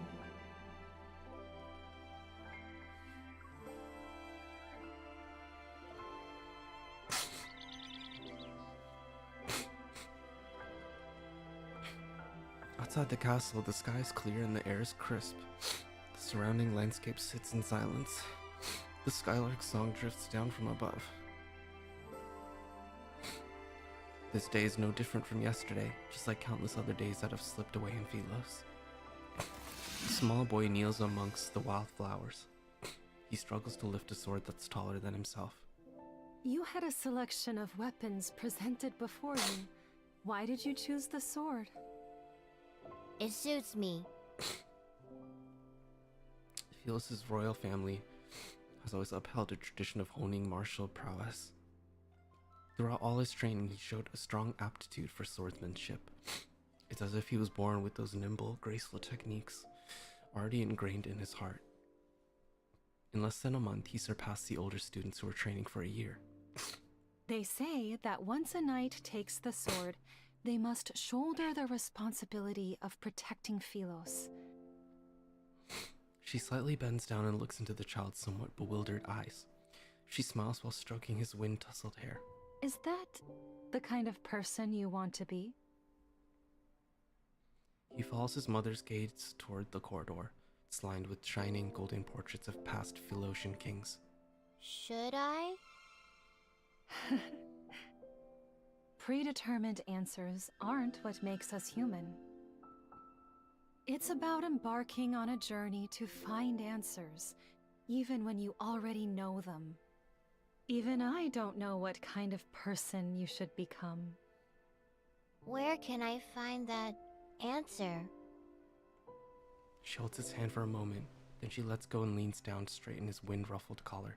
Gauge the paths you've walked, the people you've met, and the very depths of your heart. The farther you travel on your journey, the closer you are to that answer. The young boy nods. He sort of understands. When that time comes, will I know why I'm supposed to wield a sword? Yes. However, a sword is still a weapon. It can and will harm others. Knights wield swords for their king, and kings wield swords for their country.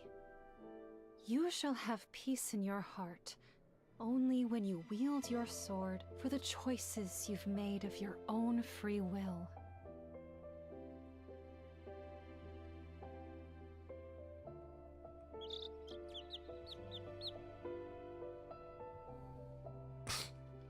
A field trip to a nearby star system? Who came up with that excuse?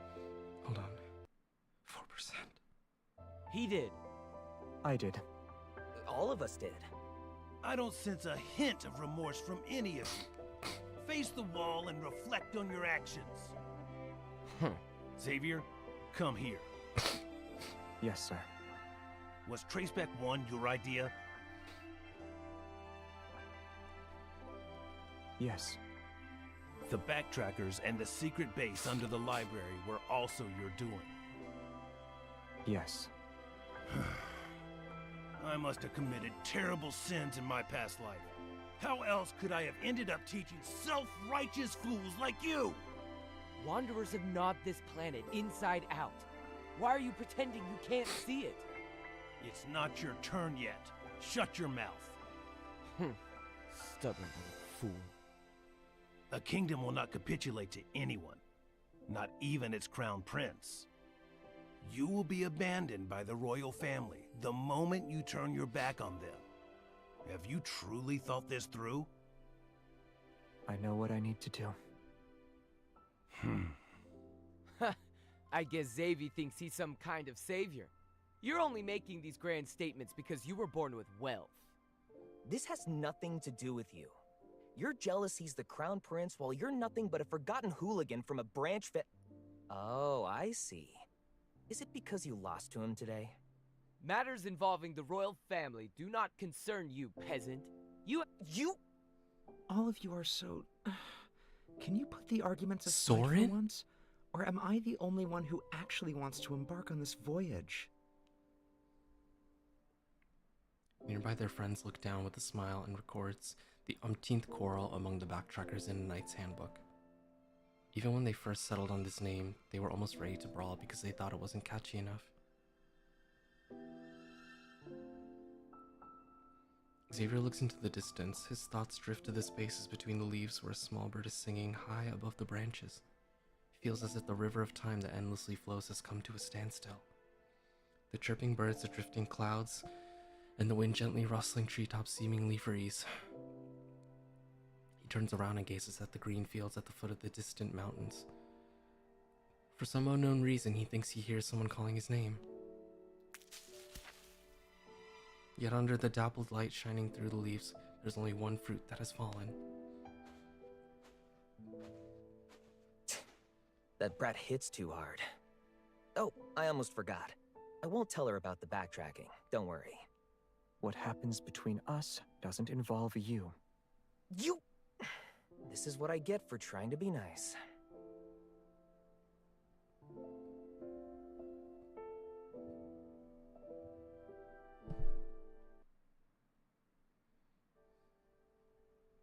It's time to go.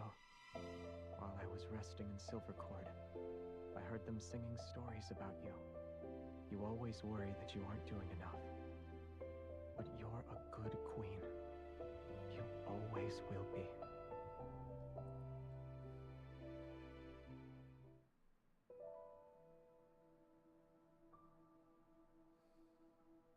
Traceback 2 is preparing for launch. We'll be traveling to a universe that remains unknown to us.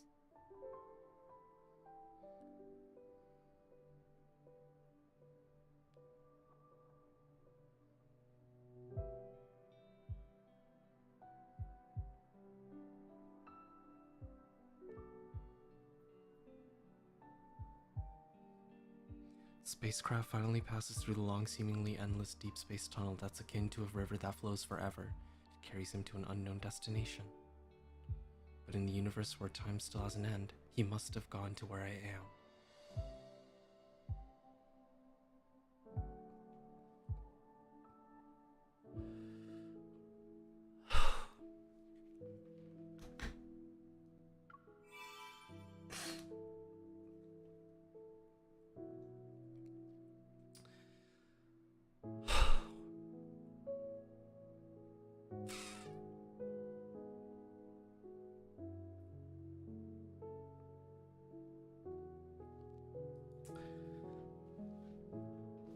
Oh my god.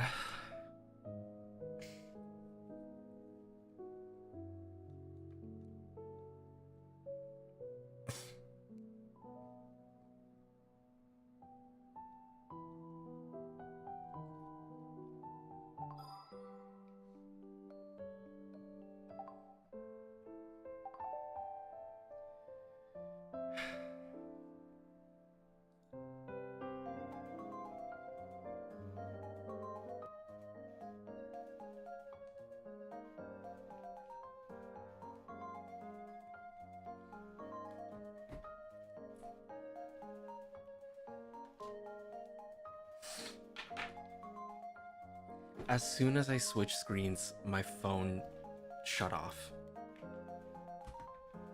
So we made it like just in time. Hold on, I need to...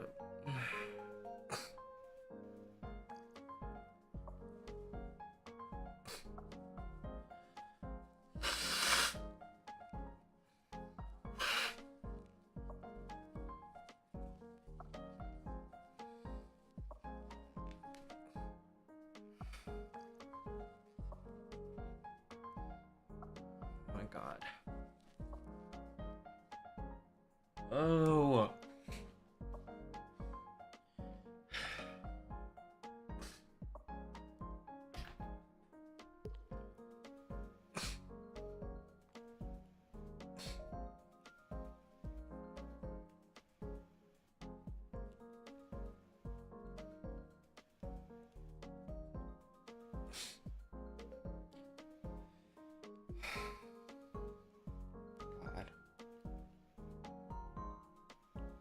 What the fuck?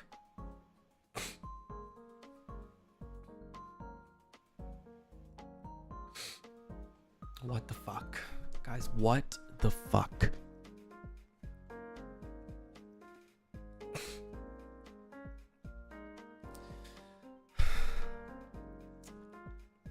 My God.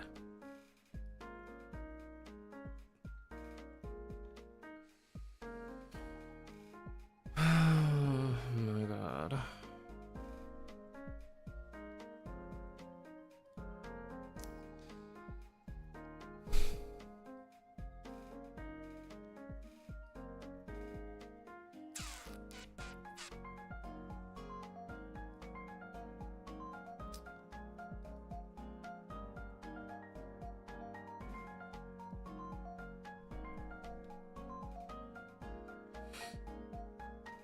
Yeah, I'm also glad that I ended up finishing the Light Seeker myth before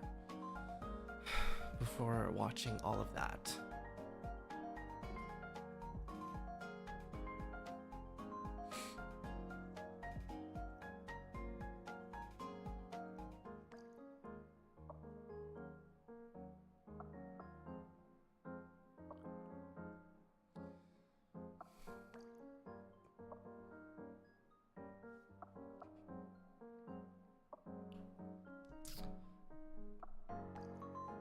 Yeah, and the mom.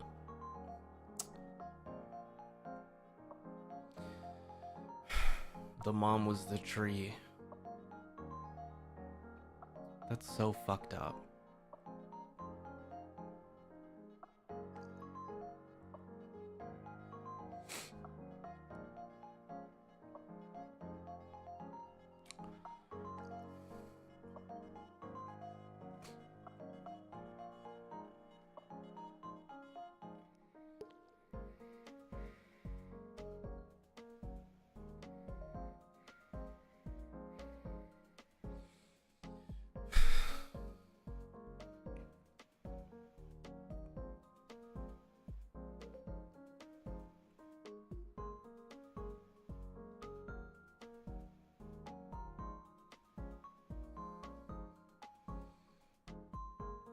This game, they make these myths and backstories and lore and timelines,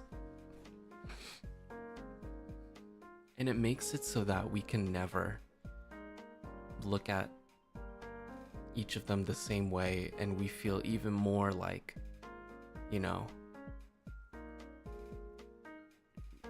we feel even more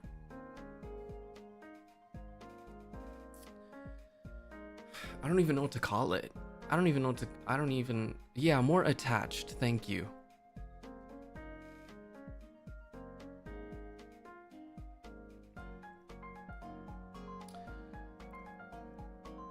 That transition at the end is going to haunt me in my dreams. That transition was diabolical. How dare they do that?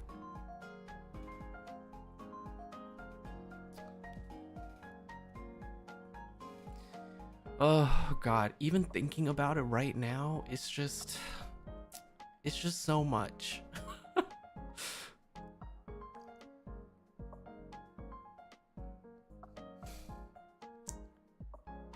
Yo.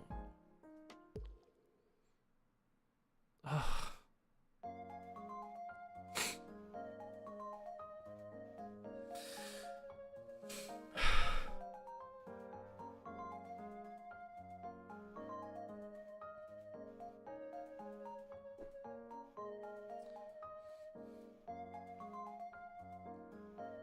That was not okay. God, I can't not think about that moment.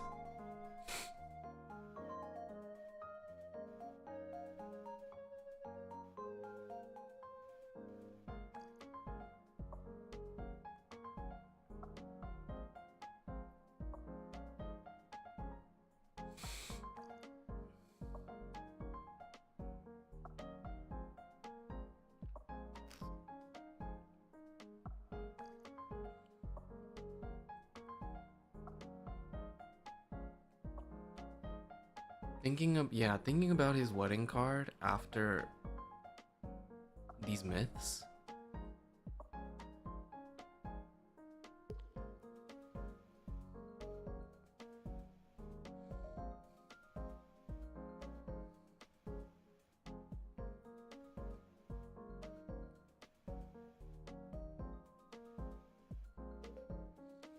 I'm so not okay right now.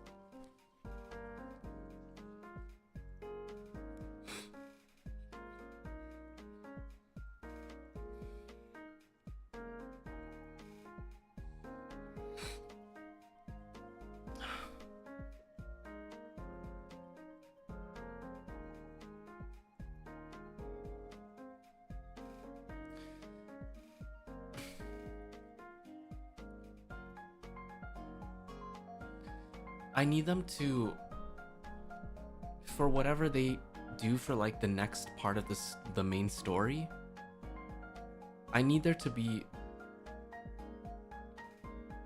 I need things to go upwards.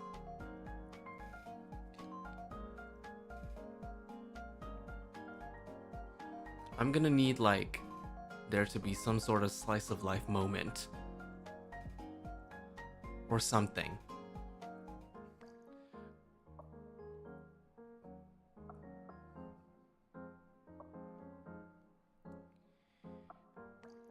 Or like, yeah, I'll probably watch back the other memories that are more happier.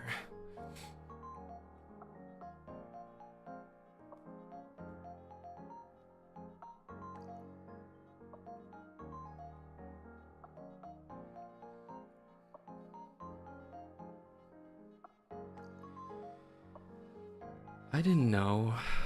Wow, I didn't know things would become like this. When I wish I could go back to when I first played this game all that time ago, when the game first came out, and I was playing and I was trying to roll for the wishes and stuff, and everything was romantic and cutesy and just, and not like this. Yeah, I wish I could have warned myself and been like, you like this game? You're gonna play it? You're in for it now. You are in for it now.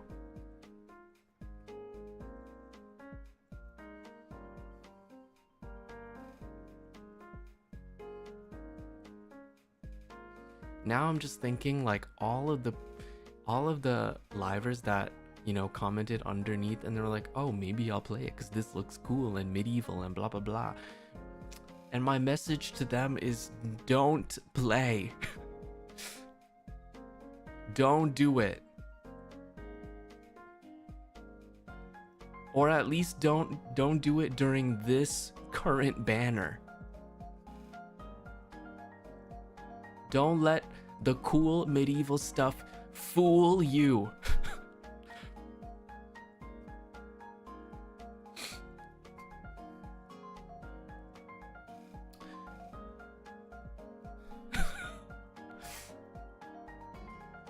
Save.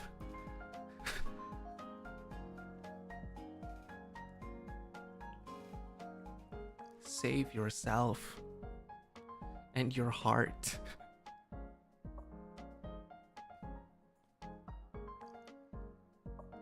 Yes, that is my 5-star review.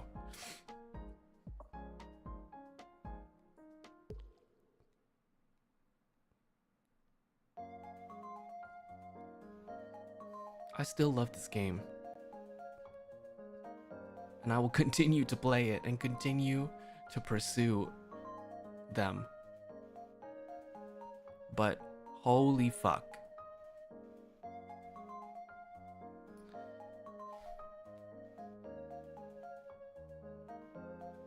God, if you, the people who played this game purely for, you know, the mini games and the battle aspect are lucky. They're living in ignorance because ignorance is bliss, but also at the same time they're not getting and diving into the real depth of this game and the story.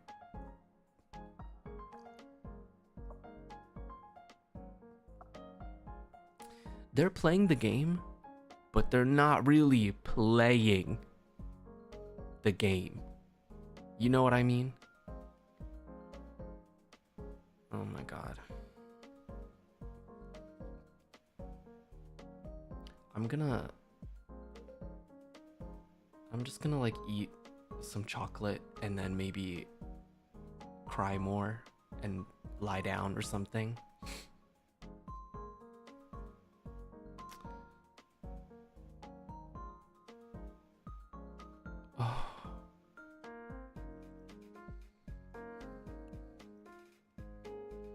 the way that I reacted to that you guys saw is basically the same way I reacted to Silas's myth.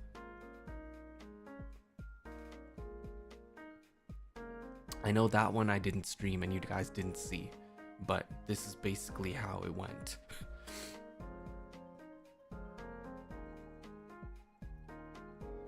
You haven't seen Silas myth? I cried so much for Silas's myth. But at this point, every myth you need to just be ready.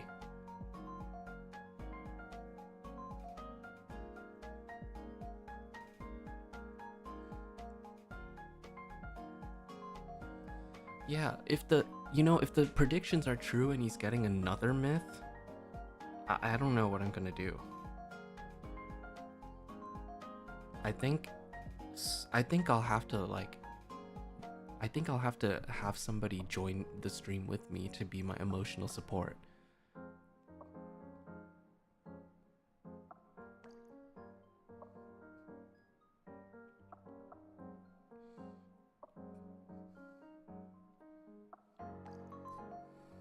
God, what the fuck? What the fuck? I need to DM Hazumi.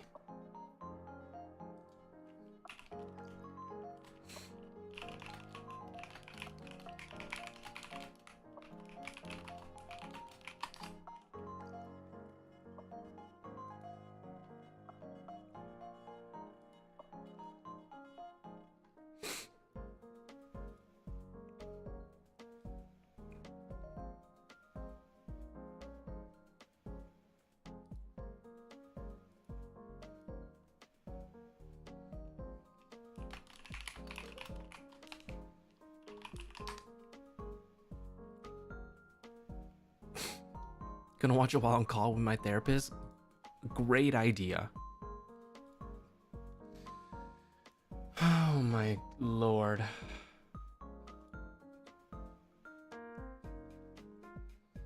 Okay, well, that was that.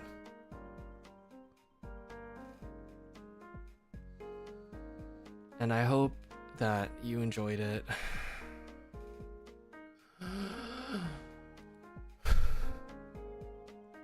I'm definitely not the same.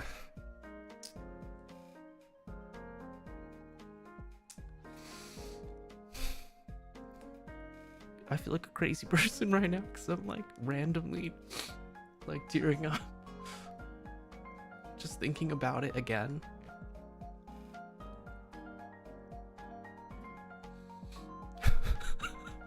I feel insane. Oh my lord. Oh my god.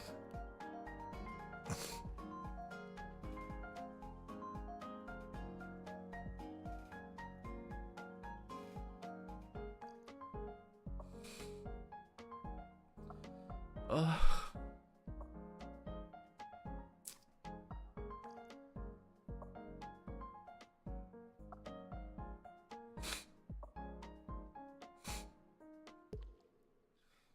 Yeah, I hope they're watching. I hope they're watching and they know that they did such a good job to elicit this kind of reaction.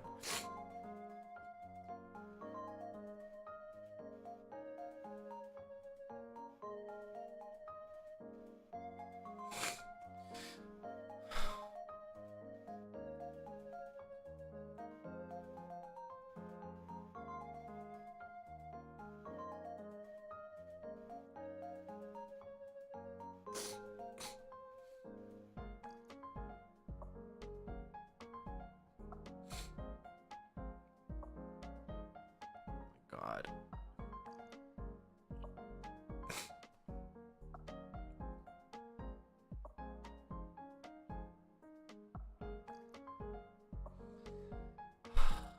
Why do they all have to suffer like this?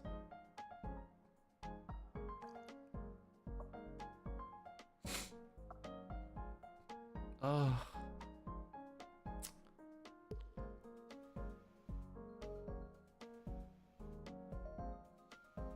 god, it's just...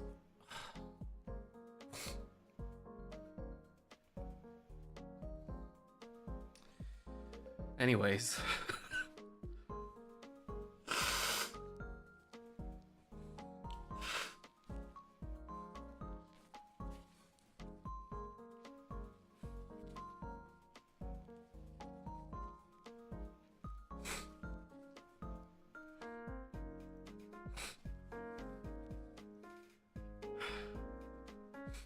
Just let them be together.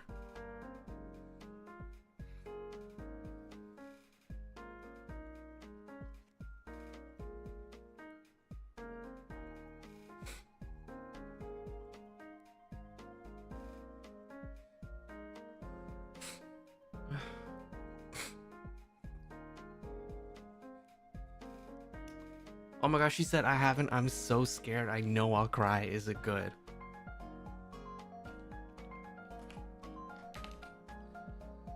I am sobbing tears live on stream. I'm not okay and will never be the same.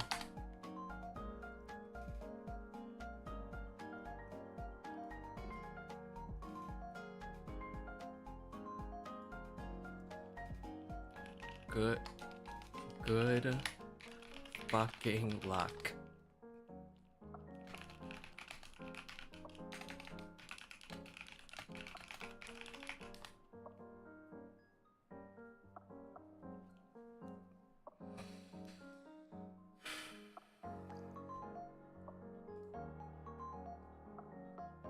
Okay. Well, thank you guys so much for coming to today's stream.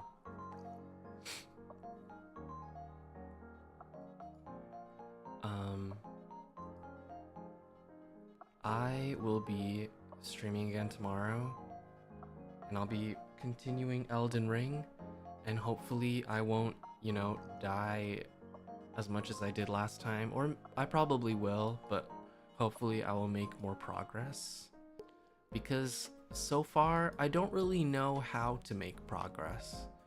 I'll probably DM someone who's more well-versed and see if they can help me.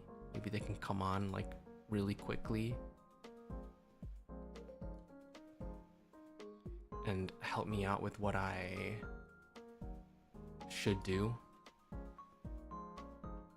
So yeah, I hope you guys are looking forward to that. In the meantime, let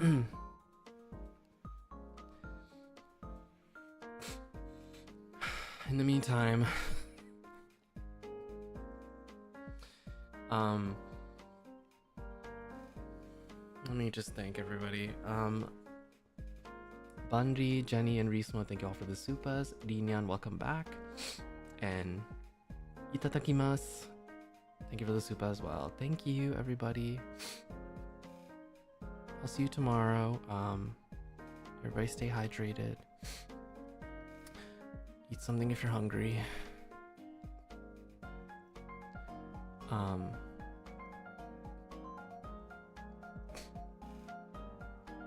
Wait, Hazumi's in chat? Wait, well, let me see. How come I can't see? Are you? Oh, there you are.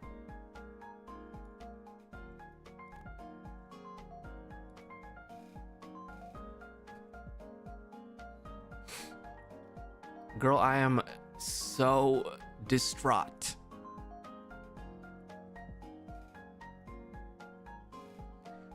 You have me so scared. You should be. You should be.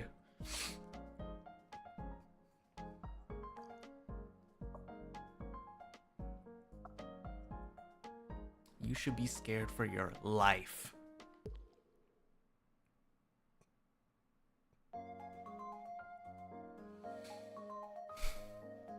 I need to just like lie down and I don't know. I just need to not be streaming. I need to end stream so I can just relax.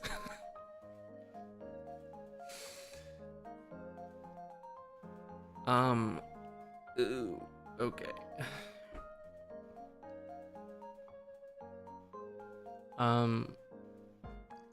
But yeah, everybody stay hydrated, eat something if you're hungry, take care of yourselves, and take care of each other when you can.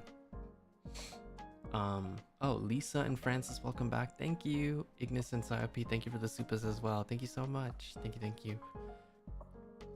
I'm gonna eat something sweet to counteract what we have experienced together. And I'll see you tomorrow. Mwah. Bye-bye, everybody.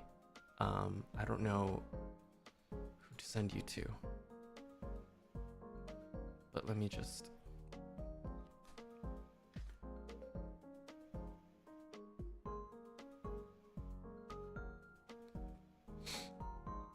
refresh my feed so I can just see who is on.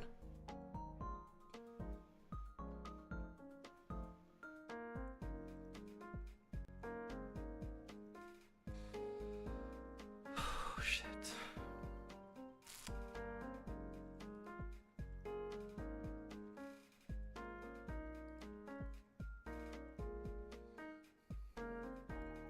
That's why every single other thing in the game is so lighthearted and fluffy. Because they knew that everything would be like this, and they needed a way to counteract it and cancel it out, so that we're all not just miserable the whole time.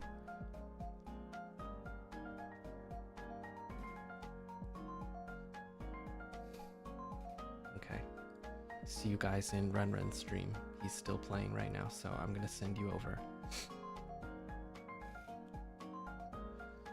Bye-bye. I'm crashing out. I need to crash out off stream. Goodbye.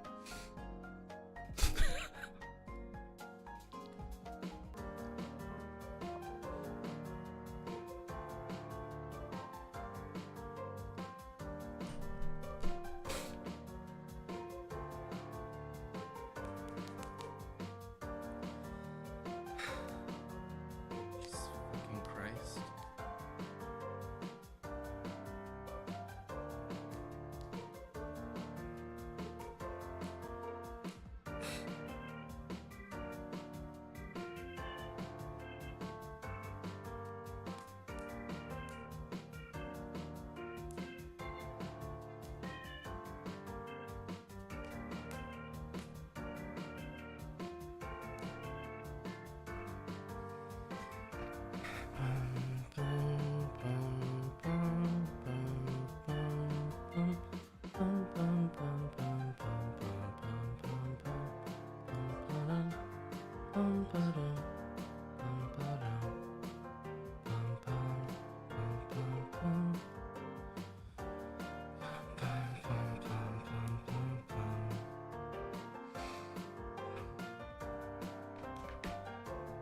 That's all.